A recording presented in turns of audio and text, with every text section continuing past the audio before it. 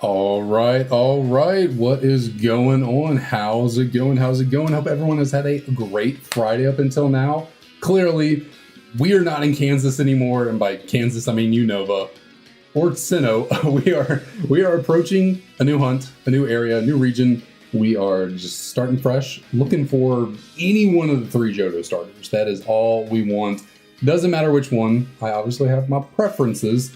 The preferences being Cyndaquil or Totodile. I'm not a big Chikorita hater.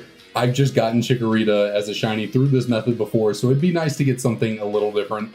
Yeah, I don't know what. There's not much more else to say other than just jumping right into this and seeing. Yeah, can we get a shiny in one stream? A full odds shiny. Now I was thinking. I kind of wanted to spice things up, start something new. Tepig, we're not that far into Tepig, we're about half odds. But it's been about 2 months. I want to throw something else into the mix, another full odds hunt.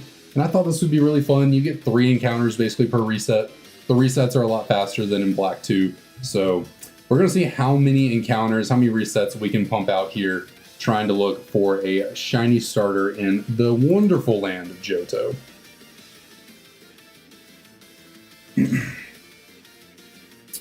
Now, I think one of our lovely channel members, or we don't have members, subscribers, participants in the live stream, was doing this themselves, trying to soft reset for a shiny. I think they got a solid 7,000 something. Oh, I forgot. I got to click the button down there. They got a solid like 7,000 something resets in. Got a shiny Chikorita, and then said, "Nah, I'm good. We'll just keep soft resetting for something else." So, will we end up in that same boat? I have no idea. Truly, I don't know. But we can only hope that with the power of these incredibly fast resets, with all these encounters we can get, we can just really pump out a shiny pretty fast. To see like that, boom, that's a whole reset just done. 3 Pokemon encountered. No shiny, we're already rolling. Probably at this point we'd barely be getting through 1 set of Tepigs for a reset. So, this game is very fast to soft reset in. So, I had kind of said leading up into moving on with our shiny living decks that I wouldn't really be full odds hunting too many things because I just don't want to take forever to complete this living decks, but I thought this could be an exception since it's such a fast hunt with the obviously the resets and encounters and all that. So that is why we are here today. I'm gonna have to get in the zone. I'm sitting here waiting for something to load on the top screen because that's how it does in like other games. But no, there's no loading. No loading there. It is just a black screen until I click A. So I gotta get on the ball with that. But like, look at that. We are 3 minutes into the stream. I spent a bunch of time yapping, and yet we've still encountered 15 Pokemon technically. By just, scrolling through, seeing nothing, resetting, bam. We are this hunt flies, and it's going to be a much different change of pace from Tepig. But what up, Clara? What up? Welcome back. Welcome back.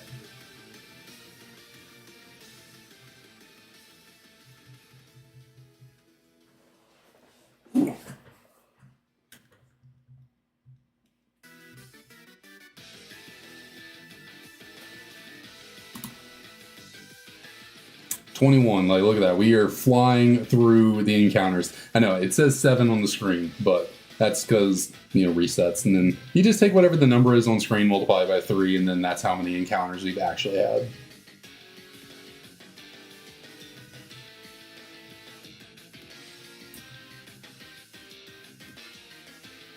Now I do have to be extra careful with this because it is such a fast reset, such a fast hunt. You're really just cycling through things as quick as you can. I gotta make sure not to soft reset over a shiny. That would be absolutely just devastating.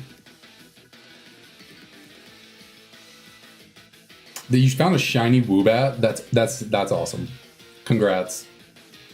How'd you end up finding the shiny Zubat? I know you were hunting for one, and then you had to, I think, or did you transfer one over or something, or did you radar hunt for it? I think you said you were going to turn to that strategy since the random encounters in Black 2 wasn't working out.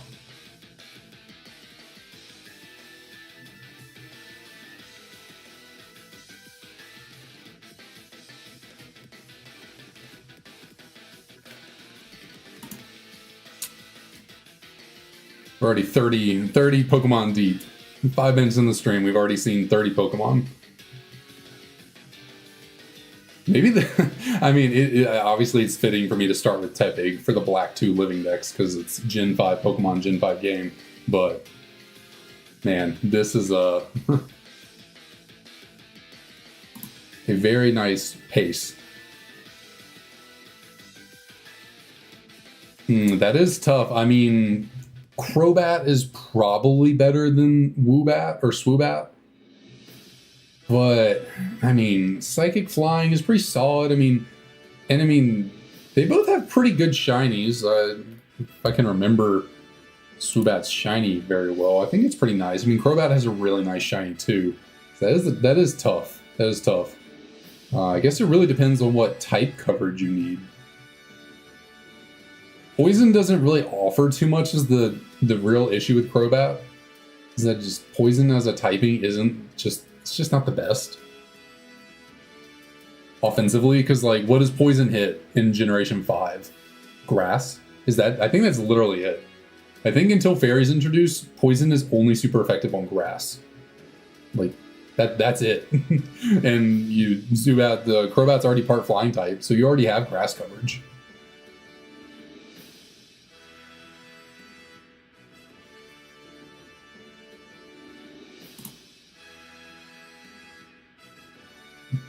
Although in Generation 1, weirdly enough, Poison was super effective against Bug. They took that away in Generation. That's one of those little type chart changes that was made that not a lot of people talk about. You know, they talk about, adding Steel and Fairy and Dark and how those changed the type chart around, but Bug did used to be weak to Poison. And that's actually a Bug Grass types, aka Parasect. I think Parasect was the only bug grass type up until maybe Burmy. But in Generation 1, Parasect, being a bug grass type, had 4 times weaknesses. It was 4 times weak to fire, flying, and poison in Generation 1. So Parasect truly had it rough.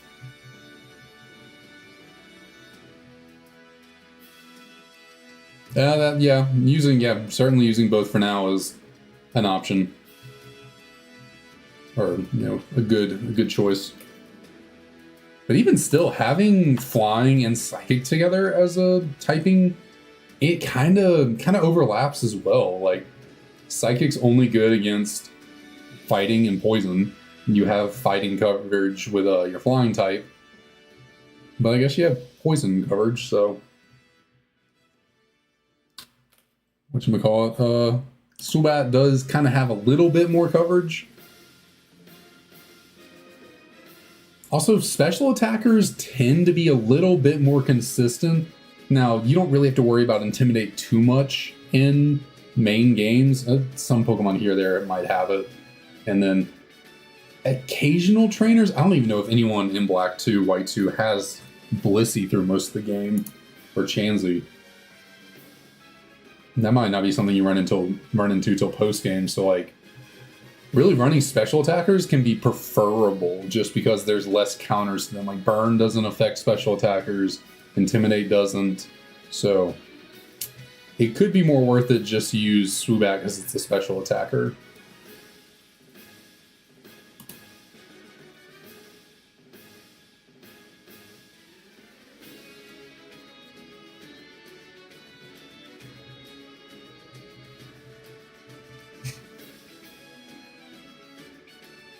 You have Shiny Curlio too? Good lord. You are making some serious progress with that Shiny team.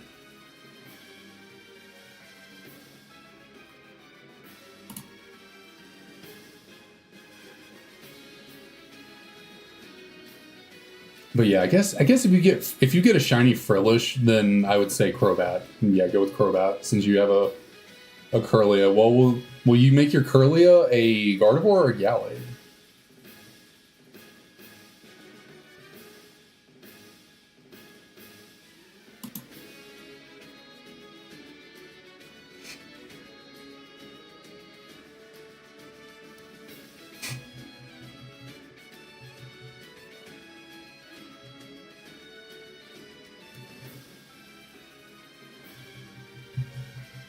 Okay, yeah. Yeah, good choice, good choice.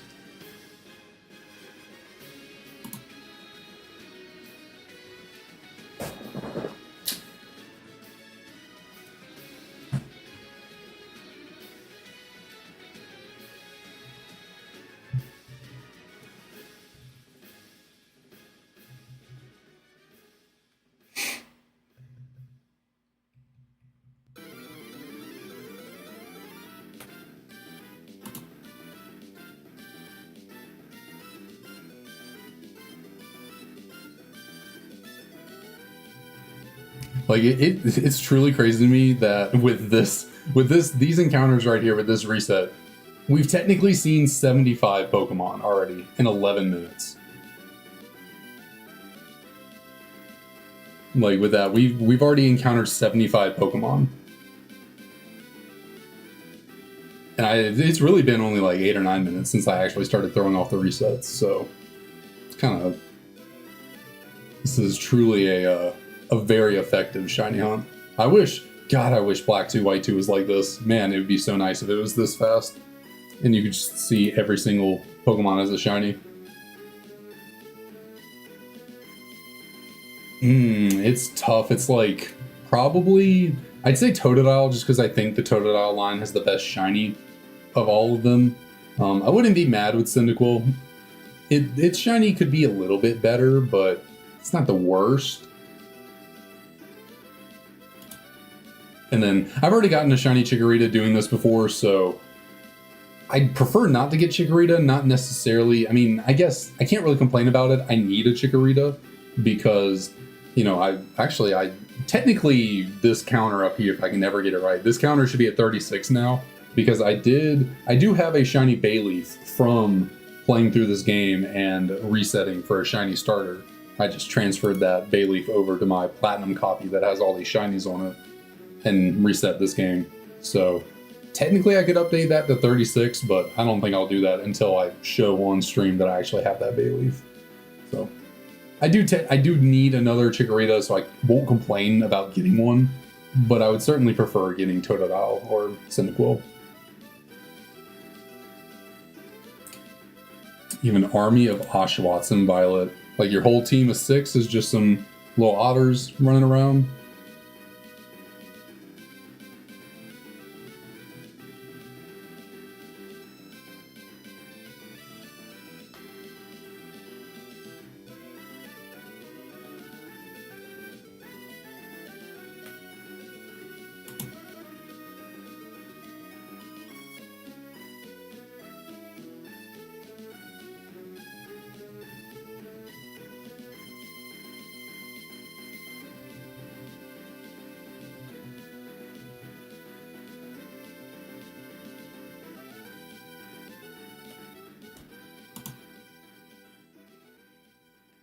It's like part of me would love nothing more than for this to be a really short hunt, just like super quick, just get in, grab a really early shiny and be like, holy crap, that was so fast. But then another part of me is like, I like the graphics that I made for this, and it kind of would suck to have to just scrap them after 15 minutes of resetting. I wouldn't have to scrap them. I mean, obviously, the thumbnail, I could kind of reuse the thumbnail, maybe? It would depend on, I mean, shoot, if we got a freaking shiny right here, right now, like super early, I'd probably play through the game till the point where I can trade, and then just trade the shiny over to Platinum, and shoot, I'd probably just start resetting again for another one. If we truly got a super early shiny, I mean, I don't think it would hurt to just start another hunt. And then obviously, anytime we come back to SoulSilver for anything we might have to hunt, I can maybe use these graphics. It kind of depends on if it's just a solo SoulSilver hunt. If I'm doing anything with Heart Gold as well, which I still need to pick up a copy of, then I kind of would have to rework the graphics, obviously, to include Heart Gold into this, but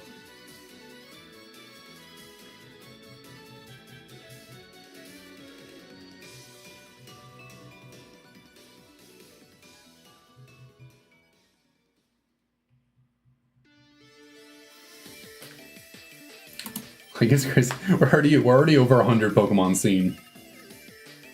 We are at, what? 105? We've seen 105 Pokemon so far? In 15 minutes, so what is that? What does that break down to? 15, or 105 divided by 15.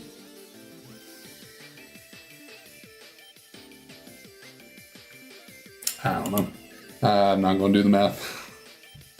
I guess it would be easier to just do 35 divided by 15, which is a little over 3. So we're averaging 10 Pokemon a minute, roughly. Maybe it's more like 9.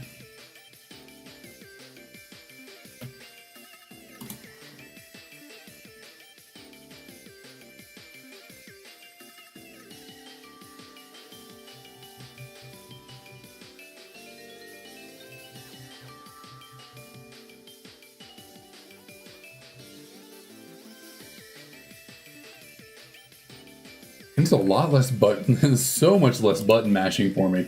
Like, goodness. With friggin' Black 2, I'm just sitting there pressing A constantly, like, okay, go away, Bianca, go away. Like, I start pressing B so I don't give it a nickname. This is just like, I gotta press A a couple times to get through the title screen. Press A once on the starters, and then right. Just press right 3 times, and boom. Seen every Pokemon. Maybe I should move my mouse over so I don't have to, like, move my hands, so I can just, like, keep my... how do I want to do this? Do I want to move my mouse right here, maybe? I can more easily click the equals button to move up the counter. I think y'all should still be able to hear me pretty well with the microphone. I mean, I didn't move the microphone all that much. Well, I don't know. I don't know how well this will work, because now my little mouse pad thing, I guess I don't really need that. I can get out of the way.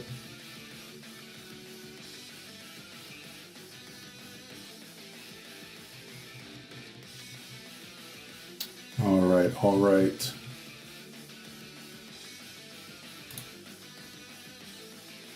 I guess, what shiny do y'all think I'm gonna get? What are we feeling? What are the calls here? Which one will be shiny first?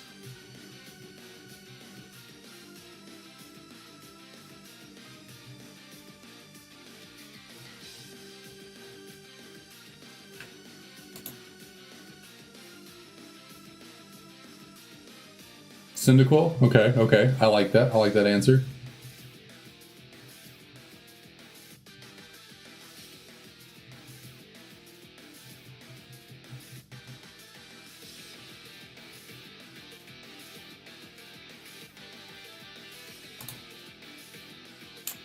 So I technically... do I want to take the time to wrap the rubber bands around the left and right trigger? I don't technically...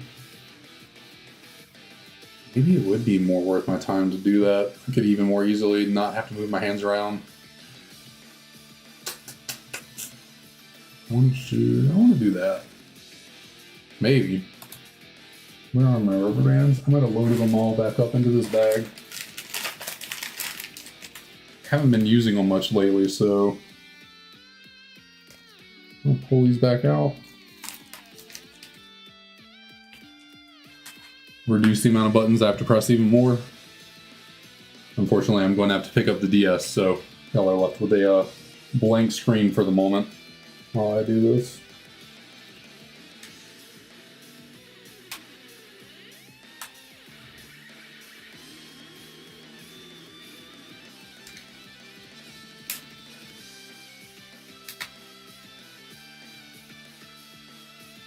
This is assuming it works, because one of our DSs was starting to fail with this method. It was not inputting one of the triggers very well. Ooh, turned up the game volume a little bit there. Other one.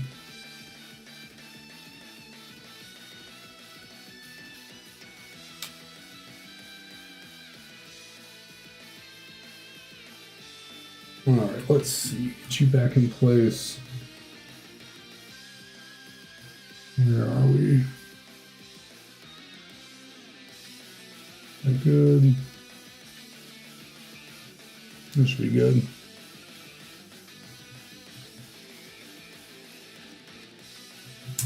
Probably not. I'm going to start pressing the left button now. I'm going to have to get back into the zone of only pressing the select and start button and not the left and right. My hand almost wanted to naturally go back into position.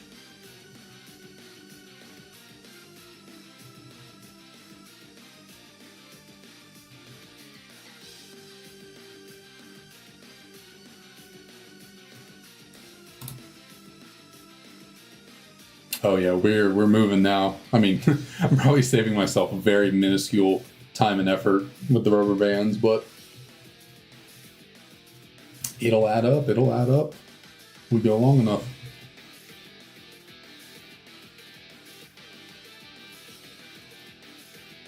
It does kind of rock the DS around though, unfortunately, just because of the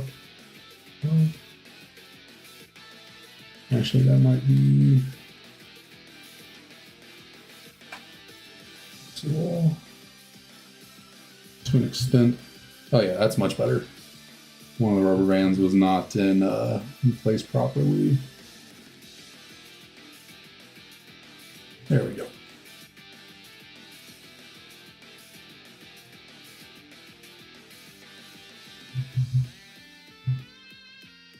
A little bit.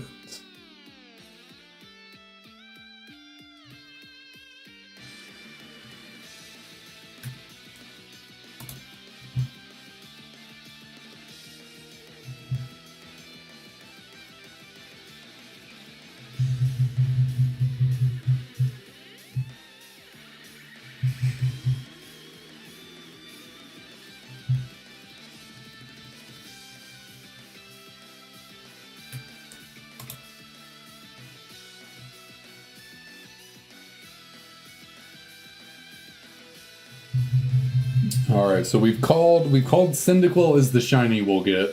What encounter number are we feeling? Are we feeling any early encounters? Anything? I guess reset numbers should be more the call. How many resets it should be? I'm hoping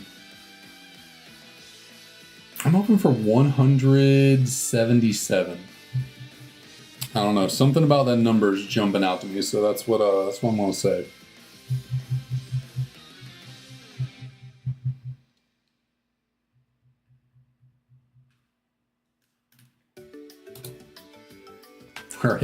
Already at 50.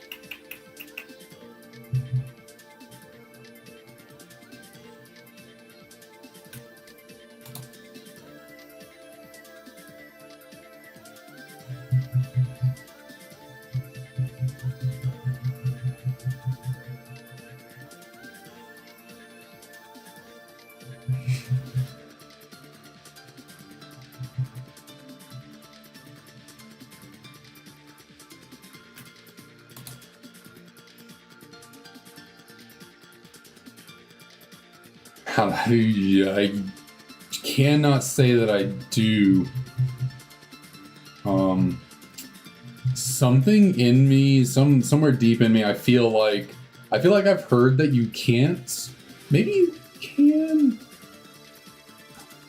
I thought I heard you maybe can't manipulate the growing of apricorns, like when you move the timer or like move the clock, it doesn't make them grow or something. I got young. No, I do not actually know how to get apricorns faster. But I like your choice of Pokeball. I do. I'm a big heavy ball fan.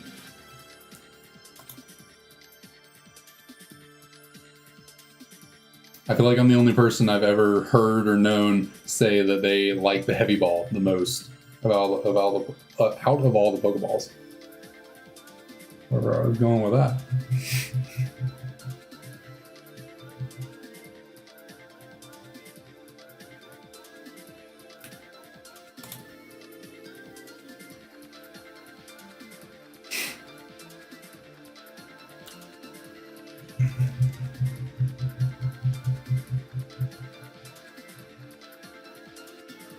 Nice, nice. I guess you could always look into there being like a duplication glitch. I don't know if there is one in these games. But if there is, I guess you could always try like attaching an apricorn to one of your Pokemon on the PC, and if there's some kind of duplication glitch, maybe that could be a quick way to get a bunch of them. I don't know how risky it would be in terms of like, you know, keeping your game safe, trying to perform a glitch. I don't know.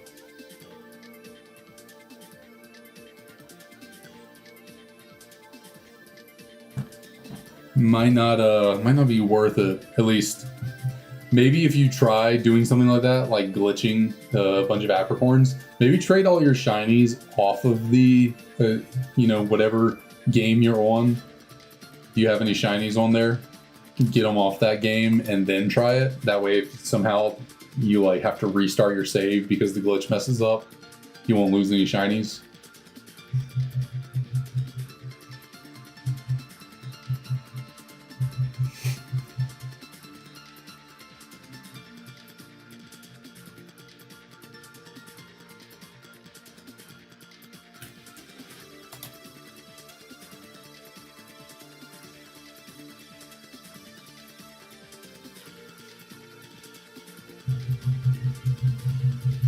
Yeah, I know a lot of Pokemon games do have duplication glitches, so that could be an option for you.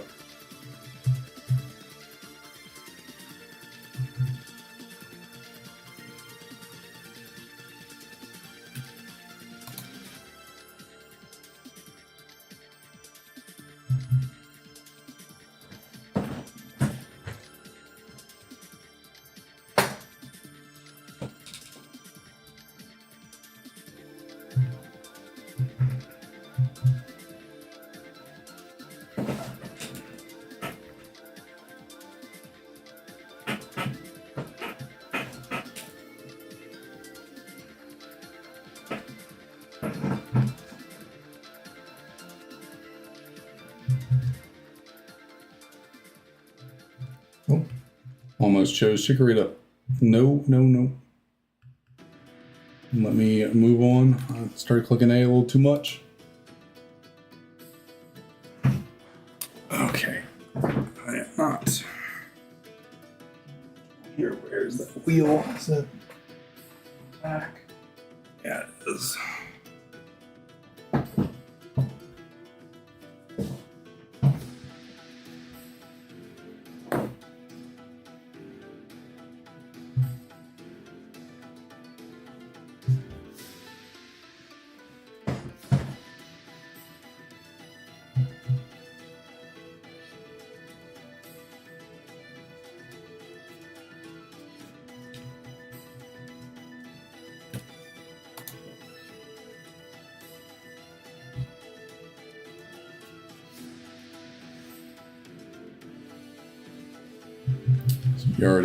We are already 195 encounters deep in this. About to get 200. Shoot at. God, at this pace, how many freaking encounters could we get out in one stream? Like, I feel like at this rate, I could easily get to 3 or 4K encounters by the end of the stream. Well, I don't know. Getting the 3,000 resets would be a lot, but I mean, no, 1,000 resets. When we're talking about 1,000 times 3 would be 3,000. But again, getting to 1,000 resets would be a lot. But we're almost at, we're over halfway to 100, and it's only been 30-something minutes, and I had to take a couple breaks or I didn't start super on time, and then I had to take a break for the rubber bands. So anything's possible.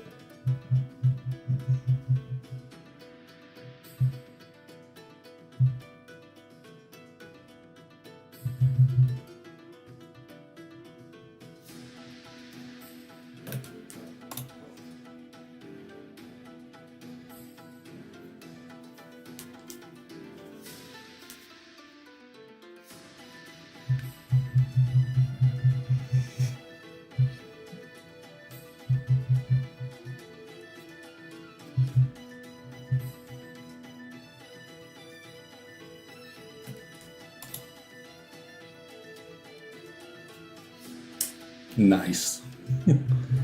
Nice. Dumb, that's dumb.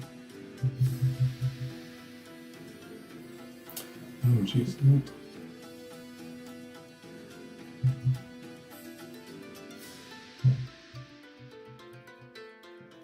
I feel like my chair is like a little low. I feel like I need to raise it up some. That'll be a little better for us. Maybe just possible. Oh god, freaking smacking everything around. One of the joys of being a tall, bigger person, spaces are just a little tight. Ooh. Having to sit really high up, but then like, I don't know, because I guess I could raise my desk slightly. I don't know how that would affect the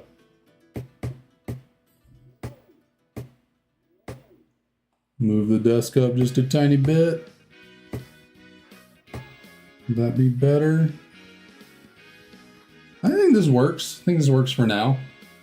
Give me a little more leg room. Maybe I should tilt the camera downward a little bit.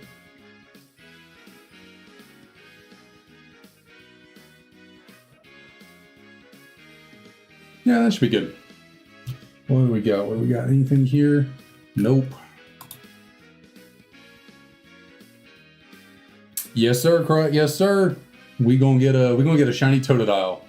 We are 100% getting a shiny dial.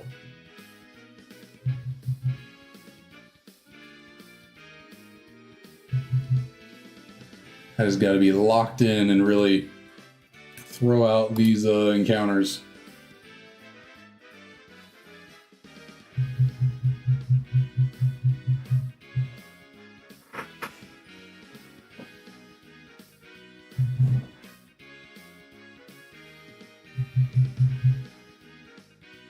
I'll take a Cyndaquil. I will certainly take a Cyndaquil. I mean, I'll take a Chikorita too. We do need it, but Totodile is the goal. Totodile is the hope. But maybe that's not the mindset to go in with this. Maybe because last time I did this, I was able to get a shiny Chikorita really fast, and maybe there was a part of me in the back of my head that was like, preferring one of the other two. But I was just like, I don't care who I get. I'll take whatever. And it happened pretty quickly, so maybe that should actually be the mindset. Maybe you get blessed when you're not being picky and just taking, just give me a shiny. That's all we really need.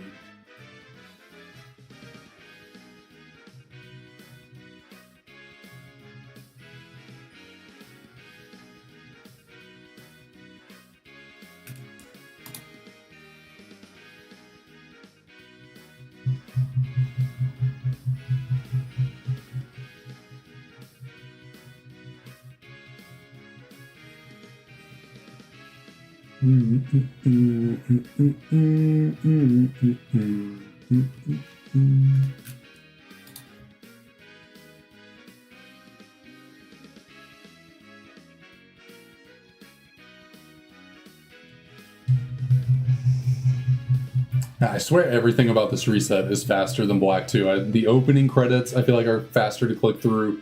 You have no dialogue when going into the selection. You just click on it and go in. You don't have Bianca talking your ear off every time. You don't gotta, go through the bag, go through more dialogue, have to open up the menu. They're just right there. Just immediately there for your looking.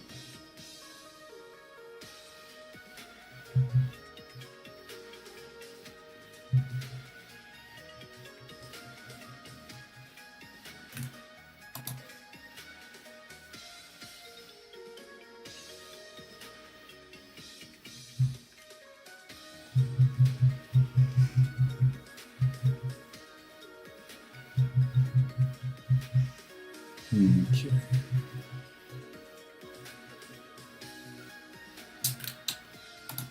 Like we are moving. We are at 80, basically 80 total resets. 240 Pokemon already seen.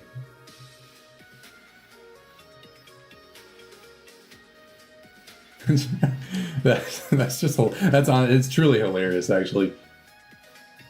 Like 250 Cyndaquil encounters in a stream is like really good for me. Like that's a pretty good pace, I feel like, to get out 250 not Cyndaquil, I meant Tepig. That's a really good pace for me with the Tepig hunt, is 250 encounters for like a 2.5, 3 hour stream. We're already at that in 37 minutes.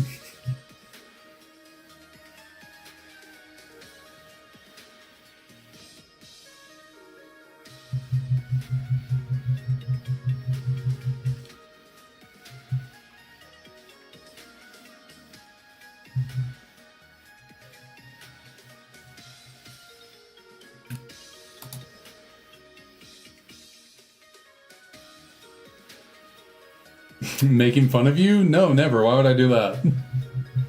Why would I go after a Shiny Totodile or a Cyndaquil in a record time?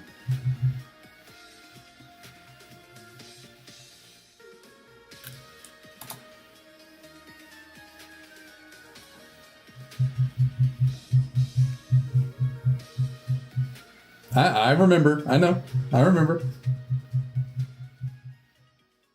Actually, when we first started this stream up, I referenced you about. I referenced your hunt for the Chikorita and then resetting over it.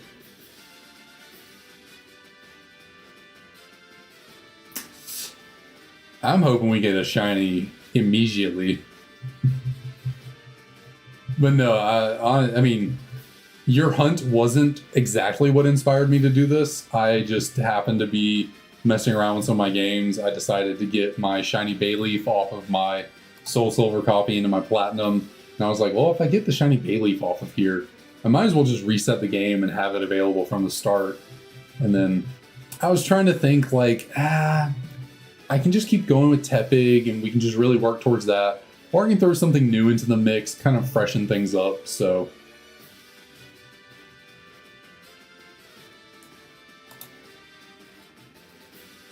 I decided, you know what? We'll go into SoulSilver. It's a fast hunt. We should be able to get a lot of encounters out quickly. Hopefully it won't take us entirely too long. You know, if we're lucky enough with the amount of encounters we can get out with every, for every stream, I could see us getting this in less than 5 streams.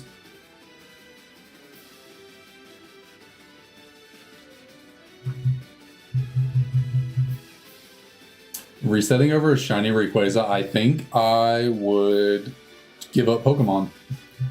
I think I would cry. I think I would genuinely I'd be distraught.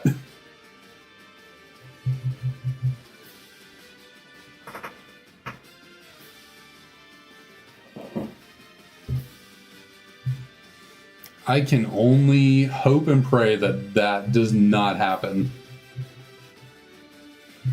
to any of these hunts, but I am certainly known for getting off track and not paying attention, so it would not surprise me one bit if we if out of 650 Pokemon I have to shiny hunt, wouldn't be surprised if I did that at one point.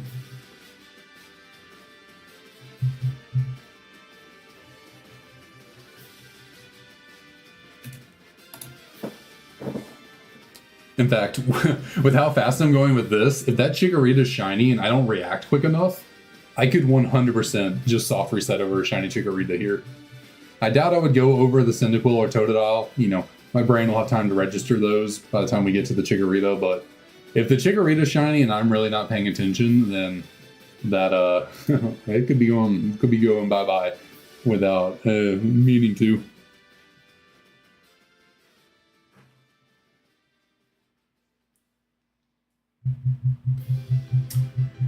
Yeah, the Gen 6, I mean, 1 in 4,000 is still really rare, but it's certainly much, you know, twice as good as this. But I appreciate that, Omar. Appreciate it.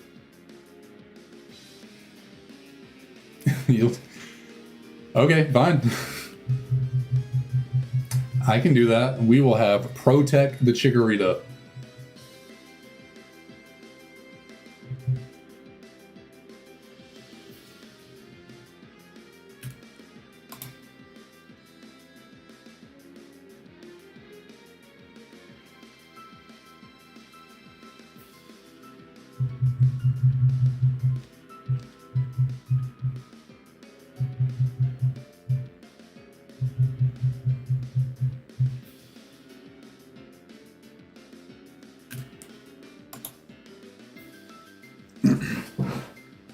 Oh goodness, I'm stuck. I can't move my chair. Come on, let's go. There we go.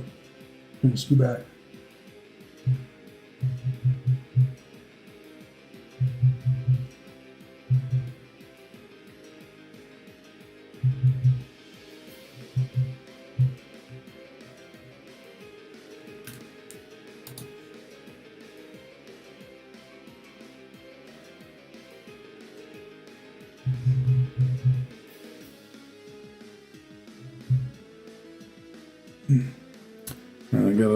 Gotta stretch occasionally.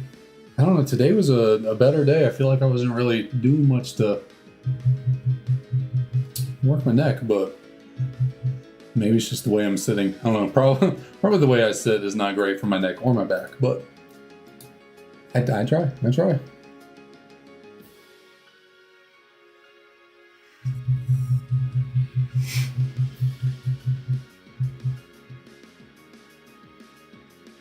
Happened at 222. All right, we will remember that for certain.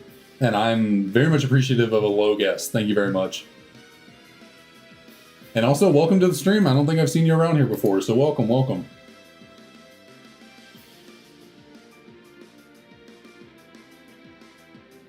Ooh, that's rough.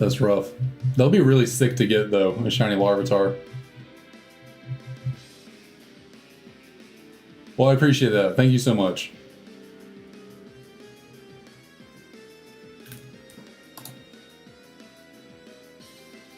Welcome to our humble abode.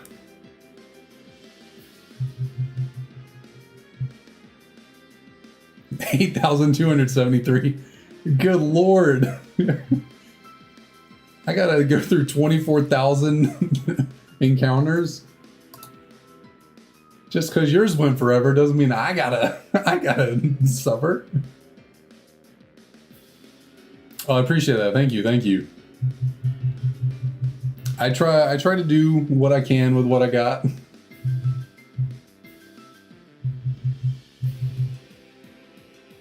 All right, before I do anything, this will be number 100, aka 300 total encounters so far. Are we gonna have a shiny on exactly number 100? Not a Cyndaquil, not a Totodile, and not a Chikorita.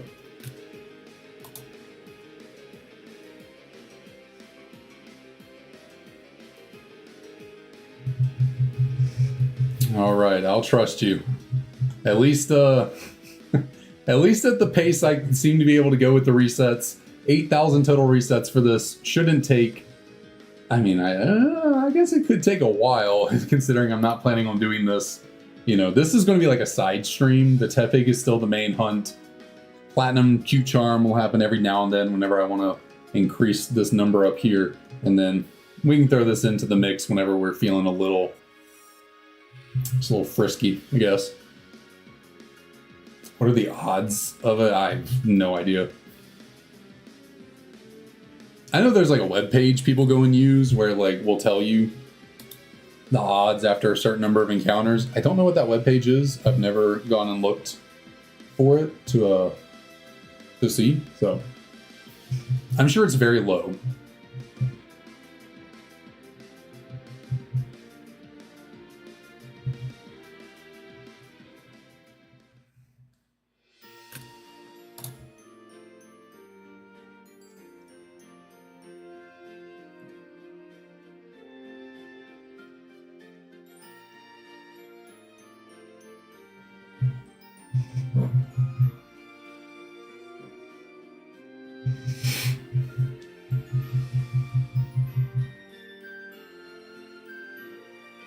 What's under the hat?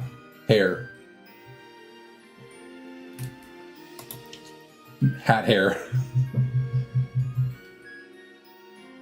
I think I've only streamed with the hat off once. You know, I don't have the most hair in the world, but I'm not bald. You know, I got a little bit up here. I don't know. I generally just wear hats. That's just kind of my thing.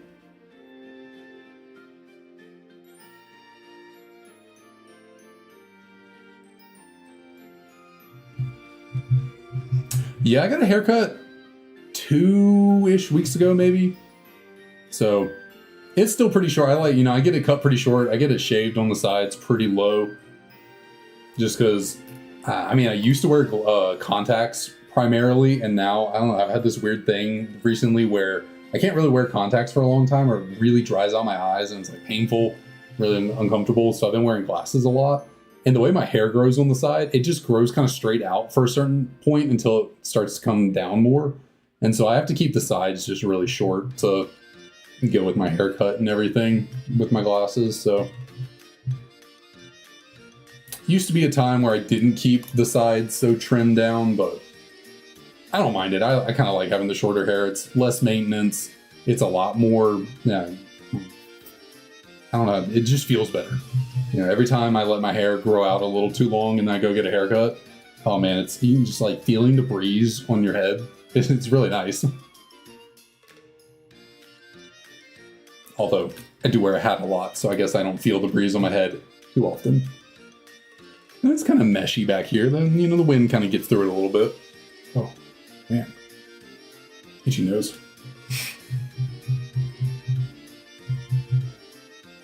Yeah, barber trust issues. Yeah, I feel that. I just go to sports clips. Like, I take the risk. I've only ever gone to like a professional stylist like twice, probably 6 years ago now. And ever since then, I just the stylist had me with a pretty good hairstyle. I started going to sports clips just because, like, well, the stylist I was seeing those like 2 times was in my hometown, but like I was at college at the time, so like I didn't know where else to go, so I just started going to sports clips up there. And yeah, my hairstyle kind of slowly evolved from, like I said, having a little bit longer throughout. Really, I had it longer on the sides and the top, but then the ladies at sports clips kind of had their way with my hair over the years, and it's evolved into this shorter kind of fade until like a short and a little, I don't know what you call this up top that I have, but nope, I do not want a Chikorita. No, thank you. Accidentally pressed too many buttons there. And since I do wear hats a lot, I don't really mind if my hair gets a little, during a haircut. It's just like, okay, whatever. I take a hat with me to the sports clips. Like, you know, I'll wash my hair and like do it to go over there to get it cut, so I don't have hat hair sitting in the chair for them to cut. But generally, when I get back to the car, I have my hat with me and I just throw it on. Sometimes I'm like, damn, this haircut looking good. I'll walk around a little bit without putting the hat on. I think I did that this last time with this haircut. I thought she did a really good job, so I kept the locks out when walking around.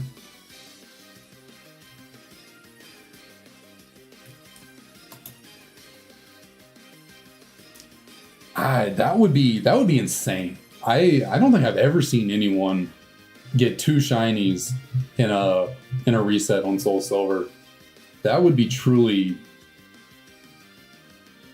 out of this world.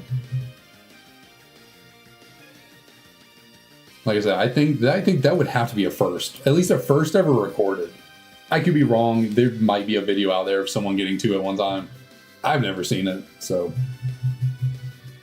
I'd probably, if it's ever happened, I'd probably be in a club of like 5 people that it have ever happened to. It's probably so rare. I mean, shoot, what is it? You have to like multiply the odds. So you're basically multiplying 8,200 by itself. Yeah, that would be insane. Oh, I'll have to check it out. I mean, a lot of people do shiny hunt in this game, so I would not. Yeah, it wouldn't shock me if someone actually has a clip of it.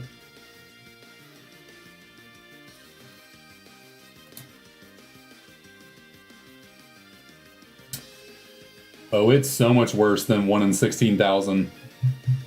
You gotta multiply the numbers together. So here, okay, we're at 115. I'll remember that. So if you take 8,192 and multiply it by itself, y'all can't even see the entire number. It is, you have a 1 in 67 million chance of getting 2 shinies at one time. If I'm doing the math correctly, I think you multiply the 2 fractions by themselves, and I think that's it.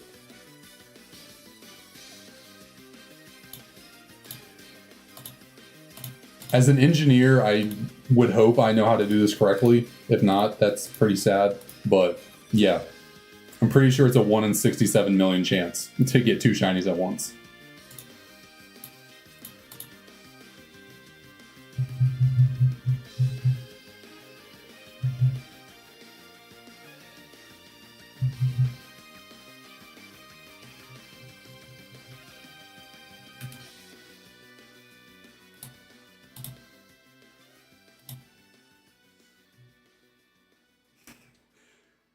Yeah, that'd be a lot. Yeah, a lot of resets. I don't have a Discord actually. I could definitely get it set up. We've had a few people ask about it. I think the first time someone asked about it, I was like, oh, when we get to 100 subs, I'll do it then. I did not think we'd get to 100 subs as fast as we did. I don't personally use Discord that much, so I'd have to learn how to I have to remember what my account is and then get in it. Figure out how to set all that up, so I can certainly do it though.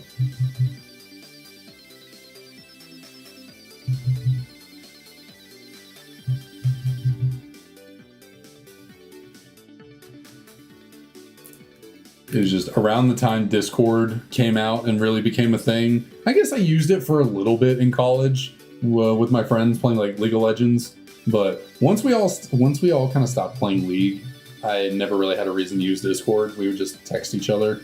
So yeah, it's probably been a good 6 or so years since I really used Discord. And like I said, back then it was really just to sit in calls for League of Legends. So not much else.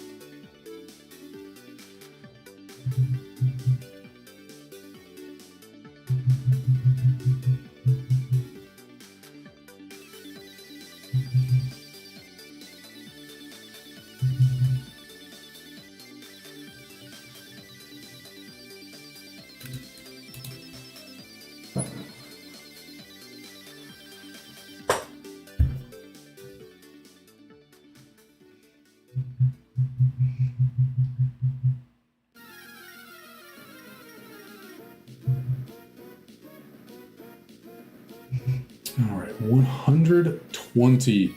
So let's see, did I make a call? I might have said 177. I think I did. I think that was my call, was 177. And then we had another call for 222. Got to keep those in mind. Sometimes I forget about the calls and I just blow right past them. Just get in the zone and just keep going.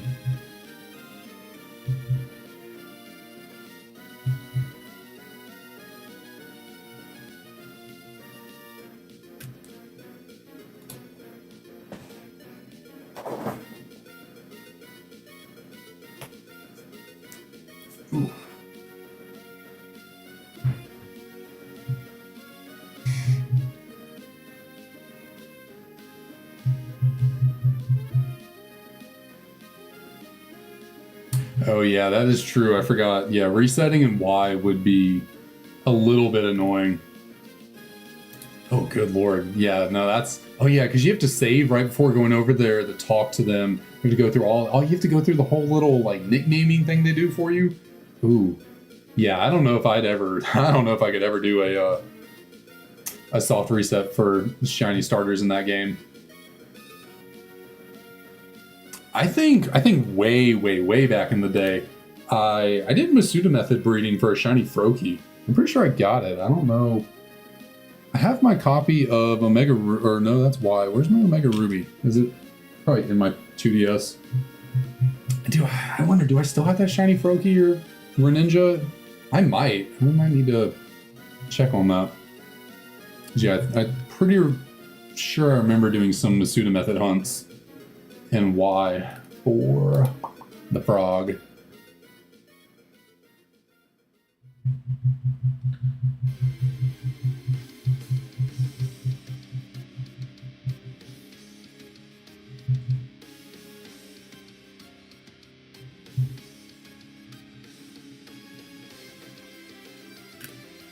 Yeah, soft resetting for shiny starters is relatively new for me. I did it once before on this game for the Chikorita, and that was years ago, went by pretty quickly. And then other than that, I think one time way back, I tried doing a Pokemon Black, White, one of the two, soft reset hunt for a Tepig. Didn't keep track of the encounters and eventually gave up on it. Did not ever get the shiny, so I guess there'll be a little bit of retribution for me to get the shiny Tepig in Black 2 eventually, whenever that happens.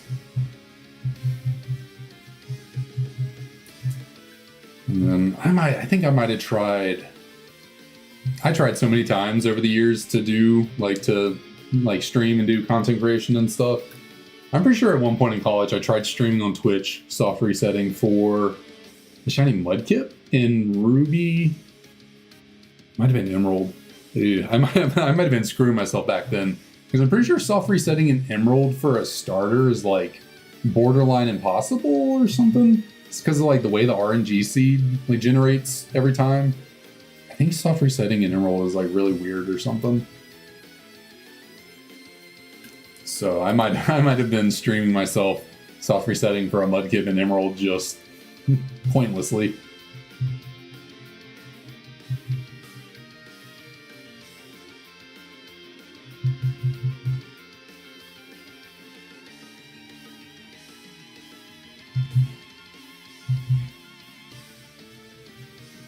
So, good thing I figured that out now, because whenever we have to go into those games, what up, how's it going? I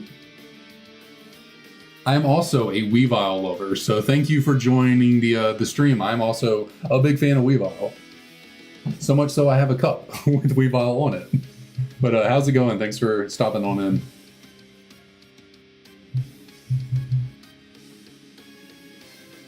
But yeah, so whenever we do shiny hunts for anything that might have to be in Gen 3, I know not to use my copy of Emerald. Just use Ruby and Sapphire. Oh yeah. Weavile, I know, I'm showing off the cup. I guess I do have Weavile on, if I can get my hand ever right. I do have... Where is it? I do have Weavile right up there. I forgot about that. Whenever I'm trying to point to stuff with the camera, I always forget the orientation that I have to do.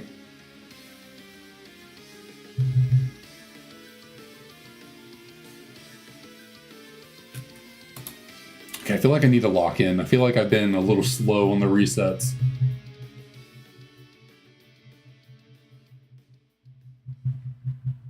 We have about I'd say a good 3.5 more hours left of streaming. So we got 3.5 hours to find the shiny.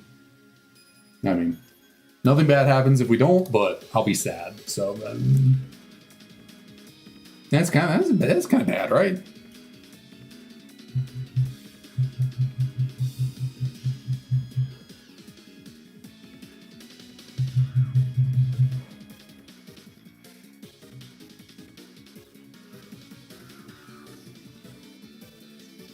Yeah, hopefully you have that Larvitar. I've never done, yeah, like, I think I've mentioned to you, I've never done the radar chain hunting before, so hopefully you can get to a chain of 40 in the next, like, what, probably takes maybe an hour-ish to get to a chain of 40. Hopefully you can do that in the next hour or so, and then hopefully you find a shiny not too long after that. Yeah. Yeah, unfortunately, that Froakie probably isn't showing up anytime soon. But that's all right. No worries, no worries. I just appreciate you dropping on by. It's all good.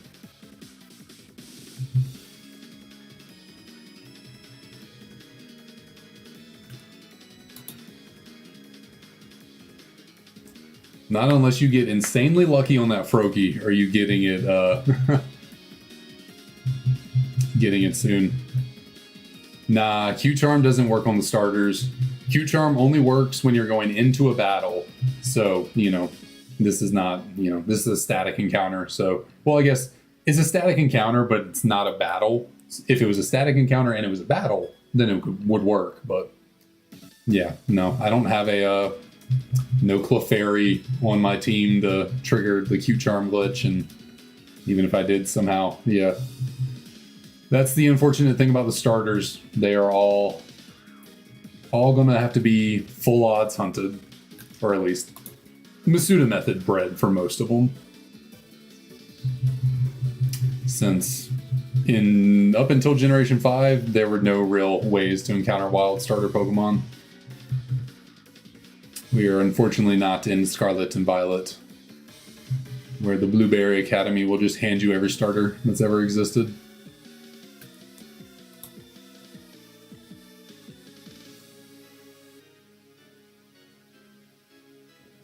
This one look in here.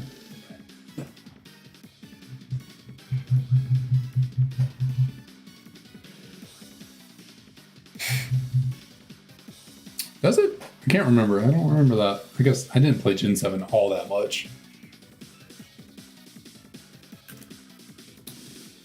And I think in X and Y, you can get a pretty good number of starters from the Friend Safaris, if I remember correctly. I think they were all middle stage. I don't think you can encounter, like, first or final stage starters, but I think you could encounter a lot of middle stage through the Friend Safari.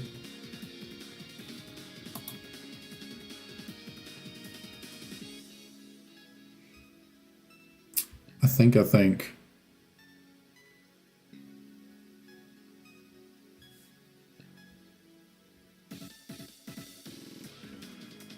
Mm-hmm.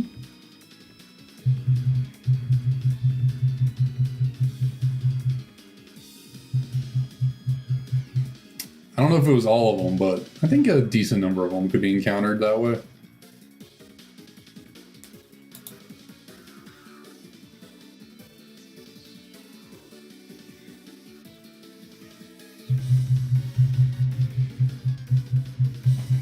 I used to do a lot of Friend Safari shiny hunting.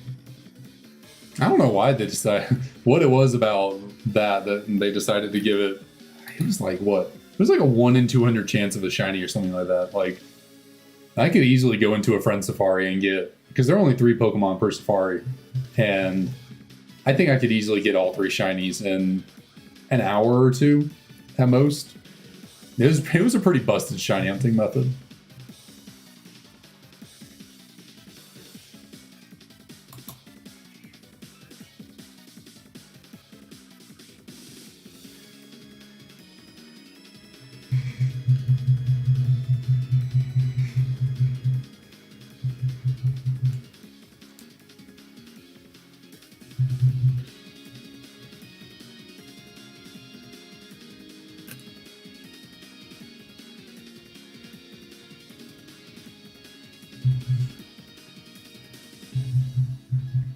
I forgot about chain fishing also being really busted.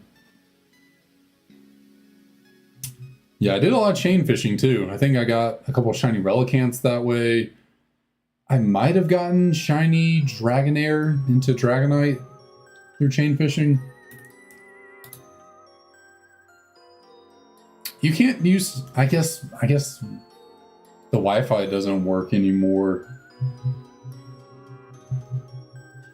I guess the only way to use Friend Safari now would have to be you'd already have to have established your friends and stuff on the game. Unfortunately, my save file of Pokemon Y, I don't know if I deleted it years ago or something happened to it, but I was thinking I put like 400 hours into my copy of Y way back in the day, and I got it out recently thinking that there was still going to be a whole save file on there, and then it was just back at the, like, it was like a completely wiped clean.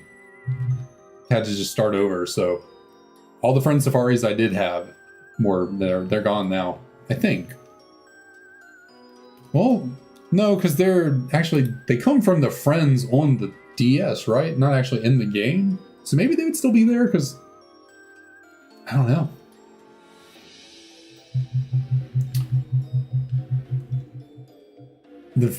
I might still have access to them, because I think the friends are just registered in the DS, and then the game pulls them into the. I don't remember how that works. I don't think you add them in game. You add them on the DS, and then you just get a Friend Safari, something like that. So maybe I still do have access to my Friend Safaris from way back in the day.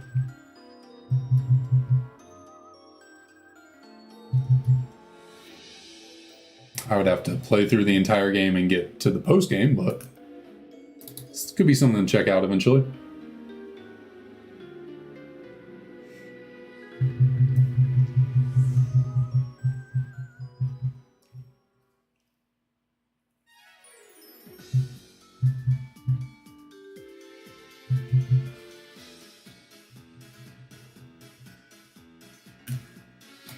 All right, good old 150 resets. It is what, like, we're very, very much, like, we're basically about to hit 500 total encounters in 5 minutes, something like that. That is just like, it's crazy to me. We can get that many encounters so quickly. We've been going for a little over an hour. Tepig could not dream of this. Like most, I think 200 is about like a good stream, and then 250 is like beyond what I normally get for Tepig. That's after 3 hours. We're at almost twice that in an hour.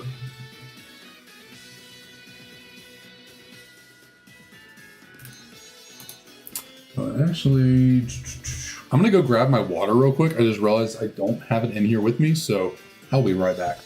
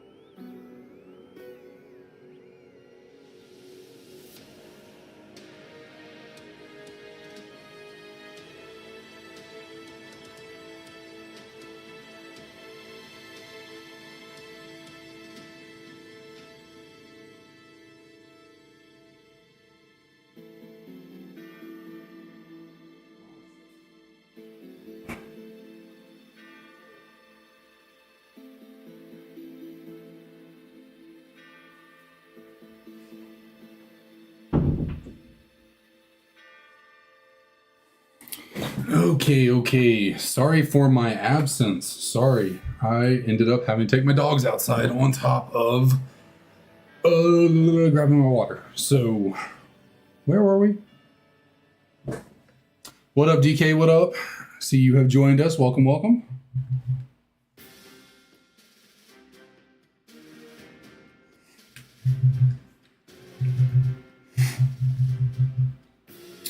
Let's get back on the grind, get back moving. Try and grab us a nice little shiny starter.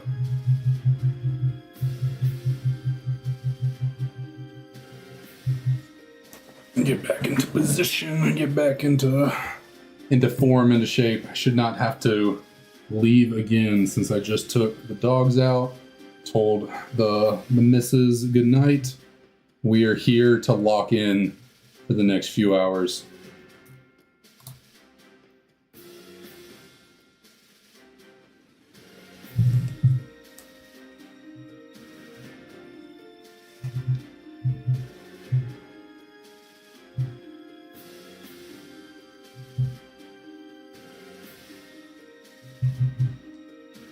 See, we are getting up real close on my call of 177 resets for a shiny.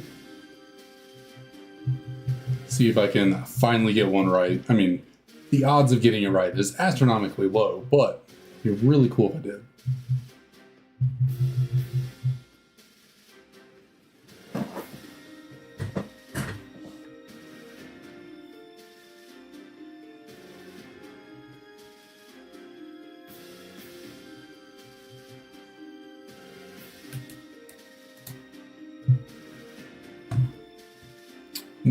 No worries. Take a good afternoon nap. I guess it's not really a nap if it's because I think you're in the same time zone as me. I guess it's kind of like, I guess it's a very late afternoon nap, unless you decided to sleep throughout the day.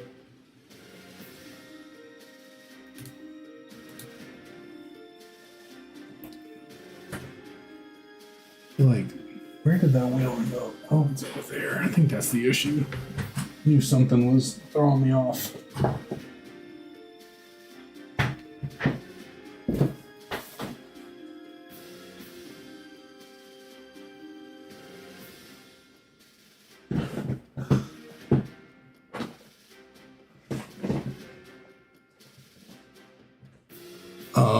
I believe this is the only game where you can do that. I don't think any other game lets you see a shiny from the starter select menu.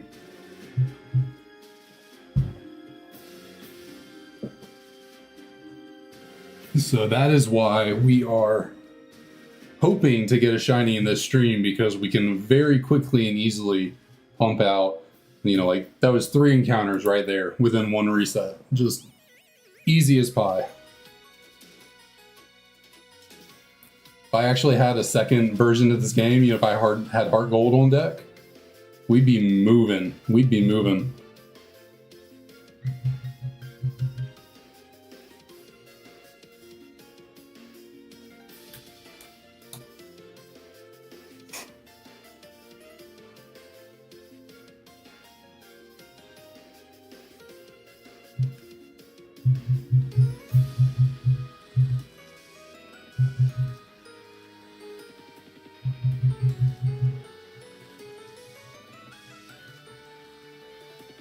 This actually reminds me, didn't I think I heard Scarlet and Violet is like the first game ever where the starters are shiny locked, right? Are the starters shiny locked, or are they just not able to be shiny at the beginning of the game, but you can get them as shiny later? Or am I just misremembering or misheard something?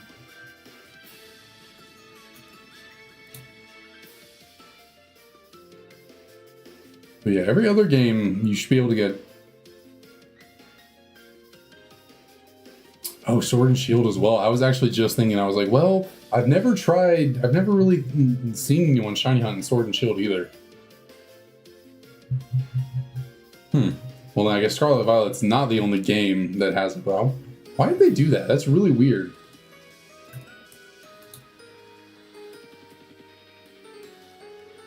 mean, maybe it has to do with, you know, distributions and events and hype and making money. It just feels weird though. Like, why shiny like the starters? I feel like those are the Pokemon people are going to want the most to be shiny. And I guess that's the idea. People want them to be shiny really badly, so they shiny lock them, and then you gotta, yeah, exactly, spend money to get them. It's always the answer to everything. That's the age-old answer to any question about why a company chooses to do something. It's because the finance department told them it'll make them money.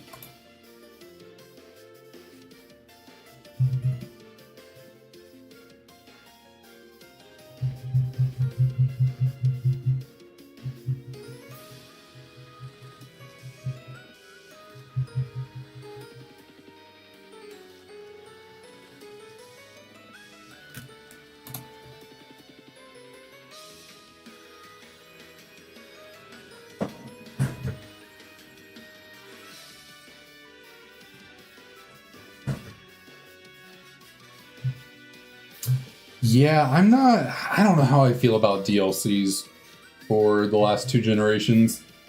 It's kind of like, on one hand, wasn't Pokemon Emerald essentially just a DLC for Ruby and Sapphire? So, like, I guess they've kind of always done that, really. Like, it's kind of a practice Pokemon's just always done. They release the first 2 games, and then they release more content a little later for, you know, more money. So, I don't know. I guess the nice part about the DLCs recently, as opposed to just a 3rd game, is that you're actually doing something really new. Yeah, Emerald and Platinum add a little bit onto the Ruby and Sapphire story, but, like, really you're just you're paying more money for another game that's basically the same. But then there's the whole, like, blocking stuff behind the DLC that's kind of fishy and iffy. I can't recall anything coming from Yellow, Crystal, Emerald, or Platinum that, like, you couldn't get in the main games. Like, nothing is jumping off my head immediately. Like what was... Most of it was just cosmetic. Like, I don't think there were any items or Pokemon, like, exclusive to, you know, the 3rd versions of the games. It was just kind of like, I don't know.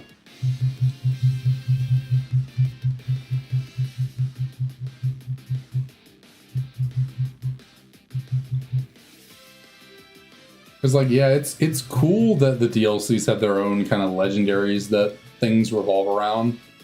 But then also it's the fact that you got to spend more money to get more Pokemon, you know, more legendaries. So, which was better, which was worse? I don't really know.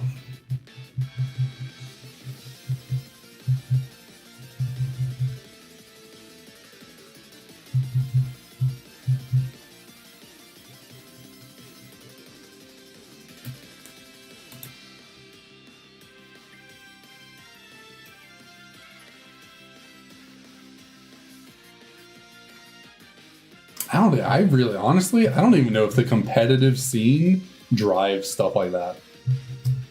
Like, certainly VGC has become bigger as of recent, but VGC as a whole, like, the percentage of Pokemon fans that are actually truly interested in VGC is gotta be a really small percentage. Same thing with the TCG, like, the vast majority of Pokemon fans are just casuals that just play the games for fun, collect the cards for fun. Like, people actually playing the games and the TCG competitively is gotta be less than... I'm gonna be honest, I think it's probably less than 5%.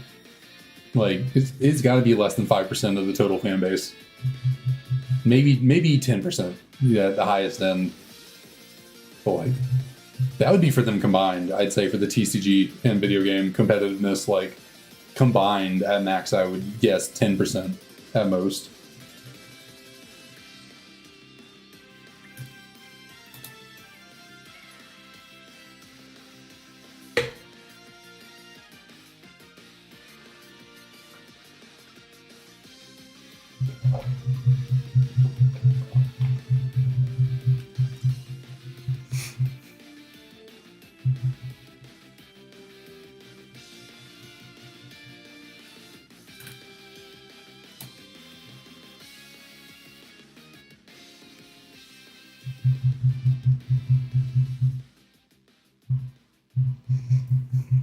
I'm sure. I mean, trust me. I'm sure the competitive nature of Calyrex and Urshifu definitely helps. And trust me, it probably does increase sales of the DLC from Sword and Shield, but I doubt it's the reason why it's created. For competitive sales.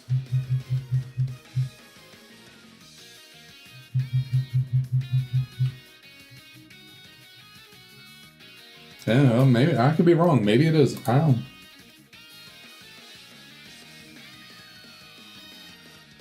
I personally kind of think it was more of people were upset that not every Pokemon was in Sword and Shield, so they created the DLC to shut people up and make money. It's like, oh, you were mad that not every Pokemon's in Sword and Shield, and I know not every Pokemon was added through the DLC, but they added more of them. Yeah, that was probably their middle ground of like, hey, we can make some money and we can make these people stop complaining and get over the fact that, not every Pokemon's in the game.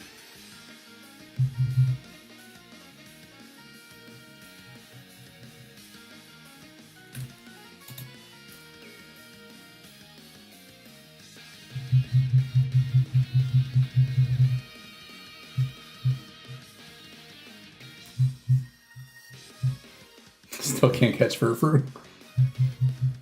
Okay, but let's be honest. Do you actually want to catch Furfrou?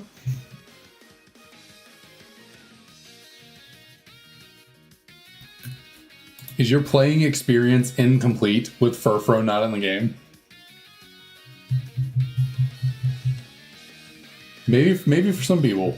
I don't think it would be for me.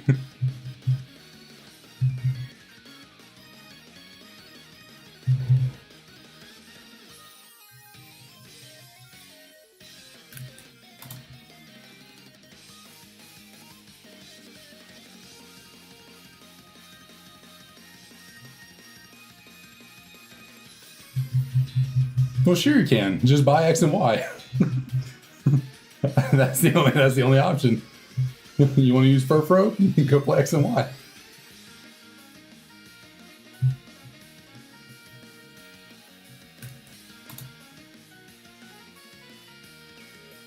Has Watchog been around every generation? Yeah, I know what you mean. I was making a joke of it's locked in the past. You just gotta play it in the past. But I wonder how many people genuinely got all the Furfrou haircuts. You think there were people out there who genuinely, when X and Y came out, went out of their way to get all the different haircuts for Furfrou or Furfrou, however you pronounce it.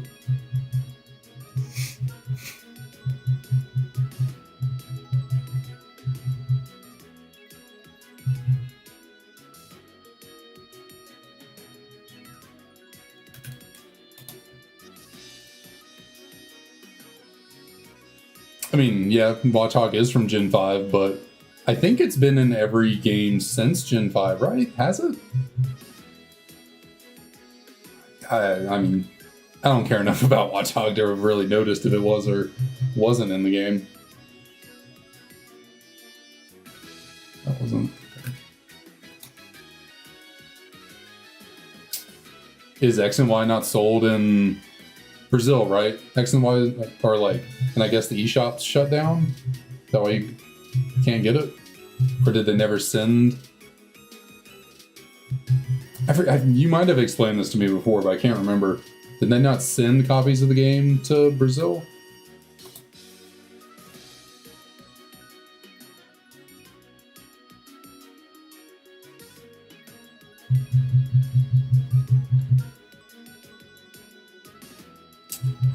Oh yeah, I guess Citra is no longer available. Does this still work though? Even though they even though they, you know, cease and desisted, you know, they had to take it down. Pretty sure if you have it downloaded, it still works. So you might be able to find it somewhere out there to download, maybe. Or maybe they just, yeah, maybe, can they just not, like, work on it anymore? Like, you can't get any more updates, but it's, like, still out there or something? I don't know. I mean, I have it downloaded, but I never use it. I don't care to play 3D Pokemon games like X, Y, or S, the Sun and Moon series. Like, I just don't care to play them. I'd rather play these games, honestly.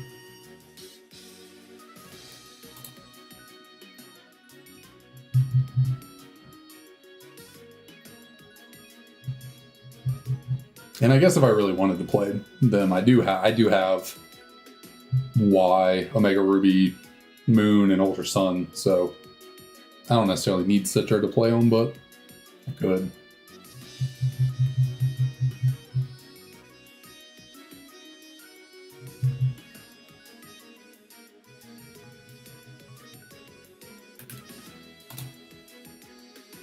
Can I go through?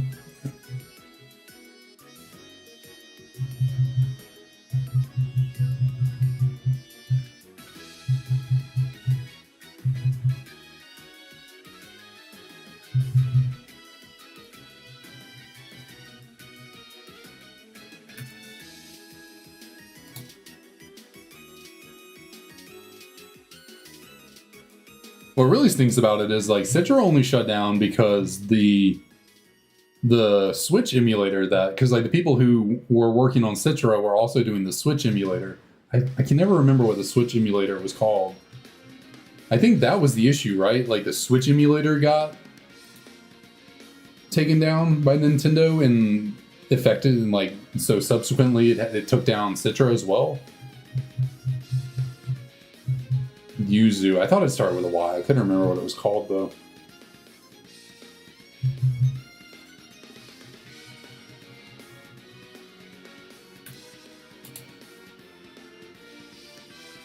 Now that one I never downloaded, so if I ever needed to play Switch games on my computer, I could not.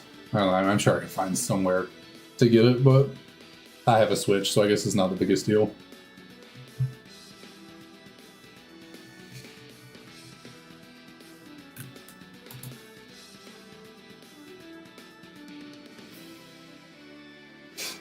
Ooh, today I went by this retro video game store. That's where I bought this earlier today. Nice Pokemon edition Game Boy Advance. Bought that. Bought a copy of Pokemon Black.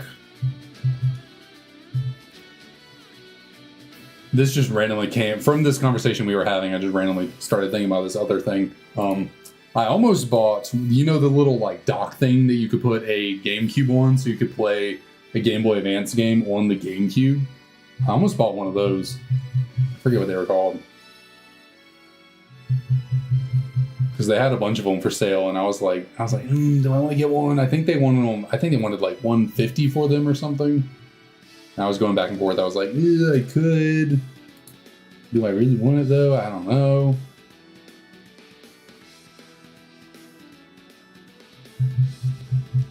Instead, though, I bought this bad boy.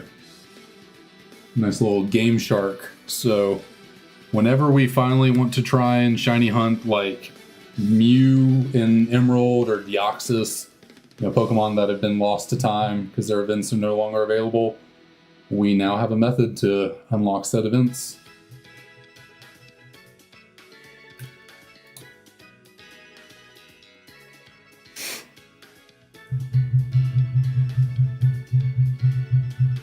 I was really hoping they would have Coliseum at this game store. They really didn't have many Pokemon games. He said that most of their Pokemon games sell out pretty fast. But I was hoping to grab Coliseum because I'm actually leaning towards doing the Entei and Raikou shiny hunts in Coliseum.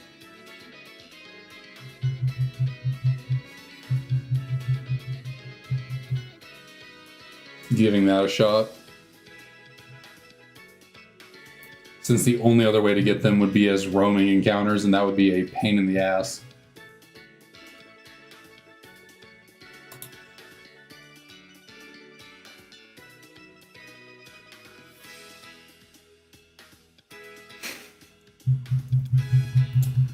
I mean, could also get Mew in. I don't know if I've ever. I probably haven't shown this off before. I'm pretty sure I have Mew on my copy of Pokemon Yellow. I don't know if y'all can really see it. I have a copy of Pokemon Yellow just sitting right here on my shelf. I'm pretty sure I have Mew in that game because I did the Mew glitch. Unfortunately, there's no way to get a Pokemon from Yellow up to Gen 5, so... Even if there were, I don't think that Mew could be shiny anyways.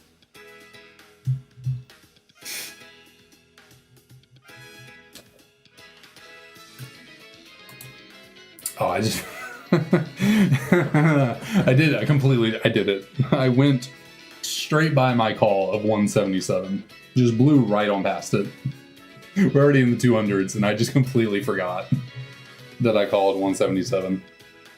So, clearly it did not happen.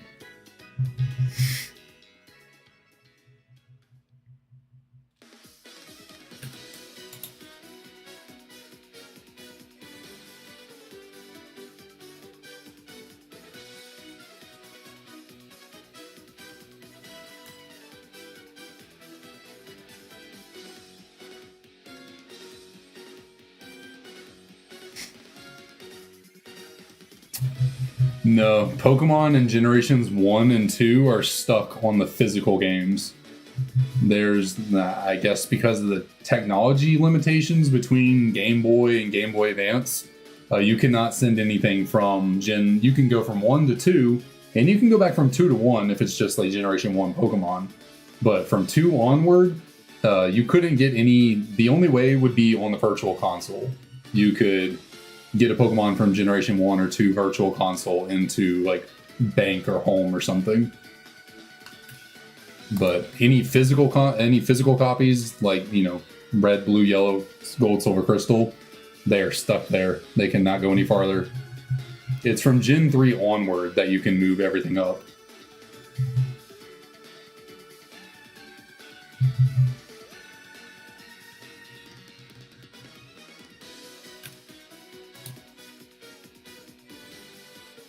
And then, yeah, from Gen 3 on, you can only move up. You cannot go back at all. I think Gen 2 to Gen 1 is the only time you can go backwards a generation when transferring Pokemon. But again, it's only transferring Gen 1 Pokemon from Generation 2 back to Gen 1.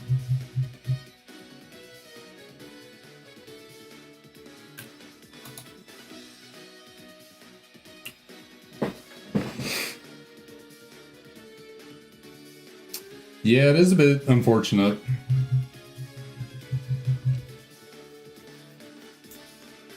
Yeah, like I said, I guess there were just technological limitations going from GB to GBA.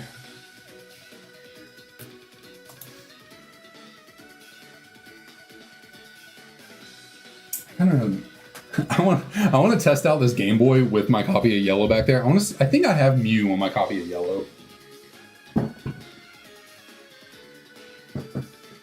Grab that real quick. Let's see if we can just go forward.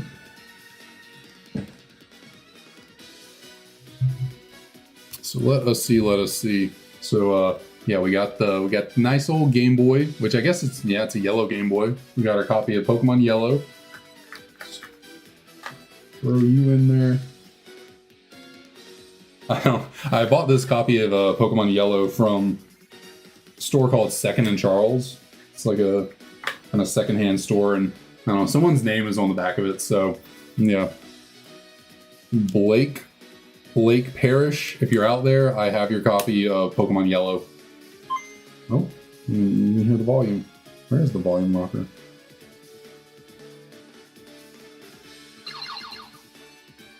Oh, y'all cannot see that at all on this camera down here. Not one bit. I don't know how well y'all can hear that, but yeah, this is not showing up on camera very well whatsoever.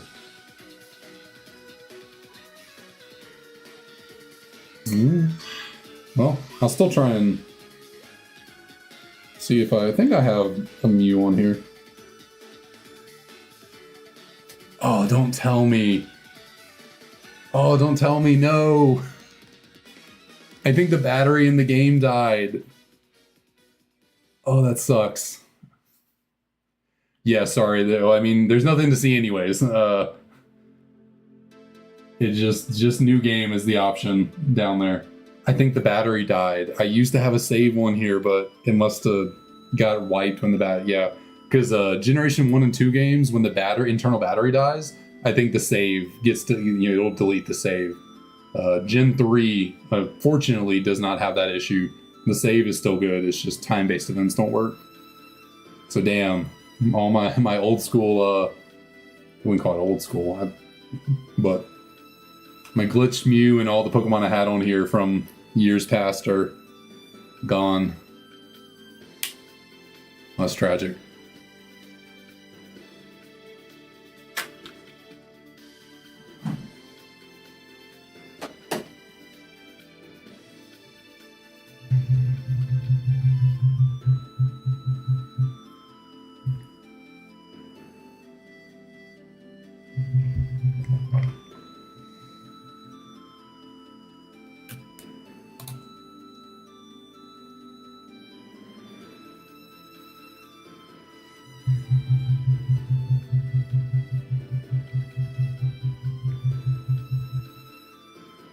What's up?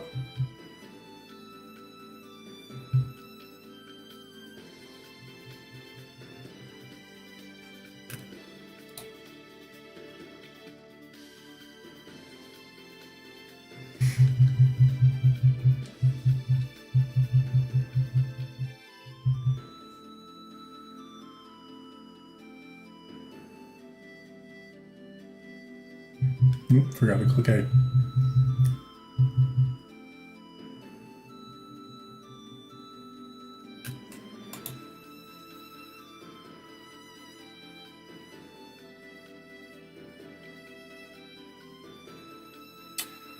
Yeah, I think it's just an issue with the first two generations of games. It's the internal battery for the game, not like the battery for the system. If it dies, I'm pretty sure, I don't think it always resets the save, but I think like it can reset the save. I know this because I have a copy of Pokemon Crystal back here. It's also just barely on screen. There's Pokemon Crystal just hanging out over here. I'm pretty sure the battery in that one's definitely dead. I've tried playing it.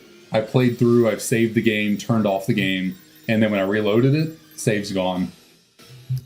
That actually reminds me, I wanted to replay Crystal, but physically on a cartridge. But I had that, and the save battery's dead, or whatever. So I plugged my my Game Boy, my SP here. I just kept it plugged in forever, charging, and then never turned off my copy of Crystal. I played through the entire game, all the way to beating Red, without turning the game off. And then eventually I had to turn it off and all that. Progress went away.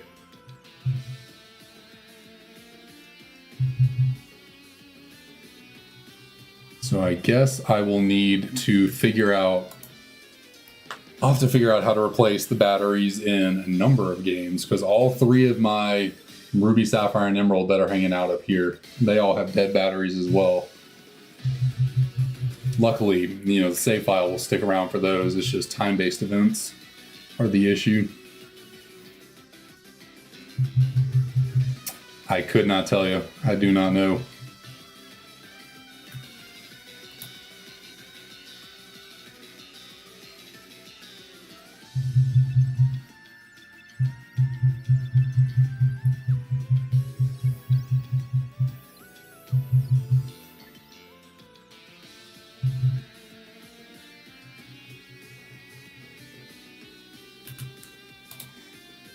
Well, let's see. I'll make sure I'm not incorrect. I'll look it up. Let's see. Pokemon Crystal. Type like this. Here. Battery dead. Oh.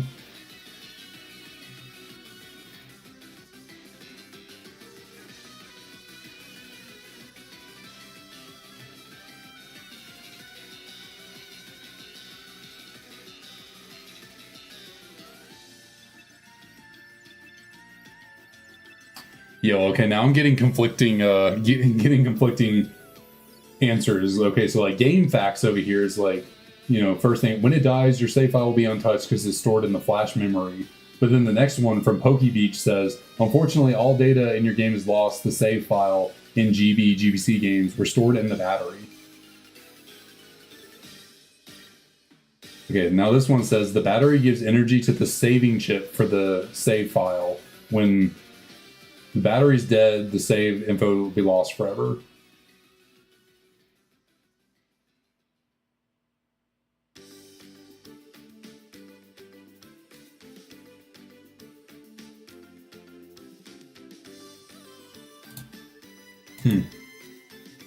Yeah, so, I don't know.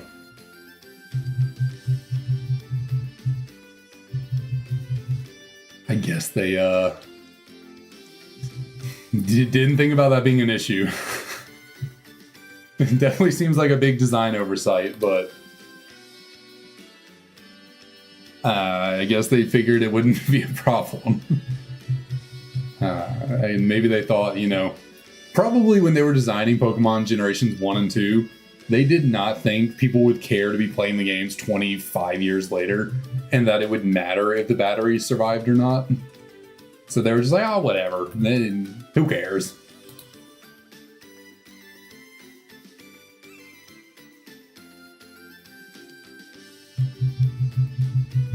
But I mean, I'm pretty sure if I replace the batteries in the games, the battery should last for like 20 years or something. I think it's like a watch battery, basically. And it should last a pretty long time, so I guess you just always have to be careful if you want to complete like a shiny living dex on a physical copy of Crystal. It'd probably be a good idea I don't know. That seems risky. Like, well, okay, say you complete do anything on any of the games. When you go to replace the battery, does that kill the save file anyways?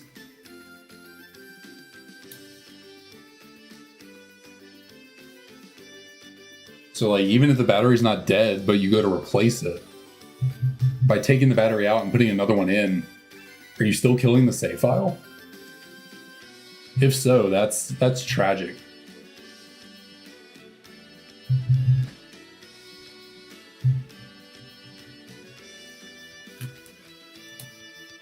But oh, what was that thing called? There's a little console thing, it's a little dock kind of thing. What is it called? GB operator. There's this thing out there called the GB operator that plugs into your computer, and you can plug, you know, Game Boy Color, Game Boy Advance games into it. And it serves as like a capture card and a save backup. So I guess that could be like a kind of solution. You get a GB operator, you can back up your save file from the physical game onto your computer, and then like if your physical game dies, you know, your save file in Crystal corrupts because the battery goes dead. I guess you just got to replace the battery and then reload your save file onto your copy of Crystal, and that's about the only solution probably that there is.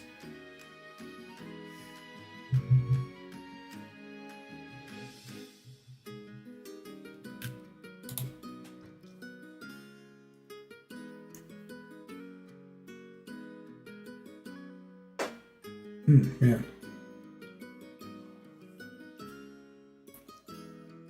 Which I've been meaning to grab one of those GB operators. Kind of to use as a capture card in the meantime. I think they were sold out last time I looked into them, though. Or was I thinking, was that something else? Actually, I think both it and the capture cards were sold out last time I looked at them.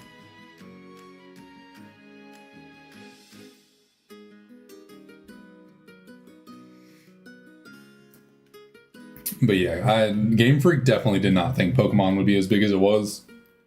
I mean, there's a reason why Generation 2 was supposed to be the last generation. They really thought it was going to be like a, you know, very short-lived experiment. Like,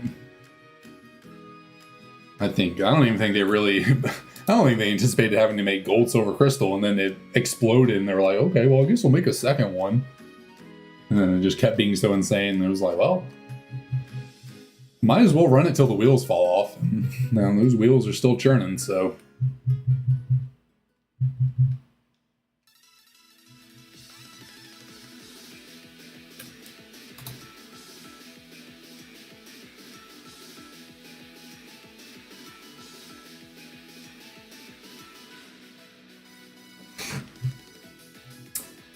Yep.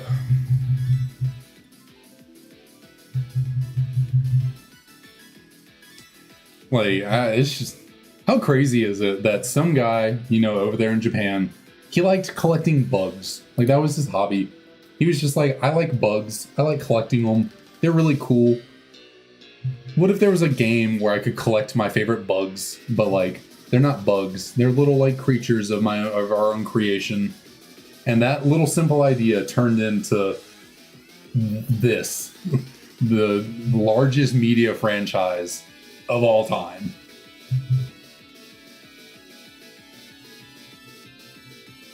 Like that one idea, one guy just liking collecting bugs turned into $1 billion idea. Like billions of dollars.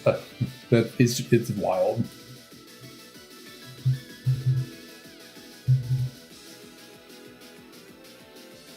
Oh, gotta go into the thing first.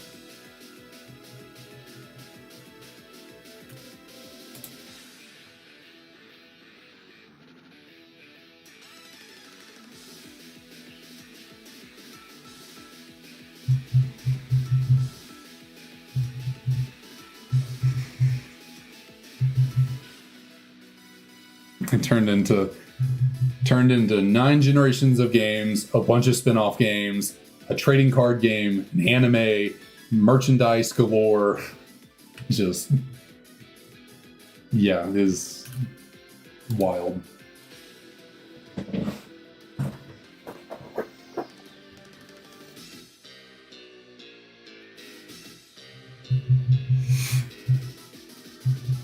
Chetta, what's up? How's it going?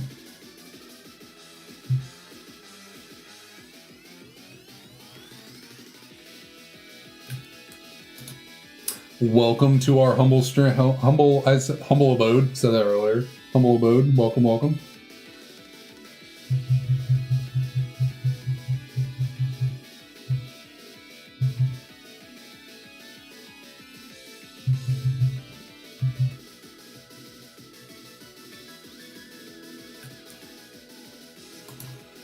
I mean, I think that's the point. I can't really see too well.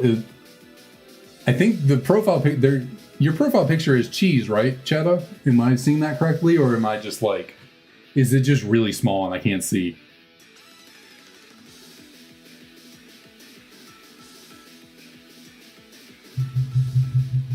What do you think is most of your viewers from? Analytics say suggestions, like, I think it's like majority is like just suggestive. I don't know if it's coming off of other videos or just the homepage.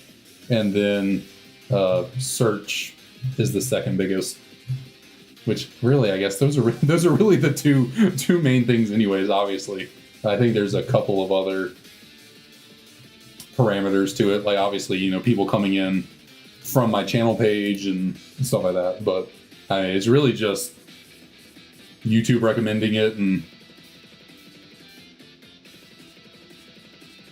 yeah, it's probably the big thing is the home screen and then maybe the sidebar. That's one thing I go into the analytics sometimes and check, because it'll tell you like what videos people were watching before they came and watched your video or stream or whatever.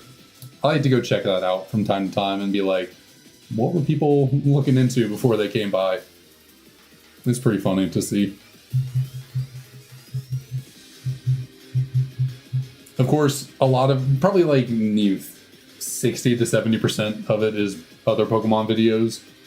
There's always at least 2 or 3 Mr. Beast videos that people are coming from.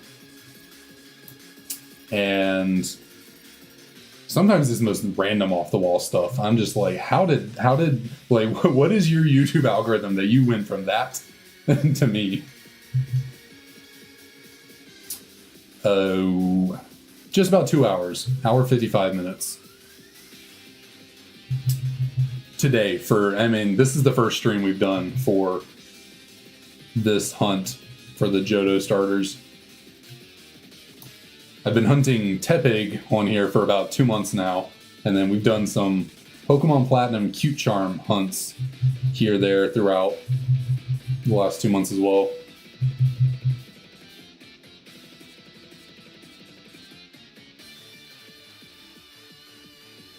I did know that. He's I've watched a couple of his Pokemon Showdown videos before. I found out that he used to make Pokemon Showdown videos, and so I went and I typed in Mr. Beast Pokemon Showdown, and I went and watched a couple of his old videos. It's pretty funny, pretty interesting.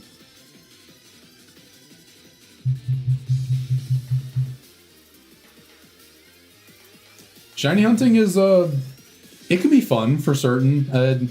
Probably if you're doing it, like, I gotta be honest, if I was just doing this without like people to talk to on stream, I don't know if I could just sit here and just soft reset on my own. I'd probably have to shiny hunt in like a newer game with better odds. But thanks to you all joining in and chatting with me, I'm able to stand just soft resetting like this.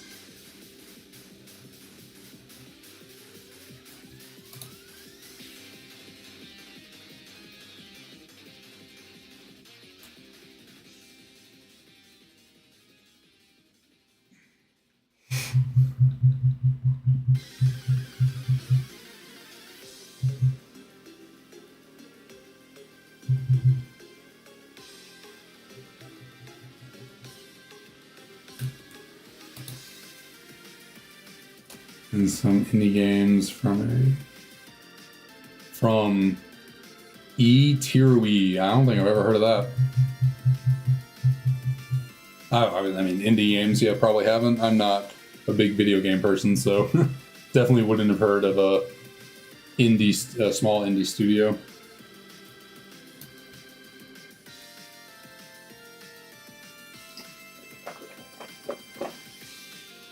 My favorite Pokemon is Dragonite.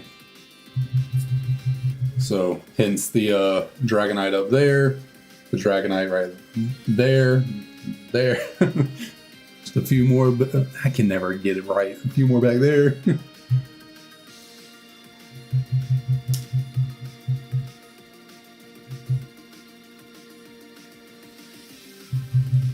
And then Weavile is my second favorite Pokemon. But unfortunately, Weavile does not have all this memorabilia as Dragonite does. I just have the cup. That is all I have for Weavile. Yeah, unfortunately, Shiny Dragonite is not very good. It does make me sad. I wish Dragonite's Shiny was a whole lot better.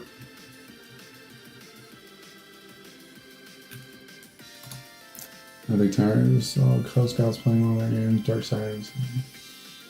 Invested become because reasons. Okay. I hear the word siren, so I think of like the sirens, like from is it mythology, or like they're kind of like mermaidy. So I might be picking up what you're putting down. Maybe not. I could be completely wrong. I don't know. But I gotcha. Your favorite Pokemon? Do you prefer regular Hoopa or Hoopa Unbound?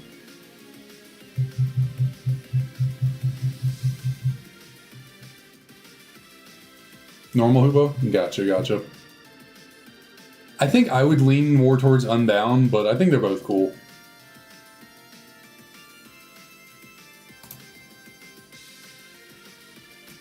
Oh, Shiny Dragon Sprite. Yeah. I just, in total, like, all around, I'm not a fan of green shinies. Like, really for any... I think the only green shiny that I like is Scizor. It's the only one that kind of works for me. Probably because it's a bug, so it makes sense for it to be green. But like, my third favorite Pokemon is Espeon, who also has a horribly green shiny. At least Weavile has a pretty decent shiny. I think Weavile could... It's not bad. I think it could be a little better, but like, it's not bad.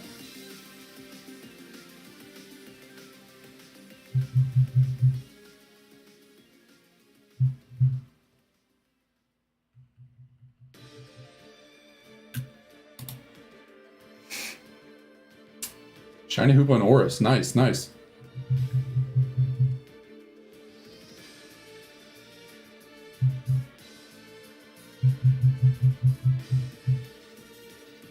Yeah, maybe I think I'm just opposed to the color green. Like, I think green is just not in my color wheel. Like, green is not in my wheelhouse. So green shinies just don't mesh with me.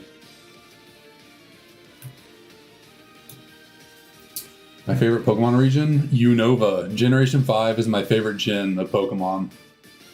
So like this whole thing that I'm doing, this, you know, shinies caught out of 649, I'm trying to complete a shiny living dex in Black 2.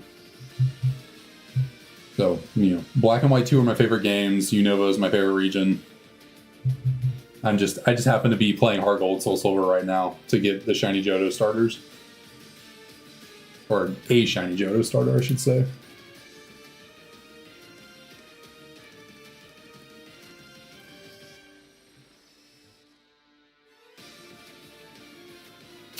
Anything with green other than...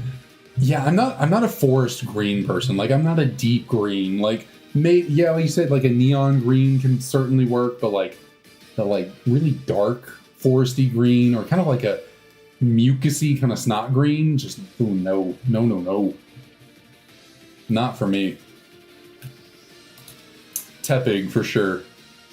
That is why Tepig was our first hunt that we started for this. We're still working on it. We're about 2 months deep on Tepig, and we have not gotten it yet.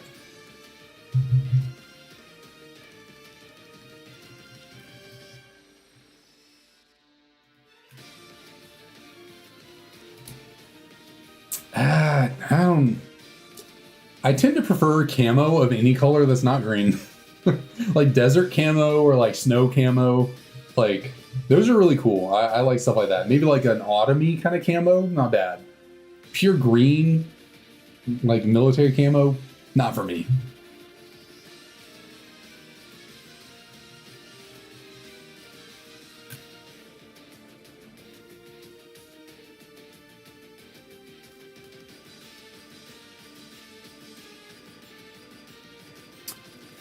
Yeah, Oshawott my second for sure. Snivy's not bad, you know. I don't dislike Snivy, but what do you know? All the green Pokemon, all the green starters are my least favorite from every generation. What a shocker! I don't like grass type starters. Is it because they're green? Maybe.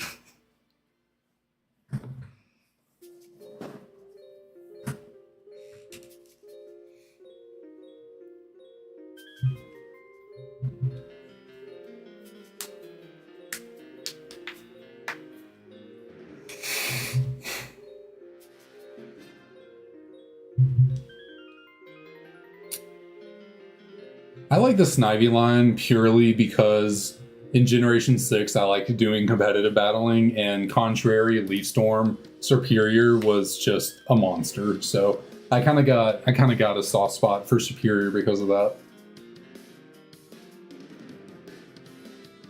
Nice. Dragonite plushies. Dragonite plushie fans unite. All my plushies. I can't get it. Come on, all my plushies. Right there, and then the big ol'... Actually, I got the small one too. I got the small Squishmallow back.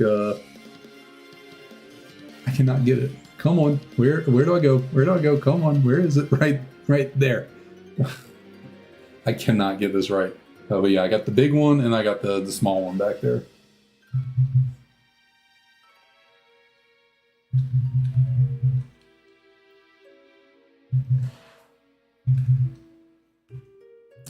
Well, hey, If I get a Discord started up, we can have a channel completely dedicated to posting Dragonite stuff. The whole the channel will just be like Dragonite things or something, and it's purely for people to post stuff like Dragonite related stuff.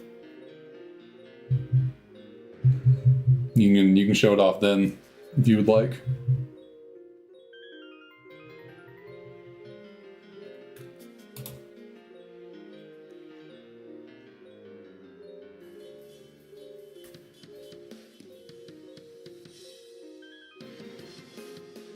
We are at 750 total Pokemon seen so far. That's crazy. Like, it took 5 streams to get to 750 total Tepig seen.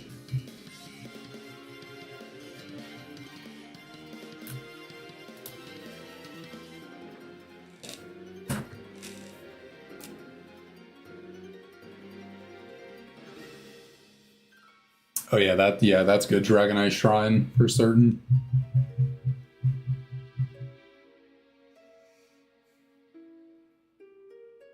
You would assume wrong. You would assume wrong. My favorite starter is Mudkip.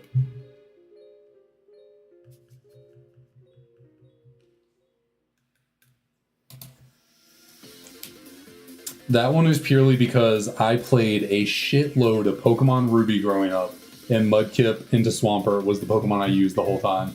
So Mudkip's the best starter ever made. I know Incineroar is the greatest Pokemon in VGC history. Swampert's the best in-game starter ever made.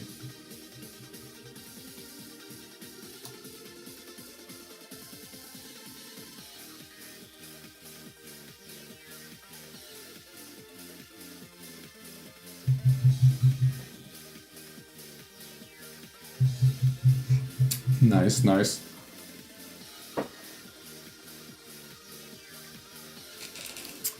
I will have you know I went outside today. Did I touch grass while I was out there? I don't know, but I went outside. Well, no, I go outside in the backyard with my dogs all the time, and we got grass back there. So yes, I touch grass very often throughout the day, taking my dogs outside. In Pokemon games, I actually chose Grookey the first time I played through Sword and Shield. No clue why. I was going to choose Scorbunny all the way. I got to the starter select, and I was like, you know what? I'm going to go Grookey. I don't know why. I'm just going to do it. Let's get down a little bit.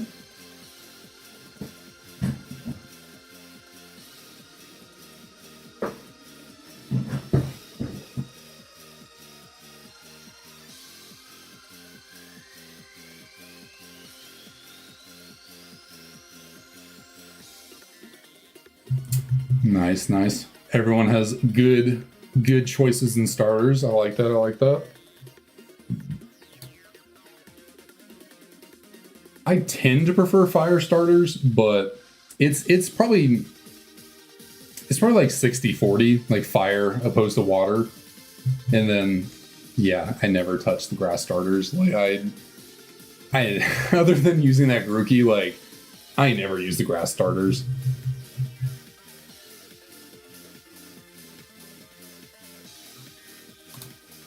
So like Generation 1 for me, actually Gen 1 for me would be Squirtle, so there's one for the waters.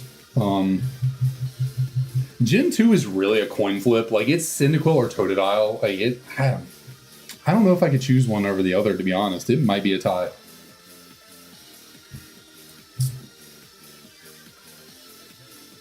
Like whenever I play these games, it's like it is really a coin flip on who I decide to go with, Cyndaquil or Totodile. I'd prefer Totodile for the shiny just because it has the best shiny of the bunch, but I'm cool with any of them because I need all of them. Bulbasaur, Totodile, Mudkip, Chimchar, Swapgroki, Rowlet, Sobble, Sprigatito. Okay, that's a solid list. Solid. I would say Bulbasaur, or not Bulbasaur, Squirtle.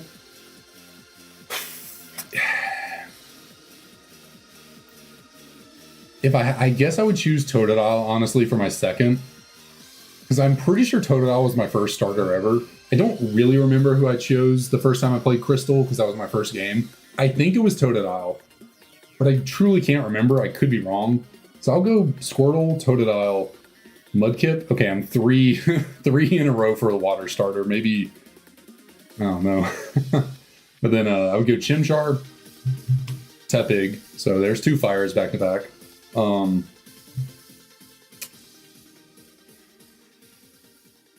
I chose Finnegan the first time I played X and Y. Ooh, that's tough. That is tough. I do think I'd go Froakie, though. So we're at 4 waters and 2 fires. Gen 7's Incineroar. So Litten. We got a 3rd fire. Gen 8 is Cinderace. Scorbunny. Don't know why I went with Grookey the first time I played through the game. But Rillaboom's still not my favorite, even after using it. It's Scorbunny and Cinderace, so. But I think that makes them tied. I think that's 4 apiece for each of them. And then Fuecoco is my favorite from Scarlet Violet, so. Actually, I think that works out completely as like 60-40 for fire to water.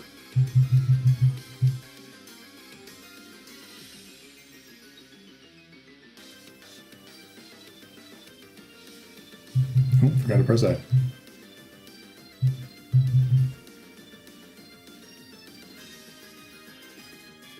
Yeah, Delphox was a little disappointing. I also went with Finnegan because I was like, I just thought it would be cool. And then I'm pretty sure I knew what the final evolution was going into it. But honestly, when they first announced Greninja, I didn't like it. I thought it looked weird. I didn't like the transition from Froakie and Frogadier to Greninja. It didn't look natural to me. It's like Froakie and Frogadier have all these like bubbles around them, or at least Frogadier did. Like Froakie to Frogadier looks very, coherent. It makes sense. I thought Greninja was a bit of a jump. It's kind of a jarring turn. And like the color scheme and the look and everything. I thought the tongue scarf was a little weird at the time.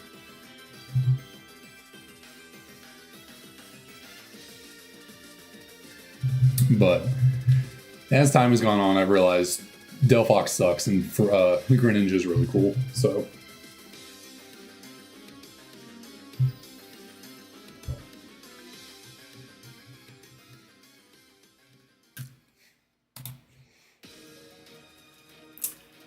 I cannot agree with that opinion. I don't hate Chespin. I don't think the line as a whole is great. Chespin's fine. Quilladin's really weird. Chestnut's okay.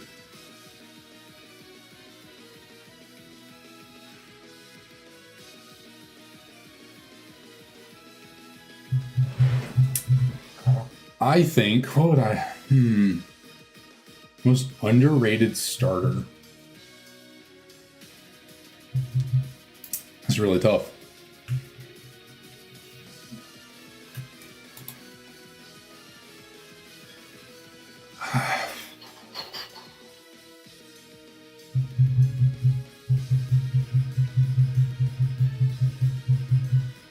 I think I'm going to say... I don't think Chikorita is the most underrated. I think Chikorita line getting the dislike, distrust, disdain, whatever word I'm looking for, I think is warranted. I understand it. I think Chikorita's... I like Chikorita. I think Bayleaf is one of the best middle stage starters. I really like Bayleaf, but then Meganium is such a letdown. And like, it's just a bad Pokemon. Like, Meganium is just not good, unfortunately. And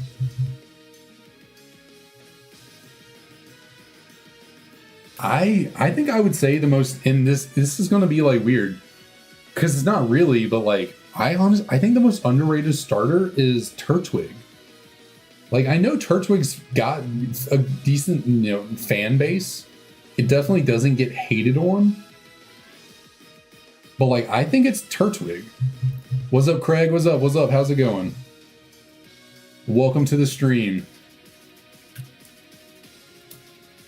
But I feel like Turtwig is really cool. It just, and obviously Torterra is really sick. Grottle's kind of like, Grottle kind of has a little bit of Quilladin vibe going on. It's kind of really awkward and but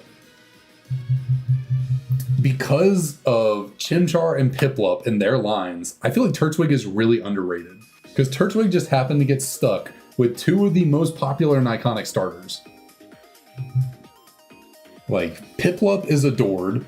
The rest of the line, not as much, but people freaking love Piplup. And then Infernape, you know, that whole line, people love.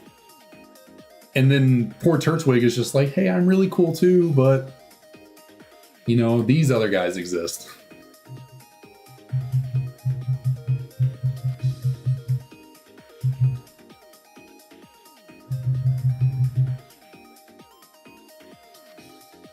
Yeah, I wouldn't say I hate Charizard, but it is certainly oversaturated for sure. Ignore the whole and ignore this entire cubby that has Charizard in it.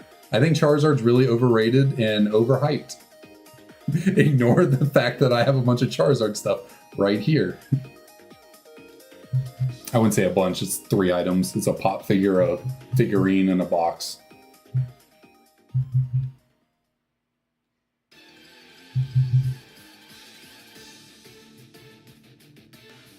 But as a Dragonite fan, I am obligated to hate on Charizard because it's a pretend dragon, and Dragonite's the true Generation 1 OG dragon.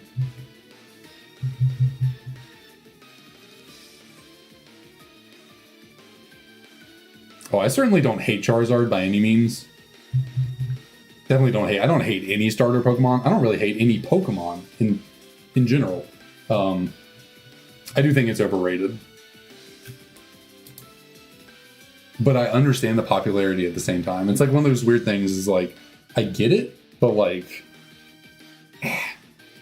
they doing too much.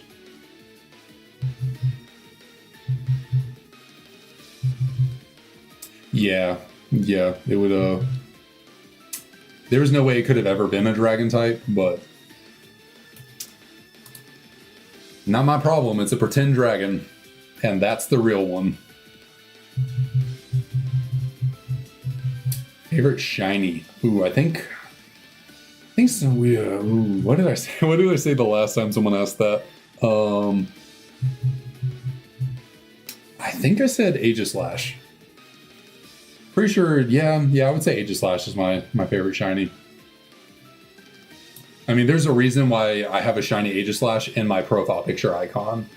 Like, when I had that drawn 10 years ago probably, but when I asked the guy to draw it, I was like, hey, I want a guy wearing a hoodie with a Dragonite face on it, and then I want him to be holding a shiny Aegislash sword leaning on a shiny Aegislash shield.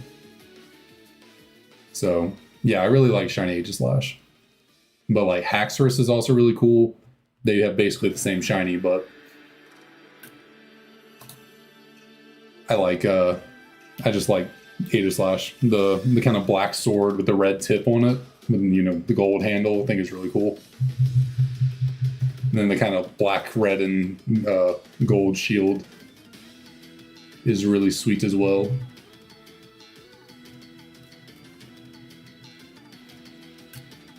I don't know what it is. I feel like I'm getting more of these little, like, dot things on the screen right now. Let's see. No, I guess that's just kind of how the screen's going to look. Excuse me.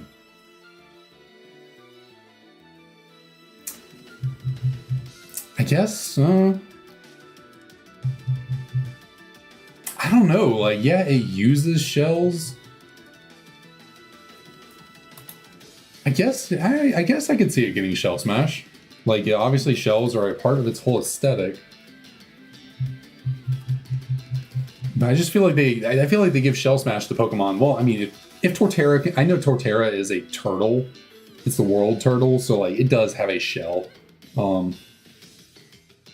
I feel like they tend to give it to Pokemon that are like encased in a shell, though, not like not just have some shells on their body. So that might be why. Maybe they also think it would just be too good with Shell Smash, like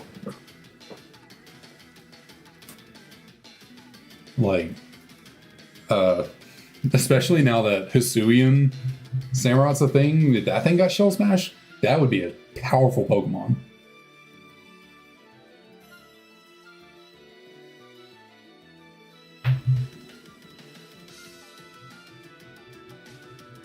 Yeah, I love I love all the dragons we've been getting lately. That's like, why is this like when a Alolan Executor was revealed to be a dragon, that was just hilarious.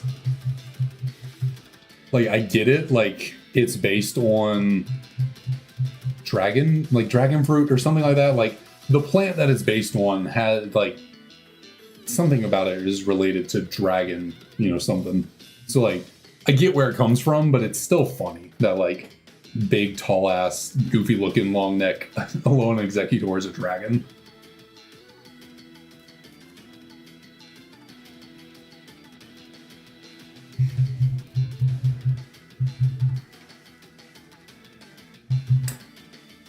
Is Hisuian Samurott really that much faster than regular? 85 versus 70? I guess I've never paid attention to that.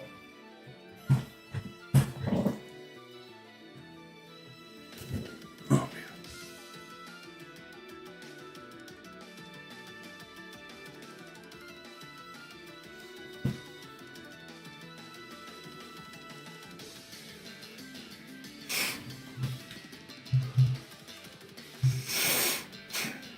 man. I've been trying to make predictions on shinies with the Tepig for a while now, and I have not been right. So I'd like to say we'll get a shiny below 1,000 resets. That's the best prediction I can give. I think we can get it below 1,000.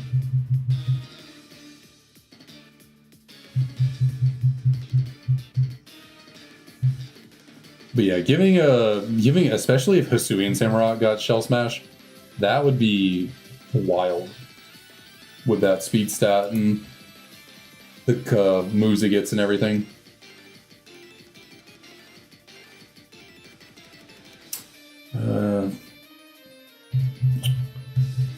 Hunt for Charcadet.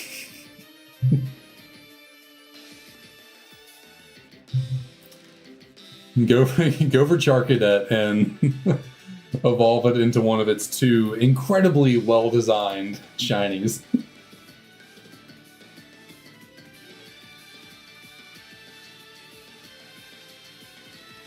Oh, you were going for Ceruledge. Oh, I didn't catch that at first. Yeah. Yeah, either go for that or Gimmighoul. Goldango, like, why did they do that to Goldango? It should have been. I understand it's gold. You don't want to change its color because of the name, but like, make it a stack of silver coins or something. Like, it's okay to go past that. Like, just make it a stack of silver coins. Like, why is it just? Why did it not change?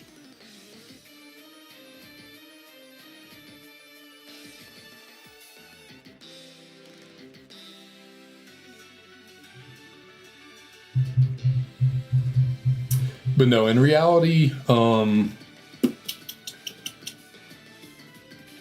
Scarlet and Violet shiny hunts. I'm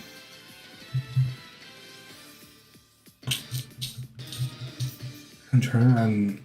I don't know Scarlet and Violet well enough.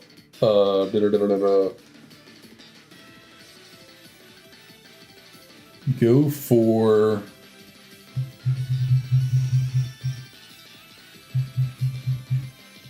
Goodness, I cannot think of anything. Oh shit, this is an easy one. Go for King Gambit. Go for Pawniard or Bisharp and try and get a King Gambit. They have great shinies. That line is A1 with the shinies.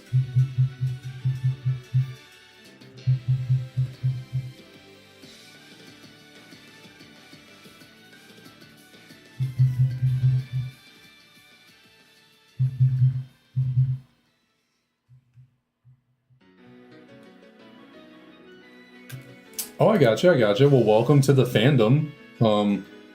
As someone who's been involved with it for about 25 years now, welcome.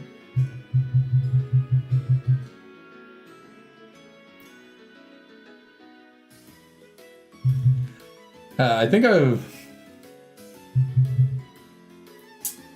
I think I brought this up before. For every single thumbnail I'm going to do for this series, I'm going to create a fan-made fake shiny. So like every single thumbnail that we've done for this entire Black 2 Shiny Living Dex, you know, all the Tepigs on the thumbnails, they're the fake shiny that I made. The Gibble on the Platinum thumbnail so far was, you know, fake shiny that I made. And then I decided to go with Cyndaquil for this thumbnail because I think in the last stream, one of the last streams we did, we talked about old Gen 2 shiny Cyndaquil having a different color than the regular one. So I just made the old school shiny Cyndaquil the new one. So I gave it the kind of purplish gold, ghosty flames, gave it a black body instead of kind of a orangish red, like a really light red. How'd you make a fake shiny Dragonite? How would I make a fake shiny Dragonite? I would make a fake shiny Dragonite.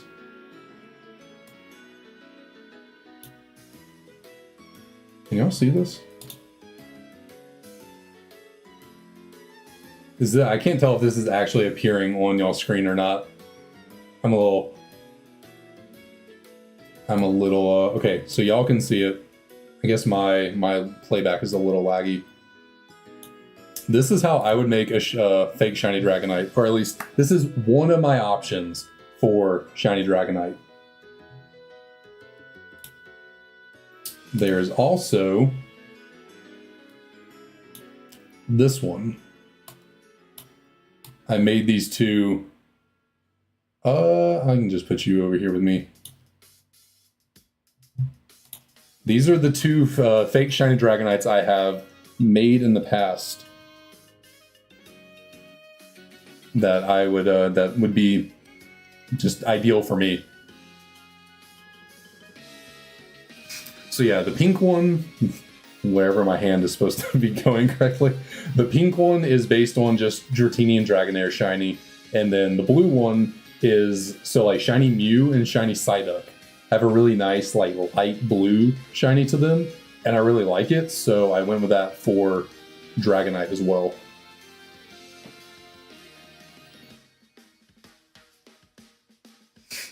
So certainly whenever we will actually, yeah, we'll eventually get to the point where we like hunt Dragonite and stuff, so I'll use one of these for that.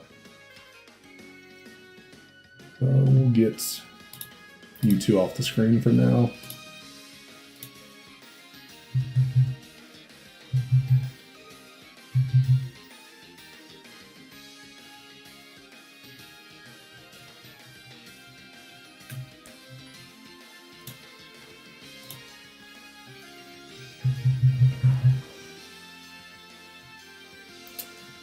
What do I think about okay.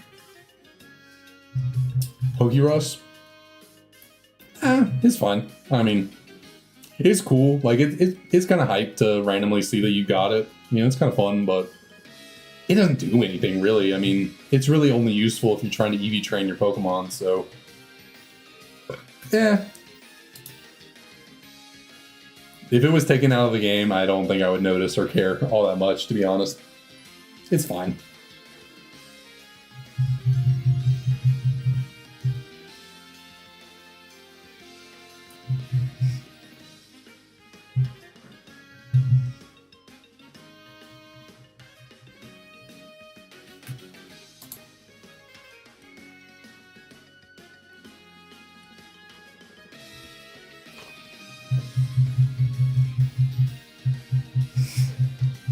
We are about to hit 900 total starters seen in 2.5 hours.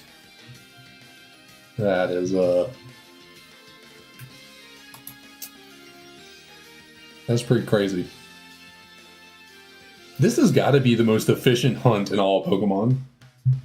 Like obviously the newer games, because you spawn so many Pokemon in the overworld, obviously those have the advantage. You know, just by nature of overworld spawning a bunch of Pokemon, but in the old school games where you only got one Pokemon at a time, loading 3 per reset, it's got to be the most efficient shiny hunt you can do. Like, what could be more efficient than this?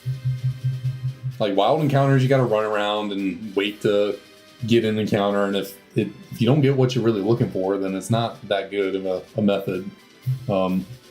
Every other shiny starter, you got to, like, painfully reset over because of cutscenes and dialogue and checking menus and stuff. Legendaries are basically all like legendaries are pretty good too. Most of them, if they don't have a crazy cutscene with them, it's just interact with them. It's not shiny, reset, go back in, but you're still only getting one at a time.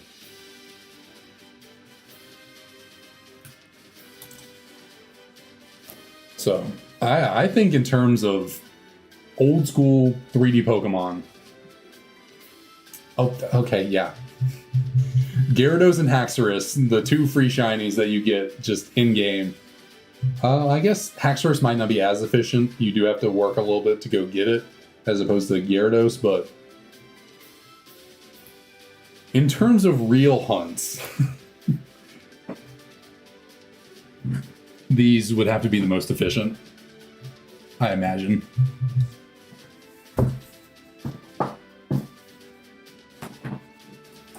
Oh, man. Oh, goodness.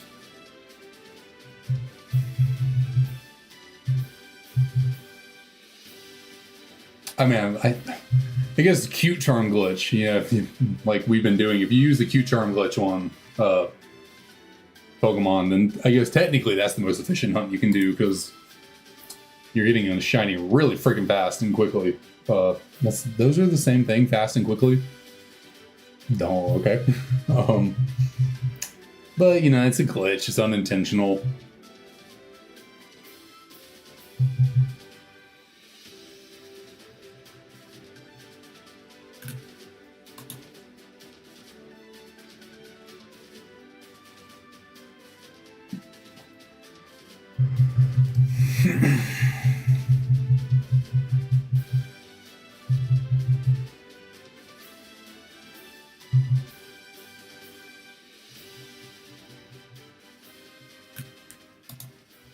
And I think while I have a decent number of people here, I know my stream schedule says that I will stream on Sunday. I might not be able to stream Sunday. We'll see. Might have to play that one by ear. Might have to do it later in the day as opposed to earlier. I don't know for certain.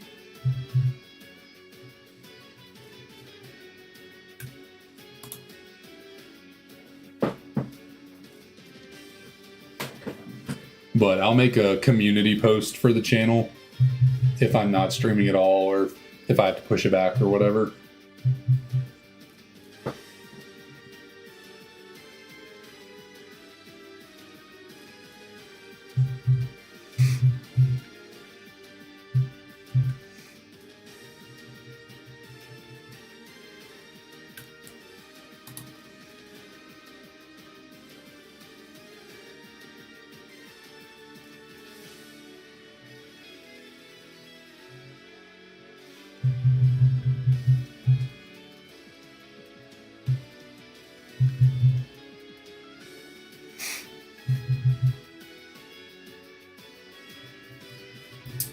Oh, you're all good. You're all good, Cheetah.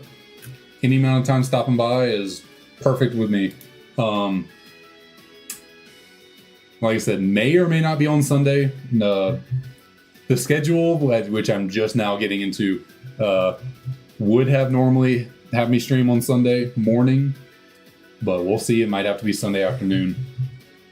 And then after that, honestly, by be a minute, I don't think I'm going to be able to stream at all next week. So, again, that's something I'll have to keep y'all up on. But, yeah, next week, unfortunately, we might not We might not have any streams for close to 8 days, possibly 7 or 8.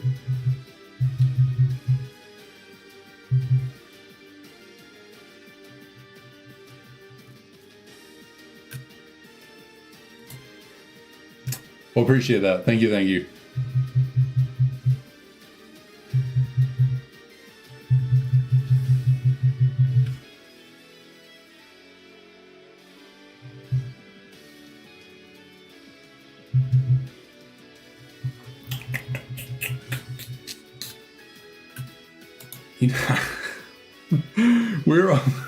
It's almost 100 encounters later.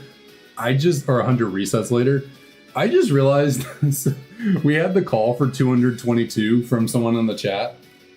I completely zoomed by it. It's almost 100 resets later, and I just realized that. That is... Whoops.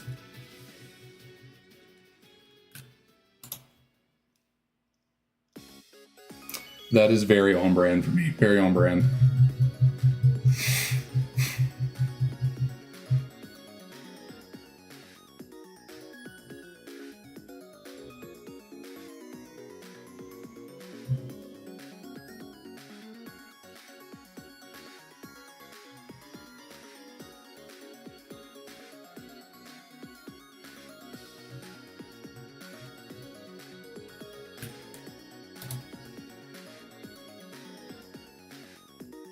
I really wish I could figure out how to get the like little circles that are showing up on the screen because of the camera. I wish I could figure out how to get, I don't know how to get those to go away.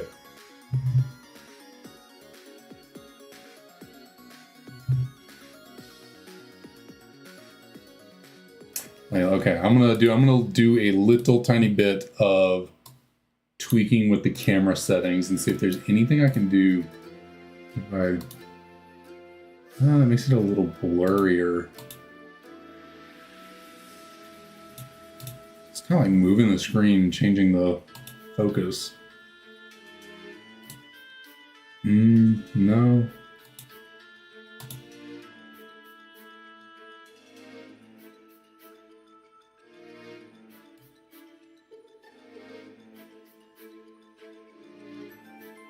It's not really getting rid of it, it's just kind of making it a little dimmer. Maybe there's no real good way to get rid of those little circles that are on the screen. Maybe it looks a little better when it is dimmer though, so it's not so obvious.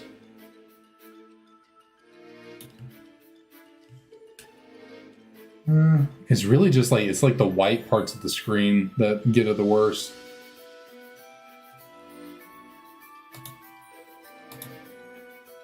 Yeah, obviously, like look at the the screen right there.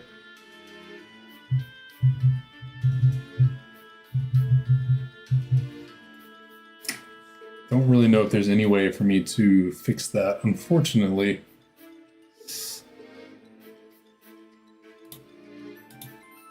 No, that just makes it...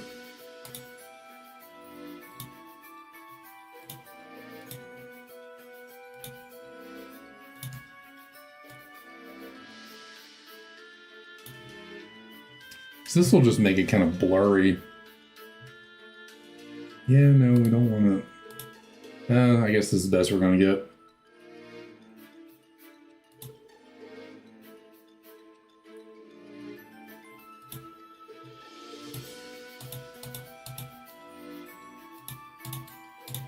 All right, well, sorry, little detour right there.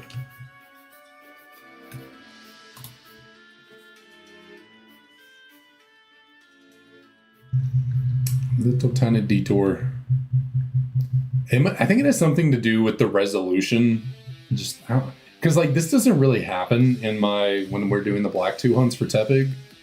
So maybe it's the distance of the camera from. No, actually the distance should be the same. I guess it just has something to do with these games. I don't know why. These Gen 4 games, because Platinum kind of does it as well. The little circles on the screen. But Black 2, White 2 don't really have that problem.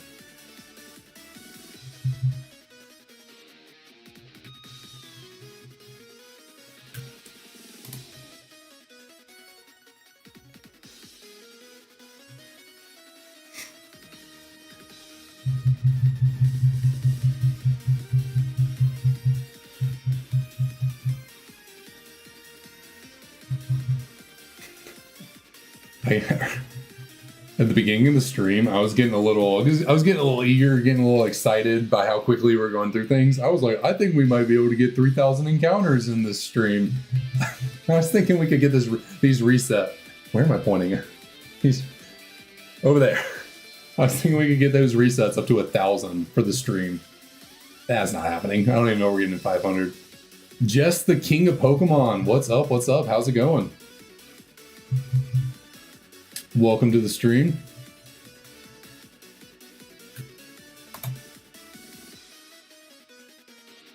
This is on a real True Blue DS. I'm trying to complete this living dex on a physical copy of the game, so no emulator here.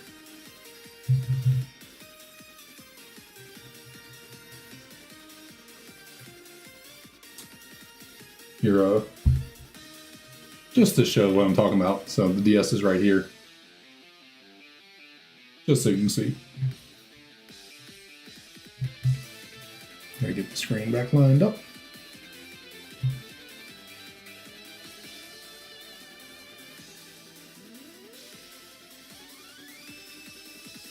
I have a webcam recording my desk, so I guess I'll pick that one up too. I just have this, so, there y'all are. Say hi to yourselves. I just have a webcam on my desk pointing at the DS.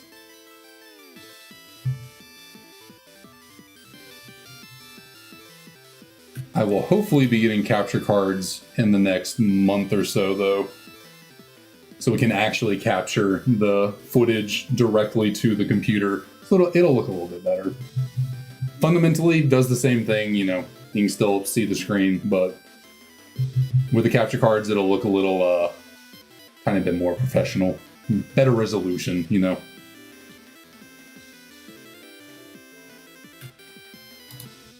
me a little more play with how I can position the screens and stuff. Also make it much easier for me to use more than one DS at a time. Nice, nice.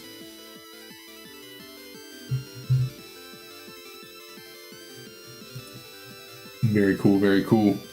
Yeah, I have a SoulSilver, don't have Heart Gold, although I need to get it. And I got a number of Pokemon. I got a number of these games sitting over here next to me. So we got Black 2, we got Japanese Black 2, Japanese White 2. There's the Black I just recently picked up. There's Platinum. There's Pearl, and there's White. These are all the DS games I have. Yeah.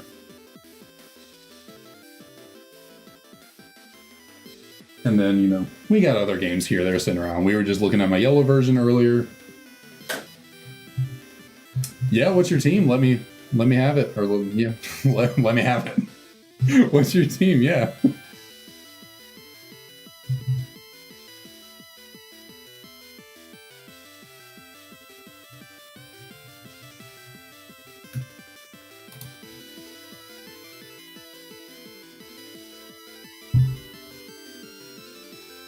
And I guess for the 3DS, we do have a Pokemon Y hanging out over here with us as well, but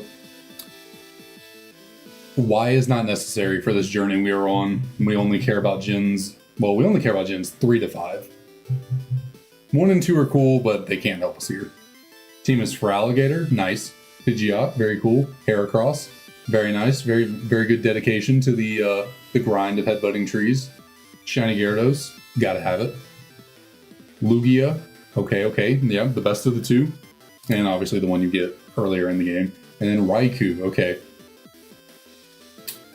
I would personally do Entei, but Raikou is very cool as well.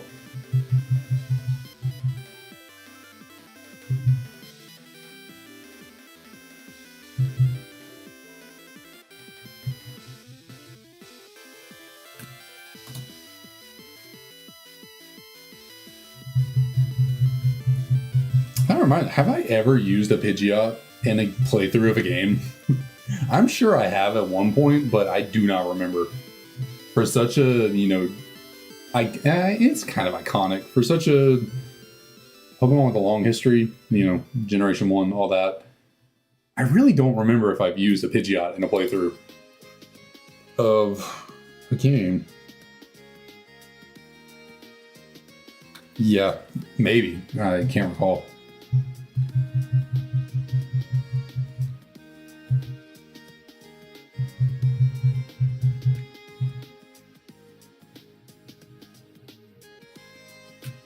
Which I'm really thinking about. I don't think I've ever used any of those Generation 1 normal flying types to play through a game.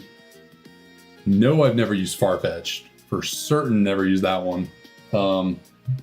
Maybe Fearow? Maybe I've used Fearow before. Never used Dodrio. Certainly I've never used Dodrio.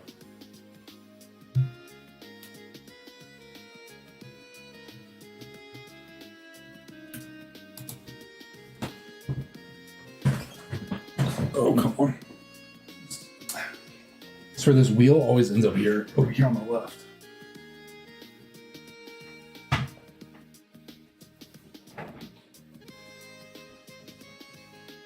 Come on. Oh. You stay right there. Oh.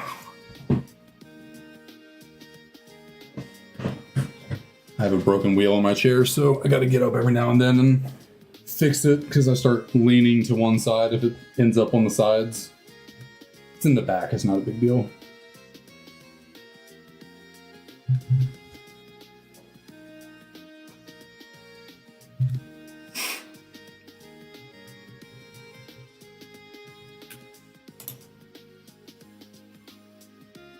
All right, we are creeping on up on 1,000 total Pokemon seen starters. Pokemon, but 1,000 total starters seen in the stream so far, and no shinies yet.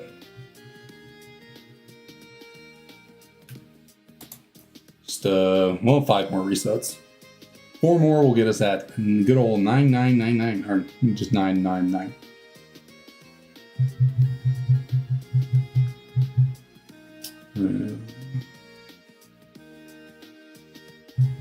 Well, what'd you use in a Heart Gold, if you remember? Or, I guess, if you want to look it up.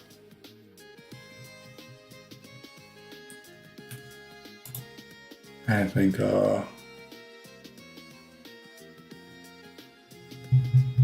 trying to recall if... No, actually, I think the most recently I've played through the entirety of one of these games, Heart Gold, SoulSilver. I was trying to set up a copy of Heart Gold on computer, on emulator. A randomized copy. I was trying to set it up for a video idea I had for YouTube. And I needed to complete the entire game. I had never, completed the game on emulator. So I needed to do that, to do the video idea I have. And I just sped run. I sped through the game with a shiny Deoxys. I think I chose Deoxys Attack, shiny, and gave it a lucky egg. Used I think I used the universal randomizer. Yeah, I used the universal randomizer to randomize the game so all the encounters are random, and then gave myself a Deoxys Attack as the starter, and then changed it to shiny and PK Hex, and I blitzed through Heart Gold all the way to the end.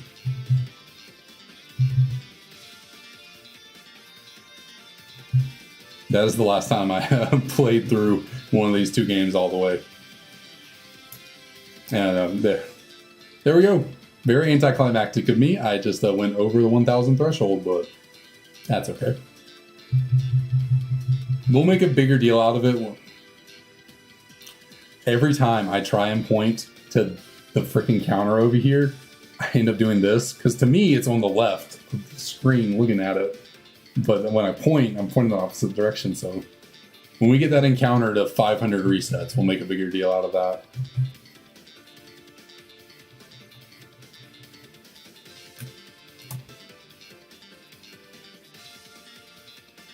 Man, I cannot be made out to a liar. I gotta find a shiny here soon.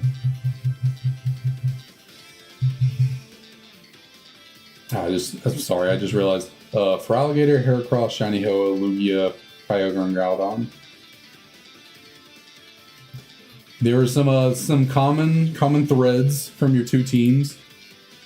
Very legendary heavy, but hey, you know, they're cool ass Pokemon, so I don't blame you for using them. I just realized you said Shiny Ho-Oh. Where'd you get a shiny? Did you find a Shiny Ho-Oh? That's crazy.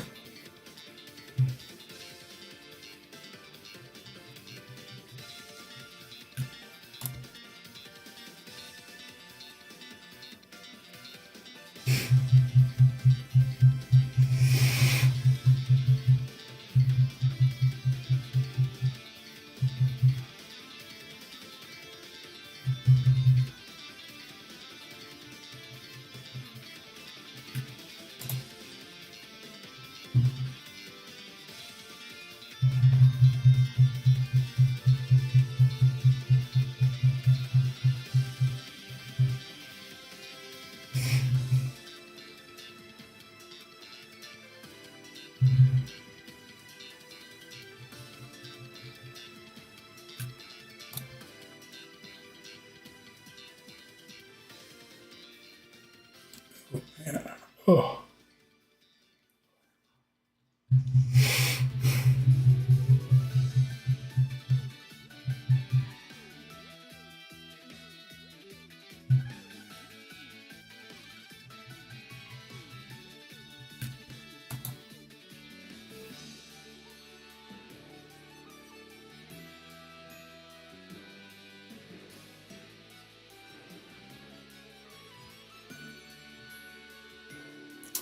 Goodness. I don't know what's up with my neck right now.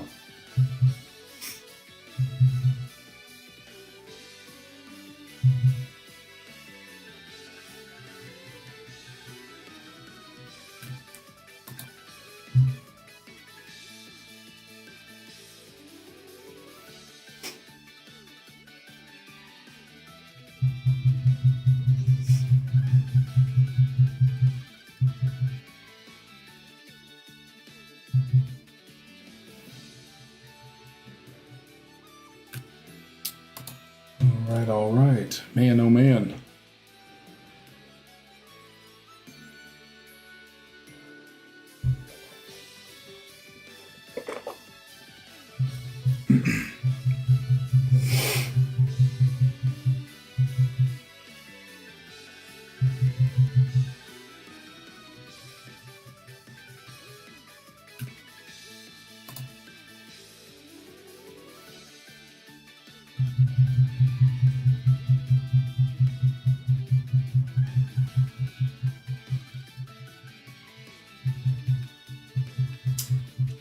I'm really gonna need this. I'm gonna need this Shiny Totodile to show up real soon.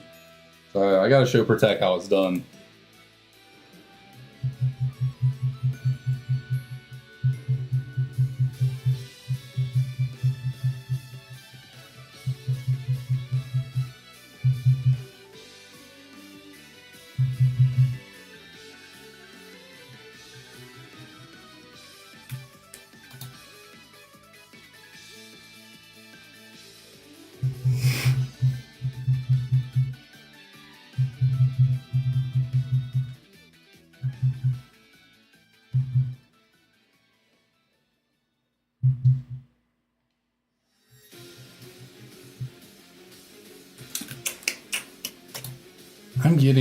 I'm starting to get this sinking feeling. I'm getting the sinking feeling I'm gonna get a Chikorita. I'm gonna get a Chikorita again. I can feel it.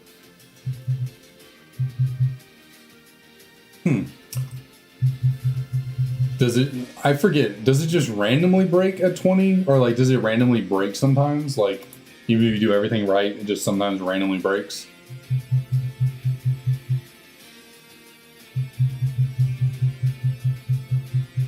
That is, you gotta love that game design.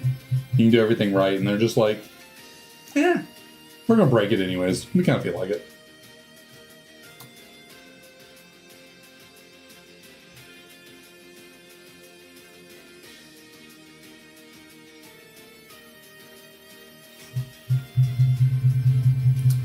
In in PM7's recent, catch all the Sinnoh Pokemon, I think it was.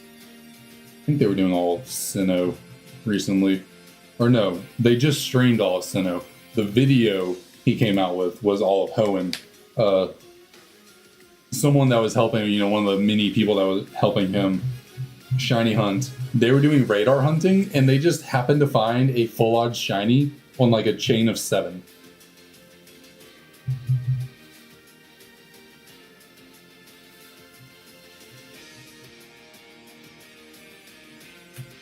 I forget what they were going for, but they're like they're on just a 7 chain. They just random one of the patches of grass, and it was a shiny.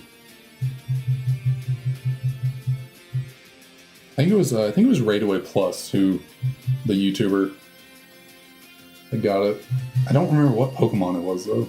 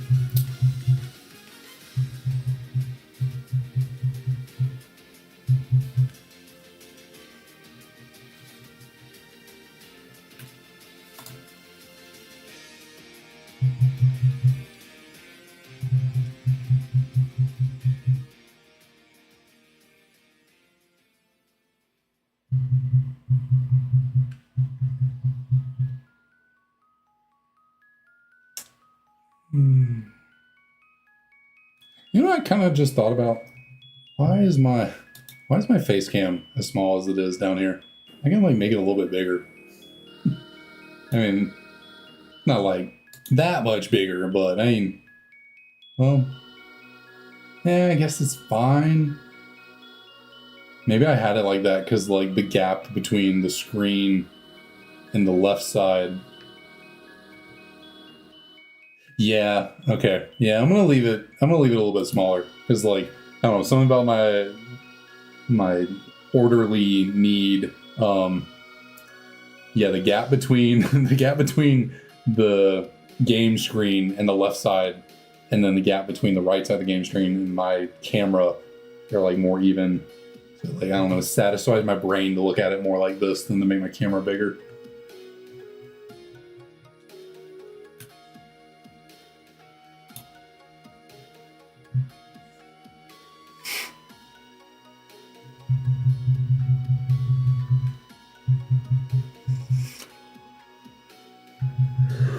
Oh man, I started to get a little tired. The wind is falling out of my sails. Unfortunately, I can feel the I can feel it. I'm tired of setting in.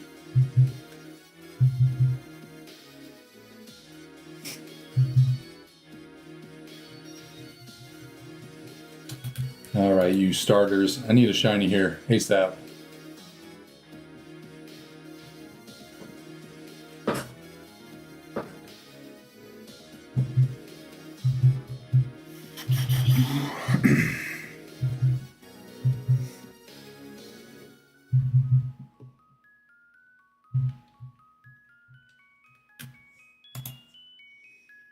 What are we on now? There's 900 and then 80.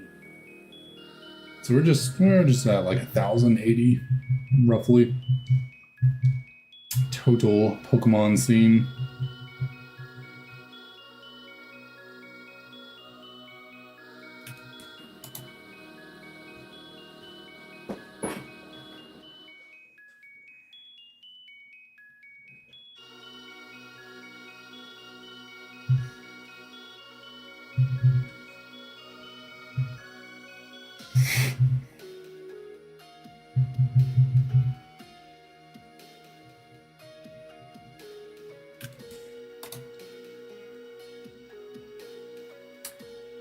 Just 3 hours.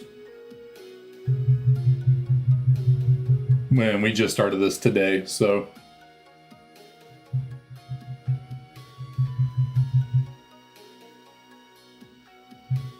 Been streaming for 3 hours and 1 minute so far.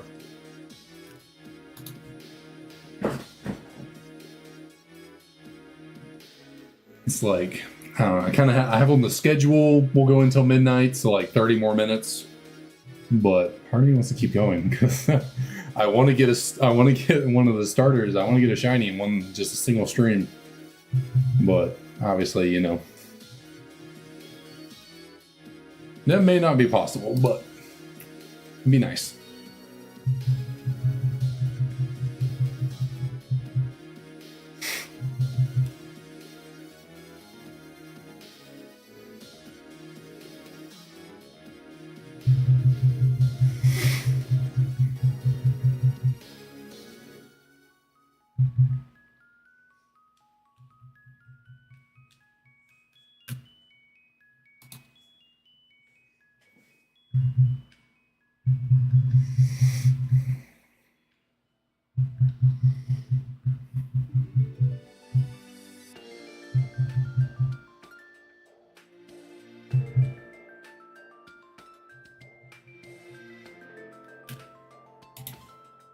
Oh, that would have been a nice number, 363.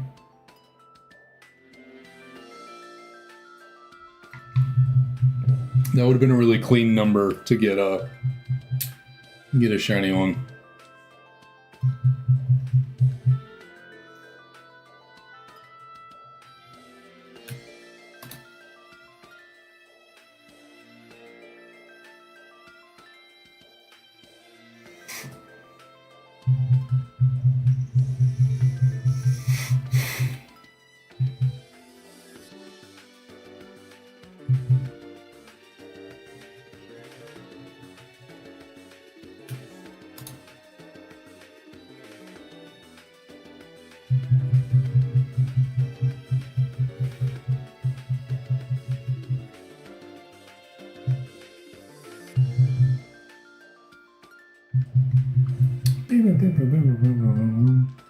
Certainly music like this is not going to help help me stay awake, but that's all right. All right, I appreciate that, Craig. Thanks for stopping in.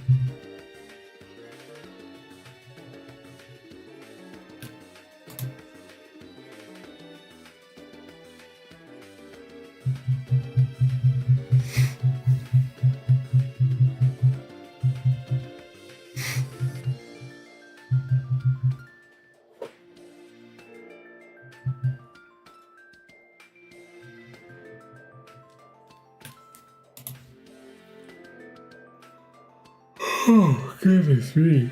Wow. It really hit me out of nowhere. I was wearing the last like 5 minutes and just energy gone. It was reset or reduced.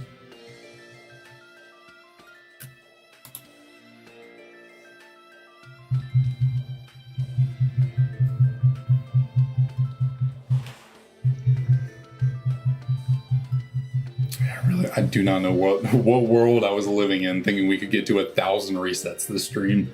I was being very optimistic.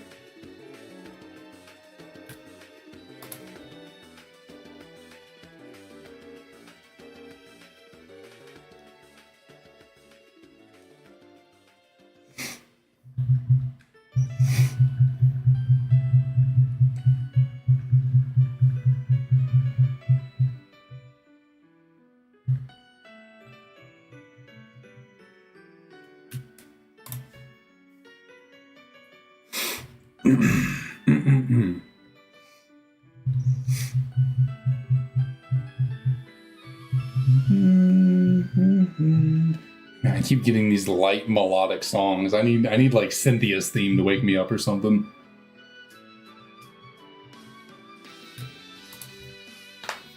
I mean, I can always skip the song and go to something else, but I'm not gonna mess with the playlist.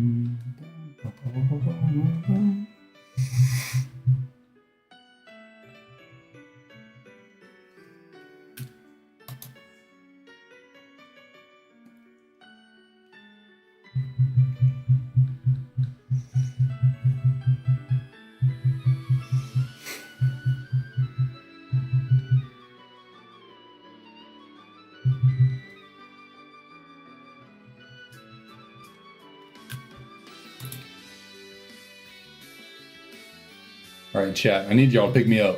What we got going on?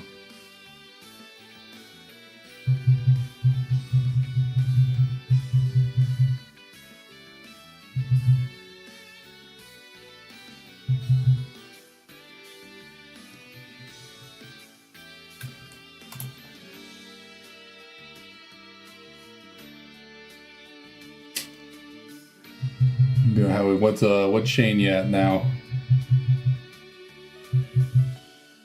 Although I can understand that radar hunting is a very intensive process, so I understand why you gotta focus on that. Much more work than what I'm doing. Throwing out these encounters is a light work compared to 2. Jeez. Does it take that long to build a chain?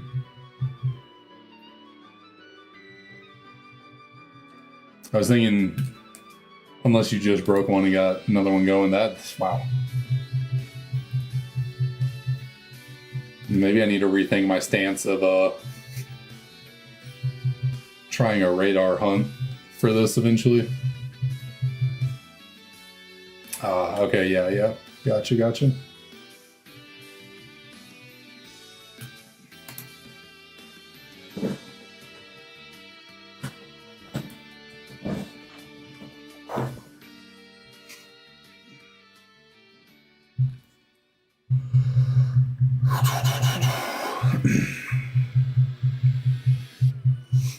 You know what, Chikorita? I'm at the point now. If it means getting a shiny and one shiny in a single stream, we'll take the Chikorita. We will gladly take a Chikorita right now.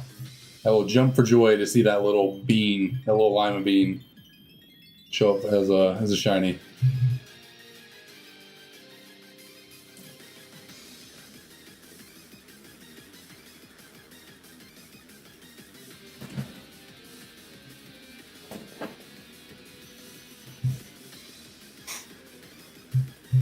Oh, well, that is not the Chikorita. I'm not trying to take you yet.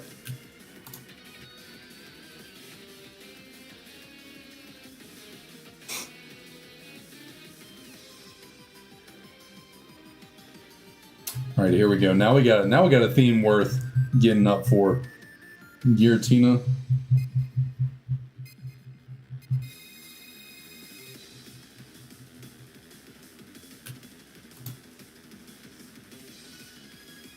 Let me turn it up a little bit for myself. I can barely hear it. Although, hopefully that doesn't... I don't think it'll show up on my microphone. It's pretty quiet. Well, actually, I like the music y'all hear through the stream. I actually do have the music playing. It's just playing out loud through my computer speakers.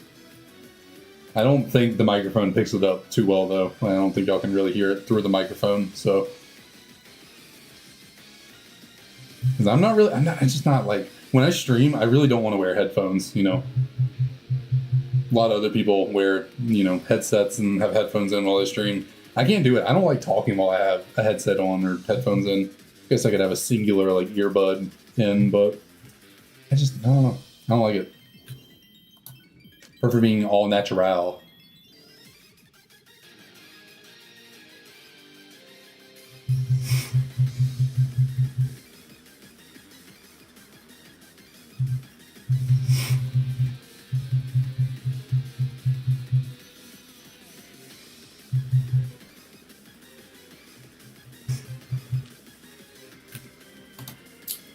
Ooh, come on, come on, come on. We are getting close to 1,200 total starters seen and no shiny yet. What are the odds of that? Let's look it up. Pokemon. I can type. I cannot. Shiny odds calculator. Oh, where's the mouse? Put that. Shiny odds calculator. Is that the website I've normally seen people go to? That's Pokemon Go.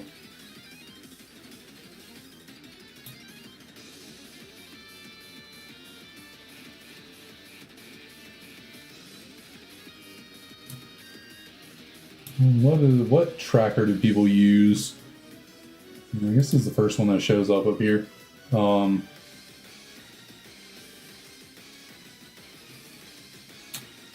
Shiny track.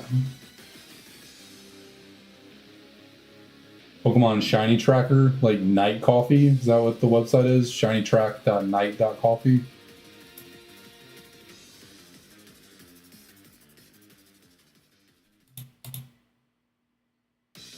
Well, how do you...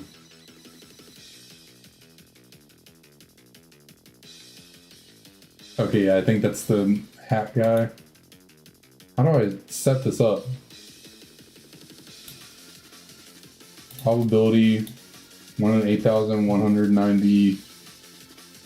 I can't even change it. How do I change the probability? It's just 1 in 4,000. Oh well, I'm not gonna mess with it. We're just gonna keep encountering. I cannot afford to pause.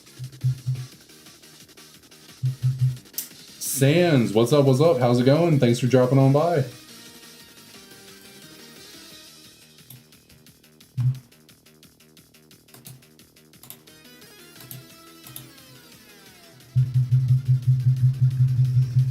I do not have time to pause. We must go move forth and conquer.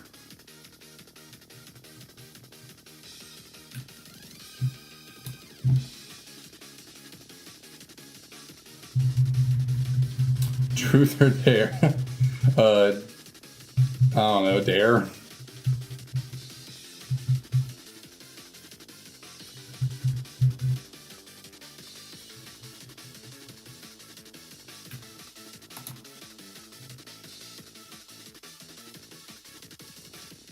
%13.25%. Okay, so not super good, but I mean, I guess it's not terrible, you know. 15% is it's higher than the chance of getting. We're at higher than the chance of getting a female starter right now. So like, no. We certainly could have gotten a shiny by this point. Hit the gritty. You don't want to see that. Trust me, you don't want to see that.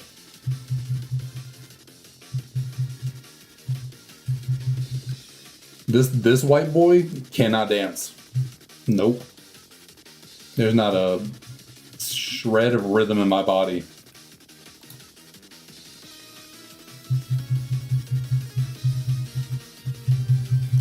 I got shinies to find. I don't got time to get up and try and do that.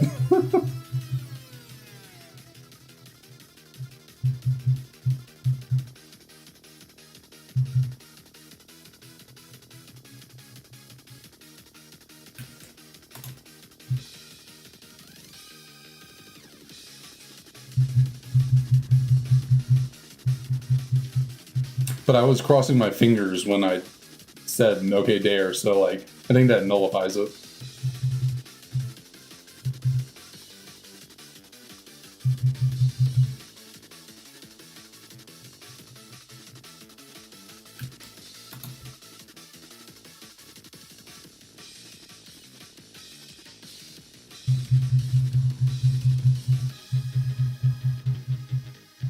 How about this? I'll hit a sitting gritty. We can go. Is the eye? Is that even a thing in the gritty? Do you do the eye things? Is that how it goes? You like?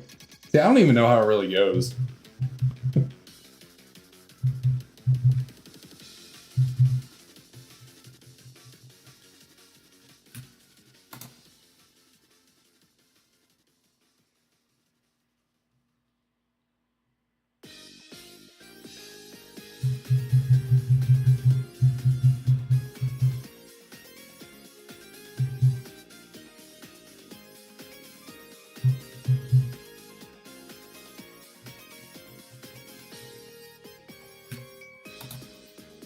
We are about to hit 400.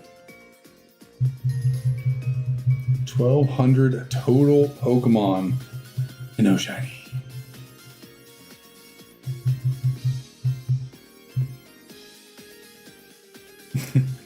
Alright, no worries.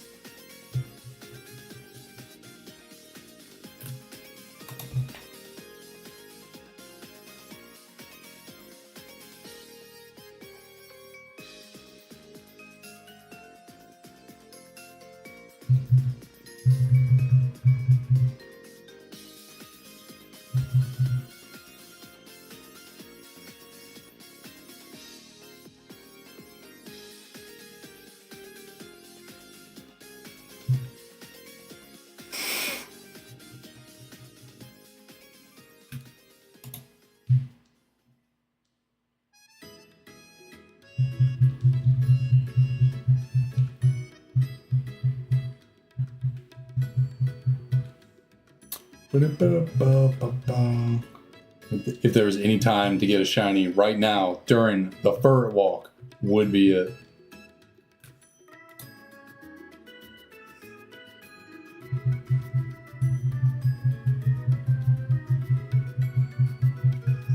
Let's see, we're about to hit 400. We've been going for about 3.5 hours. I have yet to do a coin flip. Patented coin flip. I wouldn't say it's patented, but one of my traditional coin flips. So let us see. We'll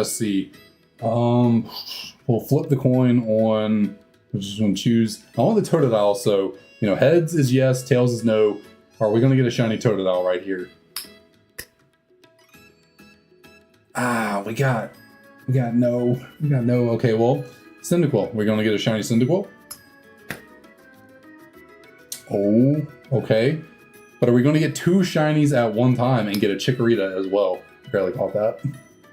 That would be a no. All right, well, at least we got 1 shiny. So thank you, Coin of Destiny, for giving us a shiny Cyndaquil. I forgot that would be the first one up. I thought it was going to be like the second or third. I forgot. No, that didn't work.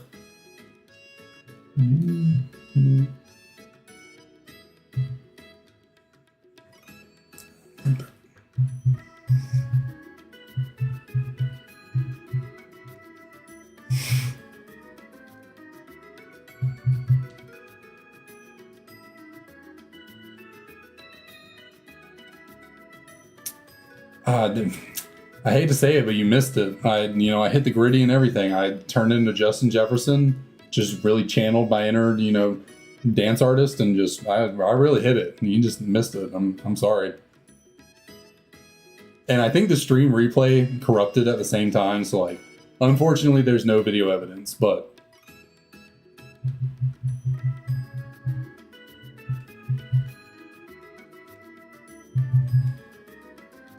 Yeah, see, yeah, Omar's there to vouch.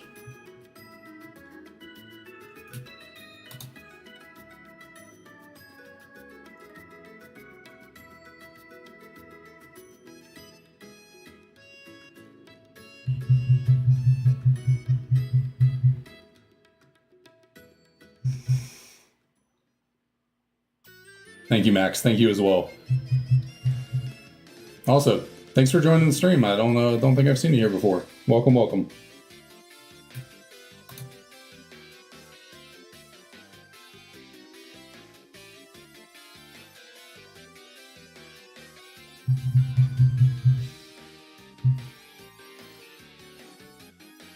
Well, thanks for dropping by. I appreciate it.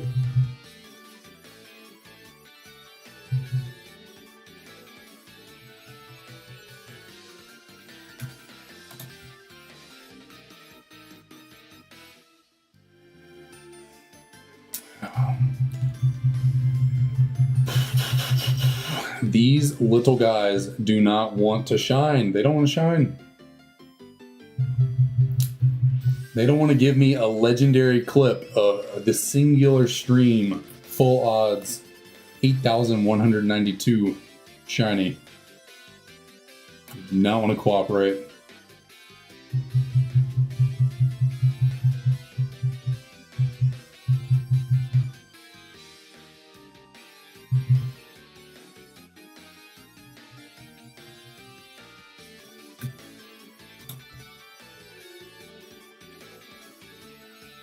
Yeah, I know the solution. We just gotta wait a second. We just gotta wait. All good things come to those who wait. I'll get the phrasing right eventually. You know, we just gotta sit here, open up the game, just kind of stare at them. Just, you know, really bring it in. You know, we're just gonna wait. Just kind of acquaint ourselves with the starters before we go in there and select it. You know, let them be comfortable with us, and then the shiny will come. Alright, I think we're good. So, Cyndaquil? That's okay, Cyndaquil. That's fine. Totodile. We'll take a Chikorita. That is certainly fine. But not today.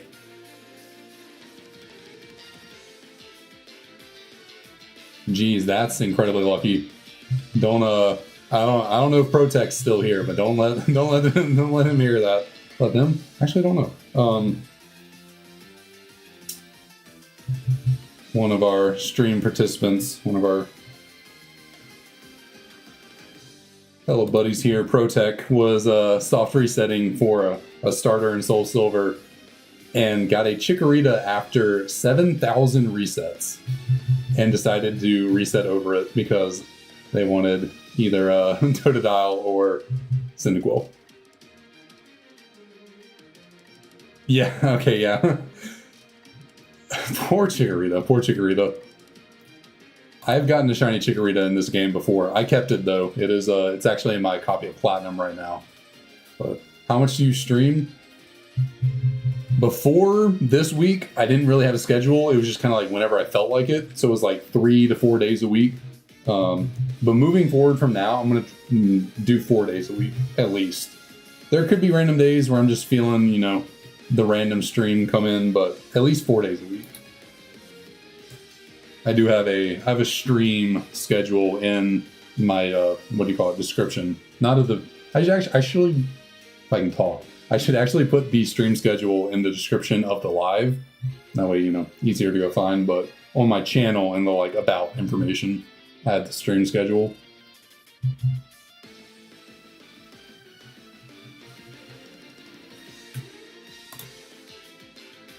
But this Sunday might be an exception. I don't know. I might have to move that one, possibly cancel it. We'll see.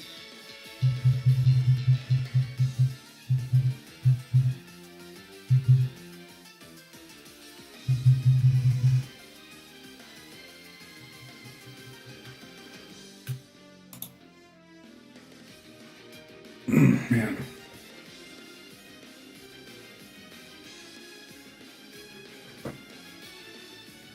Oh, when did I drop some frames? Must have been, I don't know if we were lagging a little bit recently. I didn't notice until just now.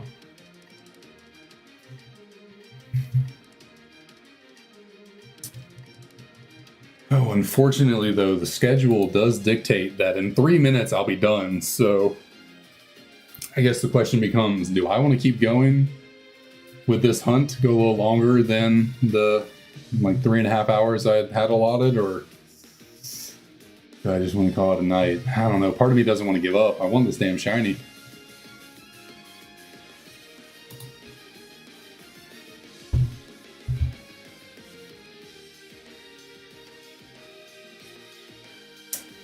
You are the second person in chat, member of chat, who's been looking for a Zubat recently.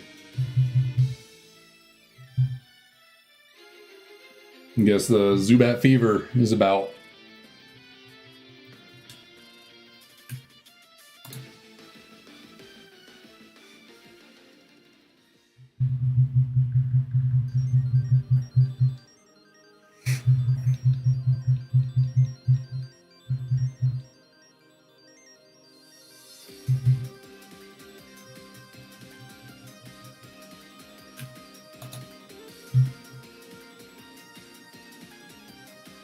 Get you situated.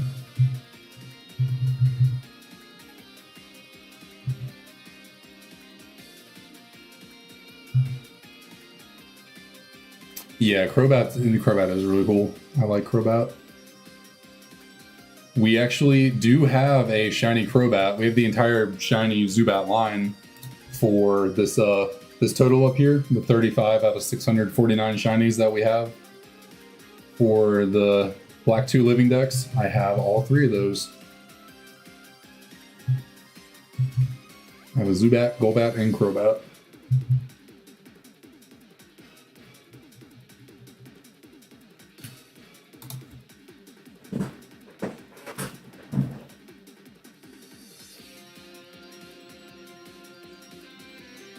Reset 555.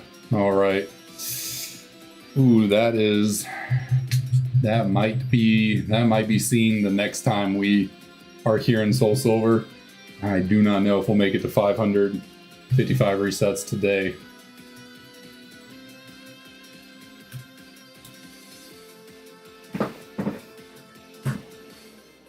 Okay, good. Let's go. I think it's 12. We'll push until 500. I'll go until 500 resets. So we got a little bit more to go. I won't give up just yet, even though I'm truthfully getting pretty tired. I'm truthfully getting kind of tired, but can't let a little sleepiness win. I don't know where I was going with that. I must persevere.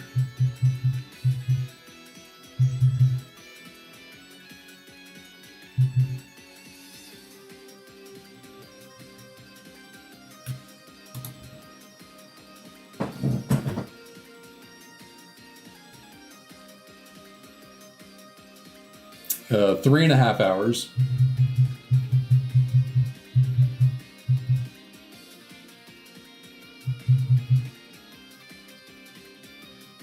Sitting like this is not a damn wheel. It's a damn wheel again.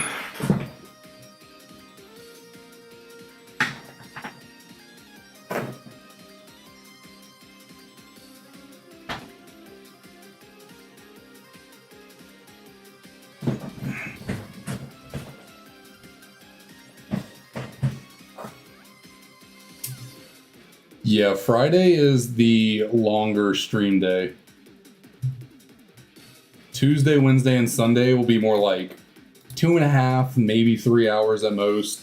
But Friday's, about 3.5, maybe 4 hours for the stream. Okay. Well, welcome to the land up north. And since you're in the land down under. The land down under. I'm up here in America, US of A. Yeah, it just turned Saturday for me 2 minutes ago.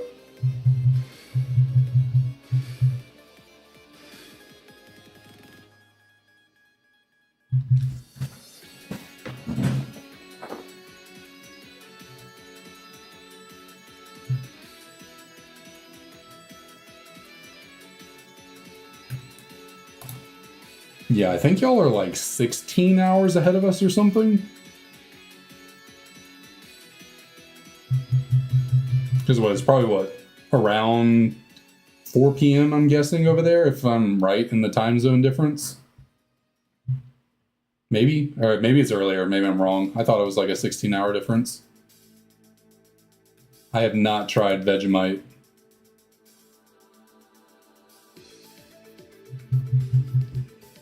Never been to Australia, and I don't know anywhere. I don't know anywhere near me that would sell it or have it. Okay, it's 2 p.m. I mean, that's 14-hour time difference. And it's close to 16 hours, isn't? You know, I'm not far off.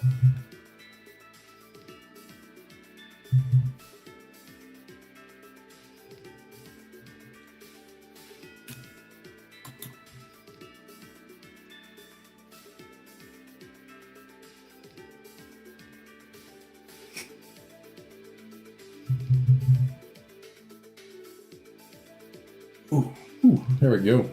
A little pop in there. Jeez.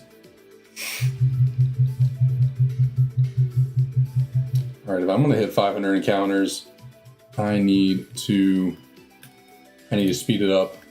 I think I've been slowing down a little bit as the stream is going on. I gotta keep going.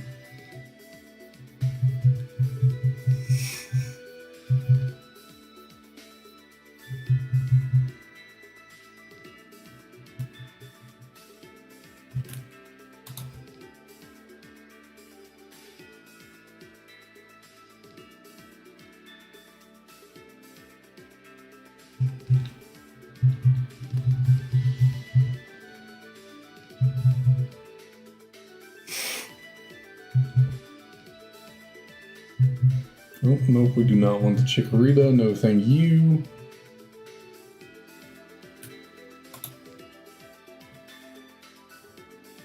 You gotta wonder how many people in the history of this game being out have started up a save file. They were dead set on choosing Chikorita, or maybe like they didn't know the starters, or they didn't scroll through them all, and they like open it up and they either just go to Chikorita, or maybe they scroll over one, the Totodile or Cyndaquil, and they don't check all three of them. How many people you think have lost out on a shiny starter just because like they didn't check them all, because like they just didn't think about it?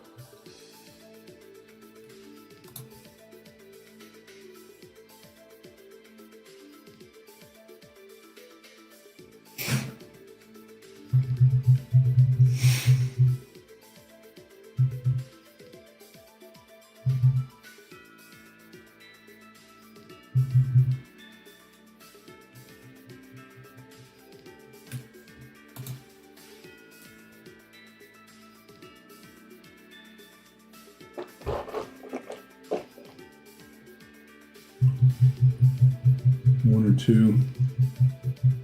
I could see it being... I could see it being a decently sized number. Like, you know, these games sold pretty well, and like, you know, they sold all over the world. People replay them all the time. I could see it being, you know, a decent, maybe like 1K max.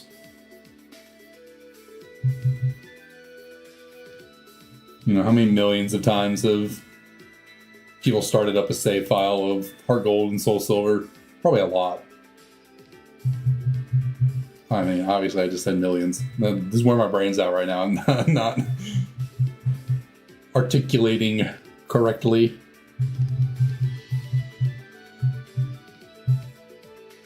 Yeah, but a full odds is 1 in 8,192.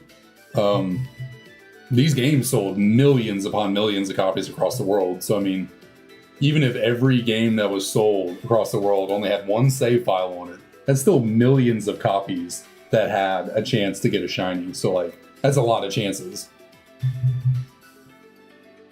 And then you take into account, you know, people replaying the game.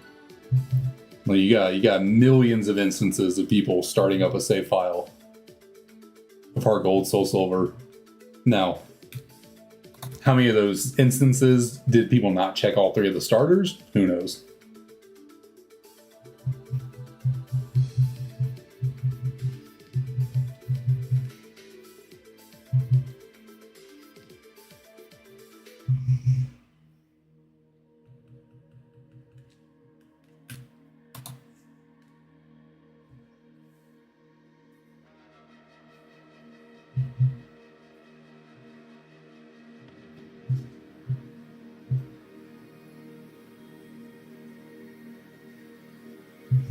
And then you got to imagine how many people didn't know what shinies were.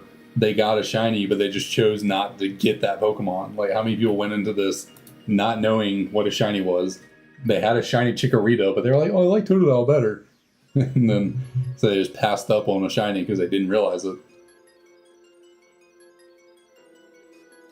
I have not played Scarlet and Violet. That Scarlet and Violet is the only main series generation of games I have not played. But really, after X and Y and Omega Ruby Alpha Sapphire, I haven't been into playing the 3D games very much. Like, I played I played Moon a decent bit. I played Ultra Moon, not nearly as much, probably half as much as I played Moon. And then I didn't play Sword and Shield all that much. Like, I didn't put that much time into Sword and Shield. And yeah, I guess actually Legends Arceus is a main series game, so I haven't played that one either. I did actually buy that one, so I own Legends Arceus. I've never played it. I don't even know if I've opened the box or the packaging, but I've been meaning to play it. I just haven't gotten around to it. And then Scarlet Violet came out. I thought about buying it on release day, but then I was like, I'm probably not going to play it. So I just decided not to.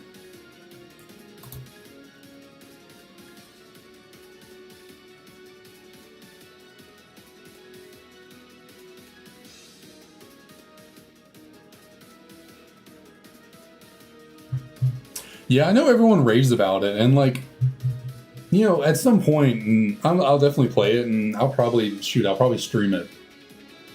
You know, I'll let the game age a little bit, and then, you know, have a banger stream title of like, hardcore Pokemon fan plays Legends Arceus for the first time in 5 years or something like that. You know.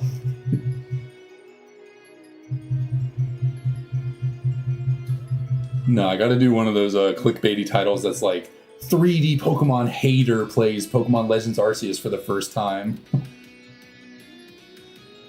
I don't hate 3D Pokemon games. I just prefer the 2D ones, the ones Gens 1 through 5. But, you know. You got to drum it up for the YouTube algorithm.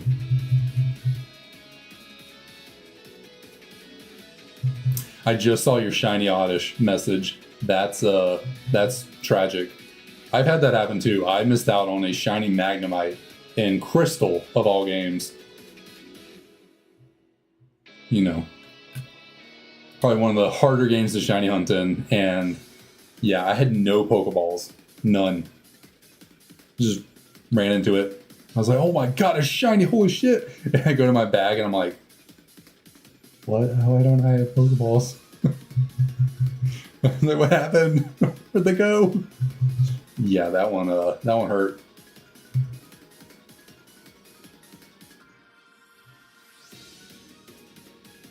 Oh, nice. I really like Oddish's. I like the whole Oddish line's sprite in Crystal. I like the Gen 2 sprite. I think it's really cool. Well, dang, Sans, you were really gone a while. You know, I was getting concerned. You know, I was about to ask if we need a wellness check done. Like, that was a minute that you were gone.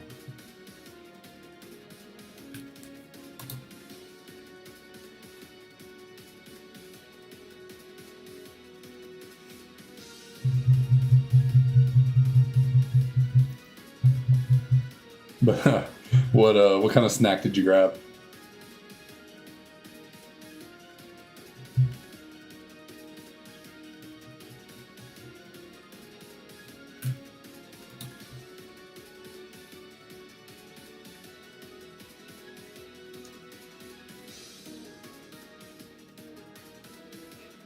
Honeycomb nut bar, okay. That certainly sounds a lot healthier than the kind of snacks I normally keep around. Well, I've been trying not to keep snacks around my house too much recently because, you know, here in America, we don't do things the healthiest now, do we? We have healthy options, but I've been trying to cut back on snacking, and so I don't have too many snacks lying around. And by too many, I think the only thing we have in the house is a bag of unsalted cashews. Is about the only thing I have for a snack in the house at the moment.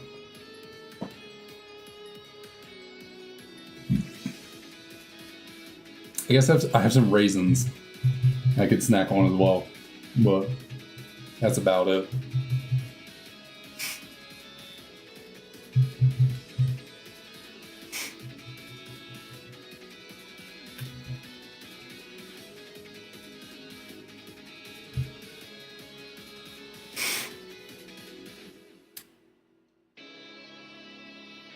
Did I do an encounter? I don't remember. Did I click for... oh well. That's fine. I'm sure it's all good. I think I did.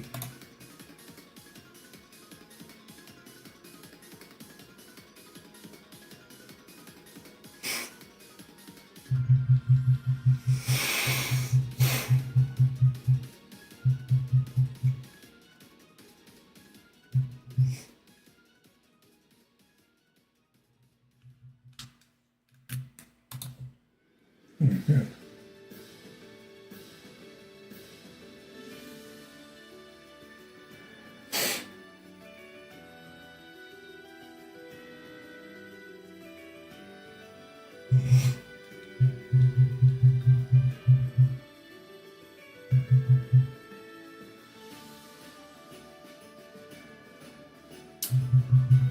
So many attempts on the screen? You just mean like the number? Like, what do you mean?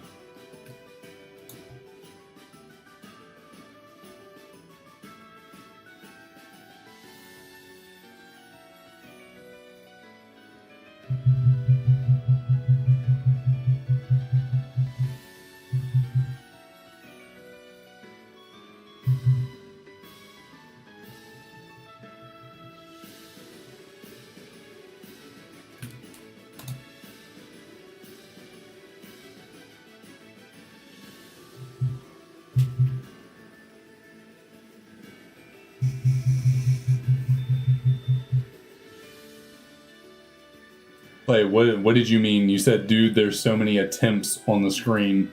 What do you mean by attempts? Just like the resets number over here?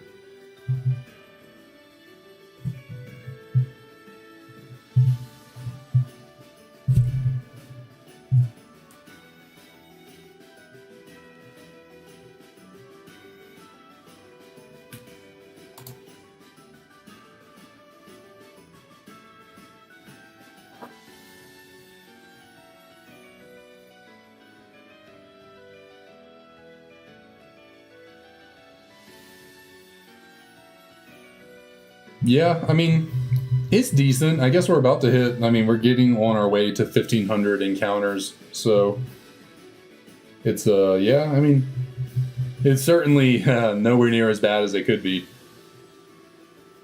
But yeah, we're getting up there for sure. Oh, Max, can you not hear the background music I have?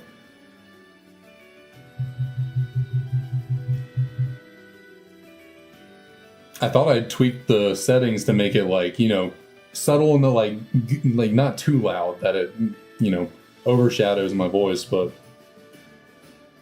maybe it is a little low.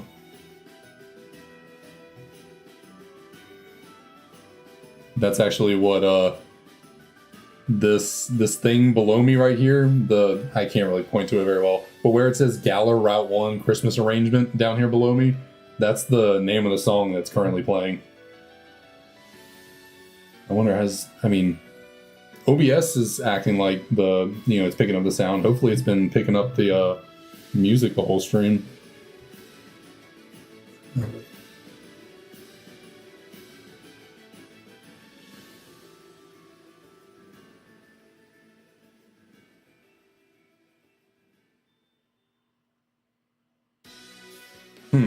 Yeah, I don't know. When I play it through my phone back to me, I can hear it.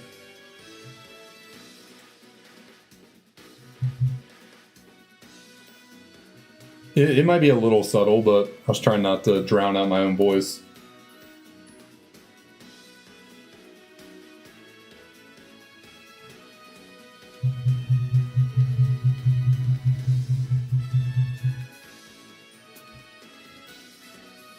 Certainly the sound arrangement for the stream is something I'm trying to work on and improve.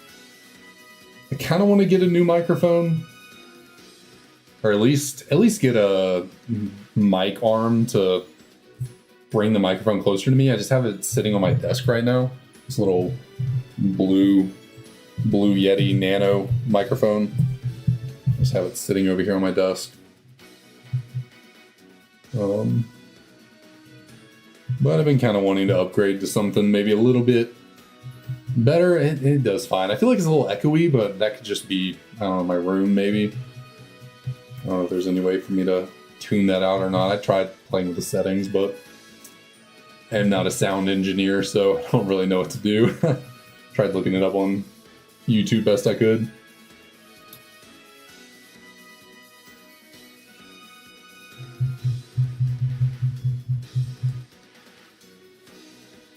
Well, I appreciate that, thank you. Yeah, I'm a wee bit of a Dragonite fan. I got a few things around me.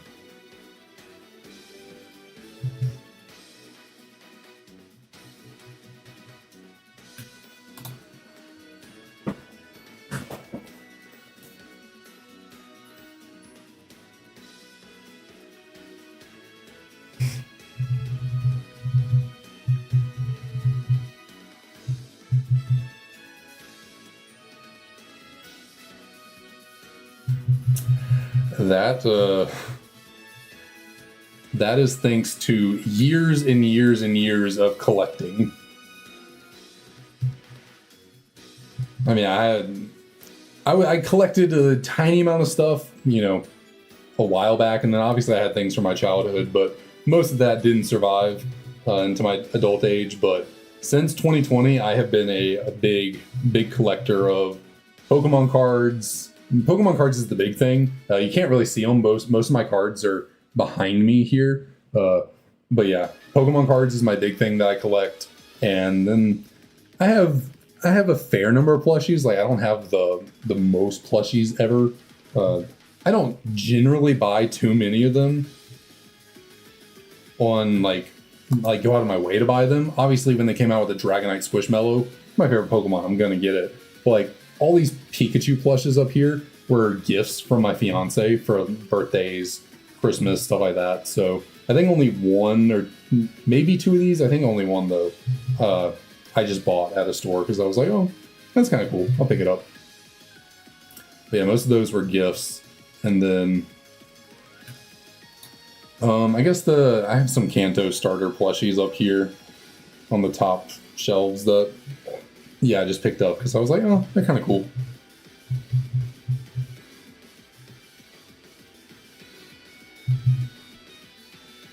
But yeah, I know there are people that have insane plushie collections.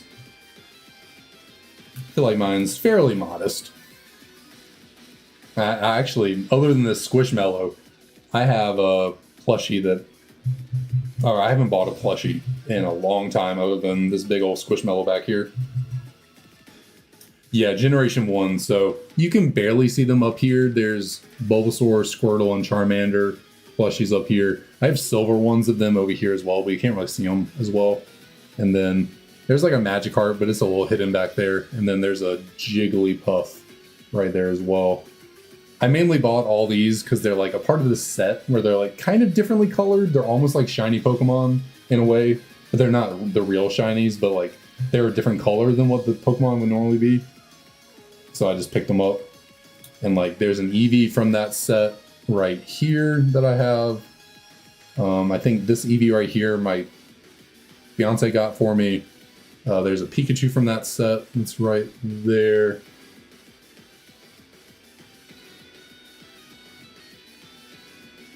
Yeah, of course. Yeah, Pikachu's been around since the original games. Yeah. In this game right here. Pokemon Yellow version. You get a starter Pikachu.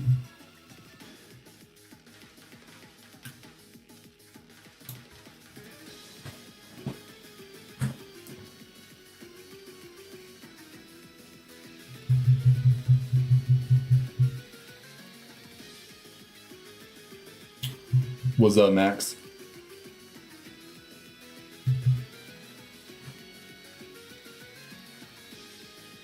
Oh, nice, nice. My first Pokemon game, if I can grab it. So this is not the original cartridge. Unfortunately, I did, for some reason, decide to get rid of this in middle school, 15 years ago. But I've since gotten a new copy back since. Pokemon Crystal was my first ever Pokemon game, so, this unfortunately is not my childhood one that I got when I was 5, but, I picked it up 10 or so years ago, maybe, when I got back, after a little bit of getting back into Pokemon. I found it at a store and it was like, yo, Pokemon Crystal. I picked that up. Get that back. Oh, nice. Let's see, what did I got? I got Crystal in a bundle with a Game Boy Color. Like there was a kiwi kind of lime green Game Boy Color, and it came bundled with Pokemon Crystal.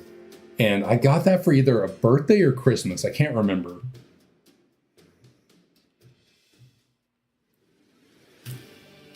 But that was my first Pokemon game. Your first Pokemon game was Sun? Okay, nice, nice.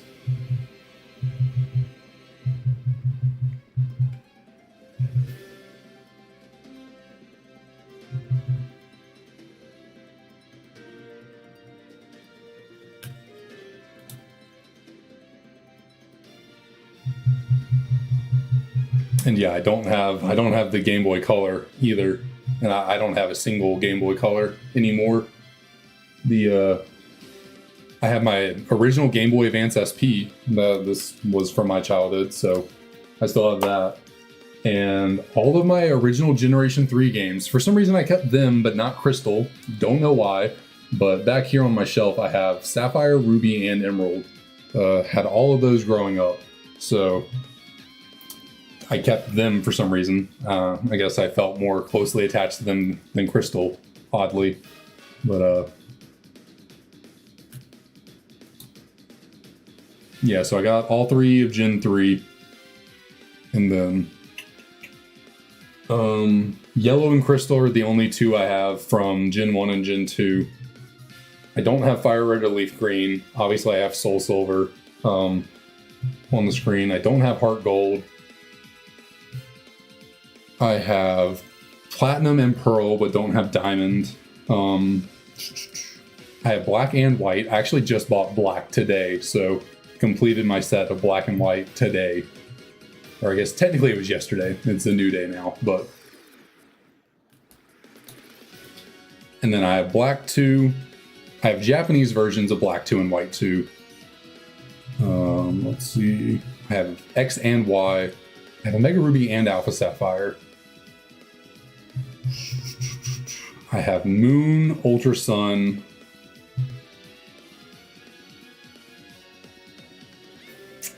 I don't think I have either of the other 2. And then I have Sword.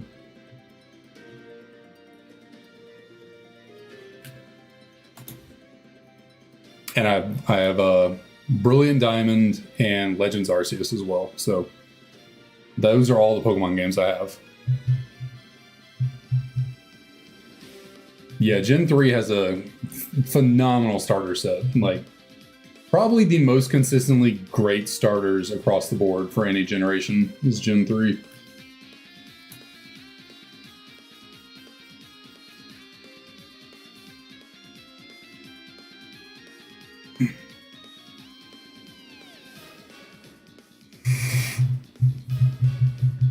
And then as for spin, I don't think I have a single spin-off game on me anymore. I used to have stuff like Pinball, Coliseum, stuff like that, but I don't have any of those. Okay, and actually that's not true. I have the Pokemon TCG Game Boy game. I have it in both English and Japanese. They're in my closet. I don't have them out, but those are the 2 spin-off games I have. Never played either of them. I just picked them up because I saw them at a game store and I was like, yo, that's cool. I like Pokemon cards, and then I never played the... the actual games. Sadly, Litten's the best starter in Gen 7.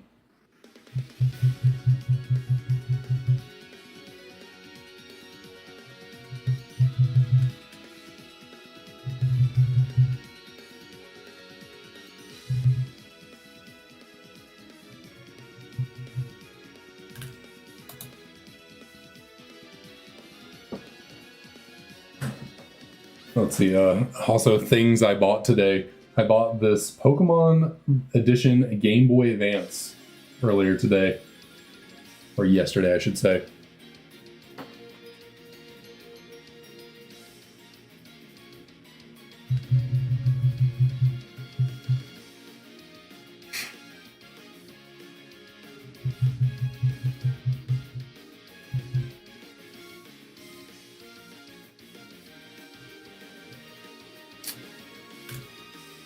Yeah, we actually, I guess y'all were not around for this conversation we had earlier in the stream. I never choose the grass type, ever. I chose Grookey in Sword and Shield randomly on a whim for some reason, and other than that, I never go with the grass type.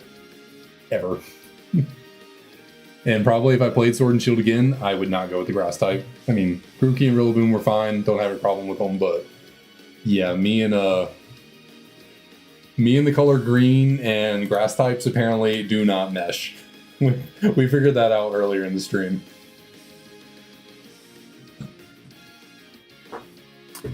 I am a fire type starter. Well, it's like 50-50 fire and water.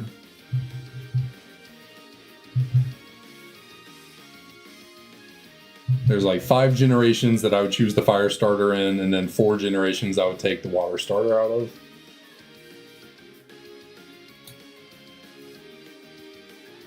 Yeah, I mean, I don't dislike any starter Pokemon. Like, I don't hate on any of them.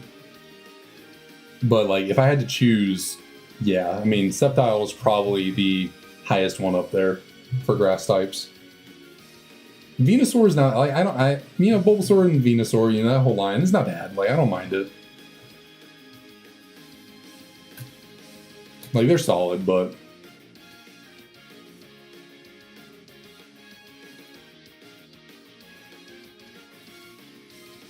I mean, you could have restarted your brother's game. You could have restarted and chosen Rowlet.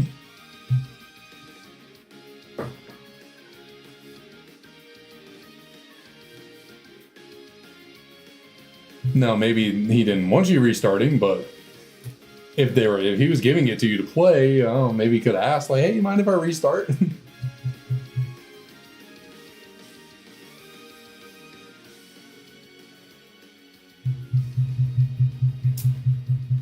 Well, that is what the power of the internet is for. I think you have to delete the save state or something from the menu. So like when you get to the title screen, you have to, I know on whatchamacallit, the DS, you have to press up, select, and B to delete the save file and start a new game. I don't know if it's the same on the 3DS. Oh, what up, Shane? What up? Thanks for dropping on by. Nice to see you in your raid again. Appreciate it.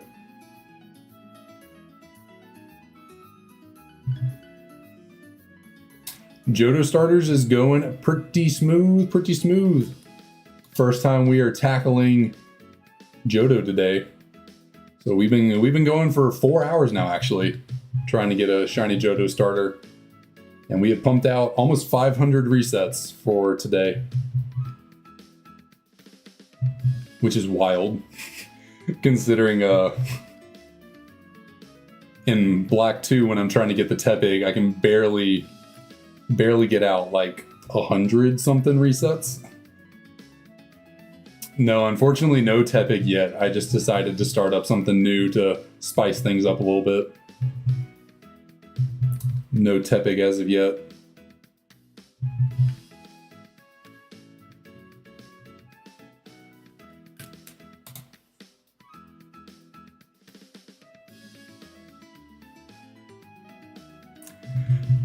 Yeah, last stream we got to over half odds for Tepig, so We stopped off at 4,250 encounters for Tepig. And I was thinking about it. I was like, I kind of want to try something a little new, just, you know, bring something more lively into the streams, and just kind of break it up. And then I was thinking about it. You can get a lot of resets and a lot of encounters done in SoulSilver, so decided to throw this in the mix. But Tepig will still be the main hunt.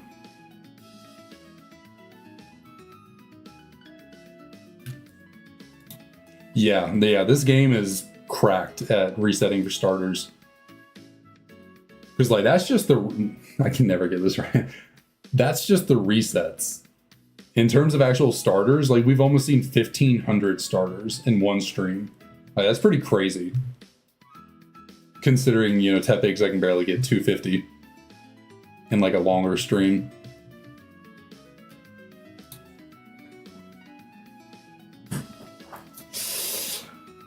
I wouldn't mind a Shiny Chikorita. I definitely need it, but I have gotten a Shiny Chikorita before, you know, when I wasn't doing this whole Shiny Living Dex quest.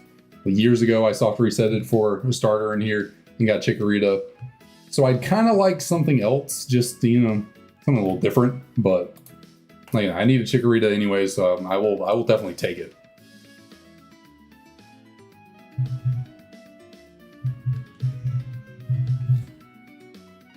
But it sounds like you and Sans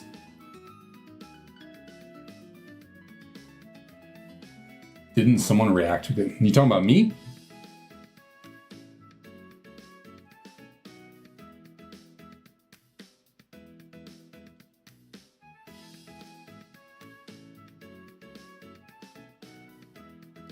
Oh, someone for some reason I read react. Yeah, 2 people in chat have gotten Shiny Chikoritas and soft reset over them because they wanted something else. But yeah, I do need 3 of every starter.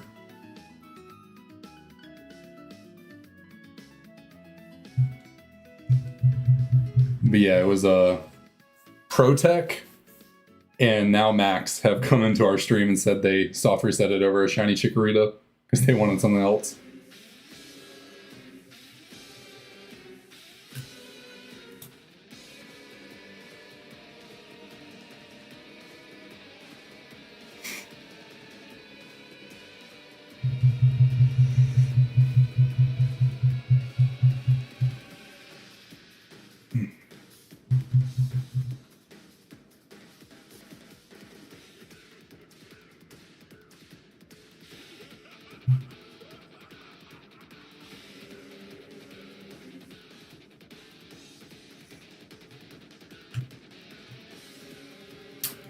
Oh, it is not looking good. It is not looking good.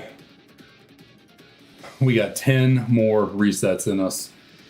We got 10 more, and I got to call it a night, unfortunately. So we have a total of 30 more starters to see.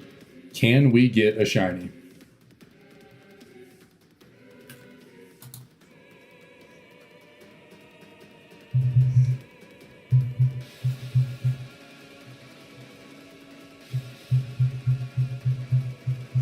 Yeah, I would love to keep going, but unfortunately it is getting late for me, and I got a big day tomorrow.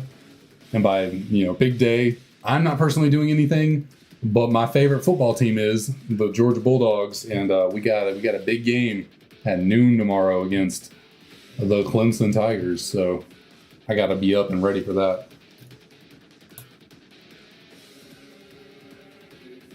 So yeah, I guess I lifted up the shirt. Probably for most of the stream, you've seen this and thought, oh, it's just Darth Vader. He's just a Star Wars fan. It's actually a college football shirt that just happens to have Darth Vader on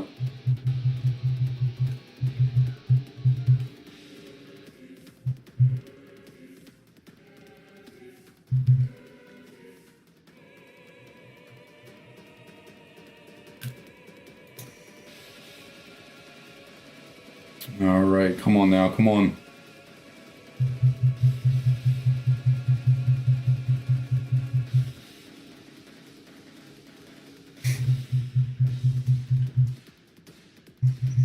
Can we do it? Can we pull it off at the last second in the final hour? Can we get a shiny? Can we do it? Itching my head back here. I might stream on Sunday. We'll see. Normally the schedule would dictate, I would stream Sunday morning, but I might have to push it back, possibly cancel it. Plans are still up in the air, so I will let y'all know with like a community post or something. And then after that, probably nothing at all for the next week. I got some vacation time to use from work. But then, yeah, normally it'll be like 4 days a week. So this is an anomaly, not having streams for a little bit.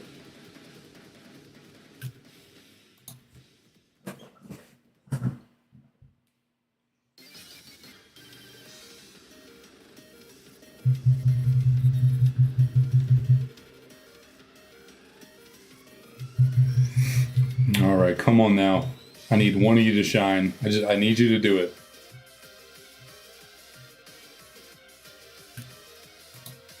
We gotta go out with a bang. We gotta end off this stream big.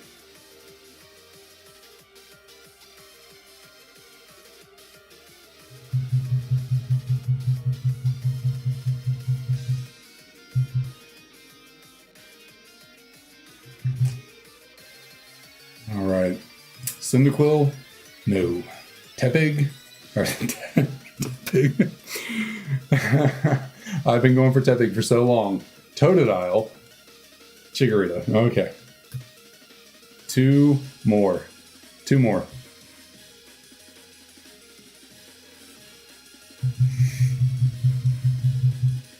Let's go.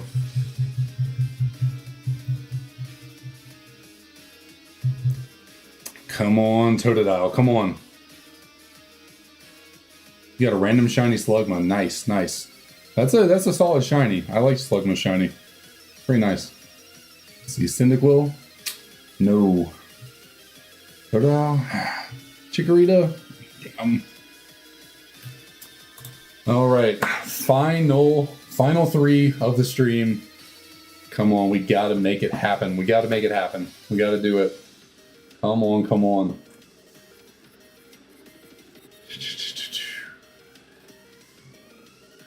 I'm waiting for sure. I'll get things rolling, but we can, let's try and find, can we find some good juju? Can we find some good mojo to bring into this? Let's see, I got a dice here. If I can roll, well, y'all can't even see it on screen, it doesn't matter. There's always the coin. You can go back to the good old trusty coin. Heads or tails? Are we getting a shiny here to end off the stream?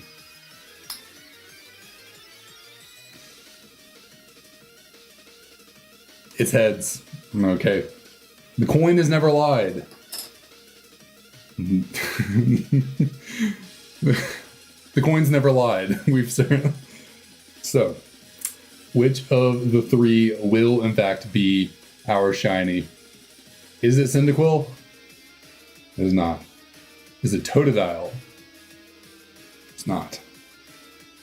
Is it the Chikorita that apparently no one wants? Nope. Well, damn. Was not meant to be. Well, I guess we answered the question. We cannot get a shiny in a single stream.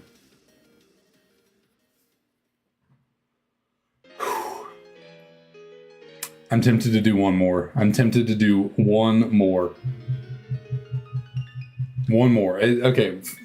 one more. Why not? 501. We'll do one more. And this is it. I swear. I'm not addicted. This is it. No Cyndaquil. No Totodile. And not a Chikorita. Okay, that's it. We're turning the game off. Game's off. DS is gone. We're taking it out. We're done. Ah, damn.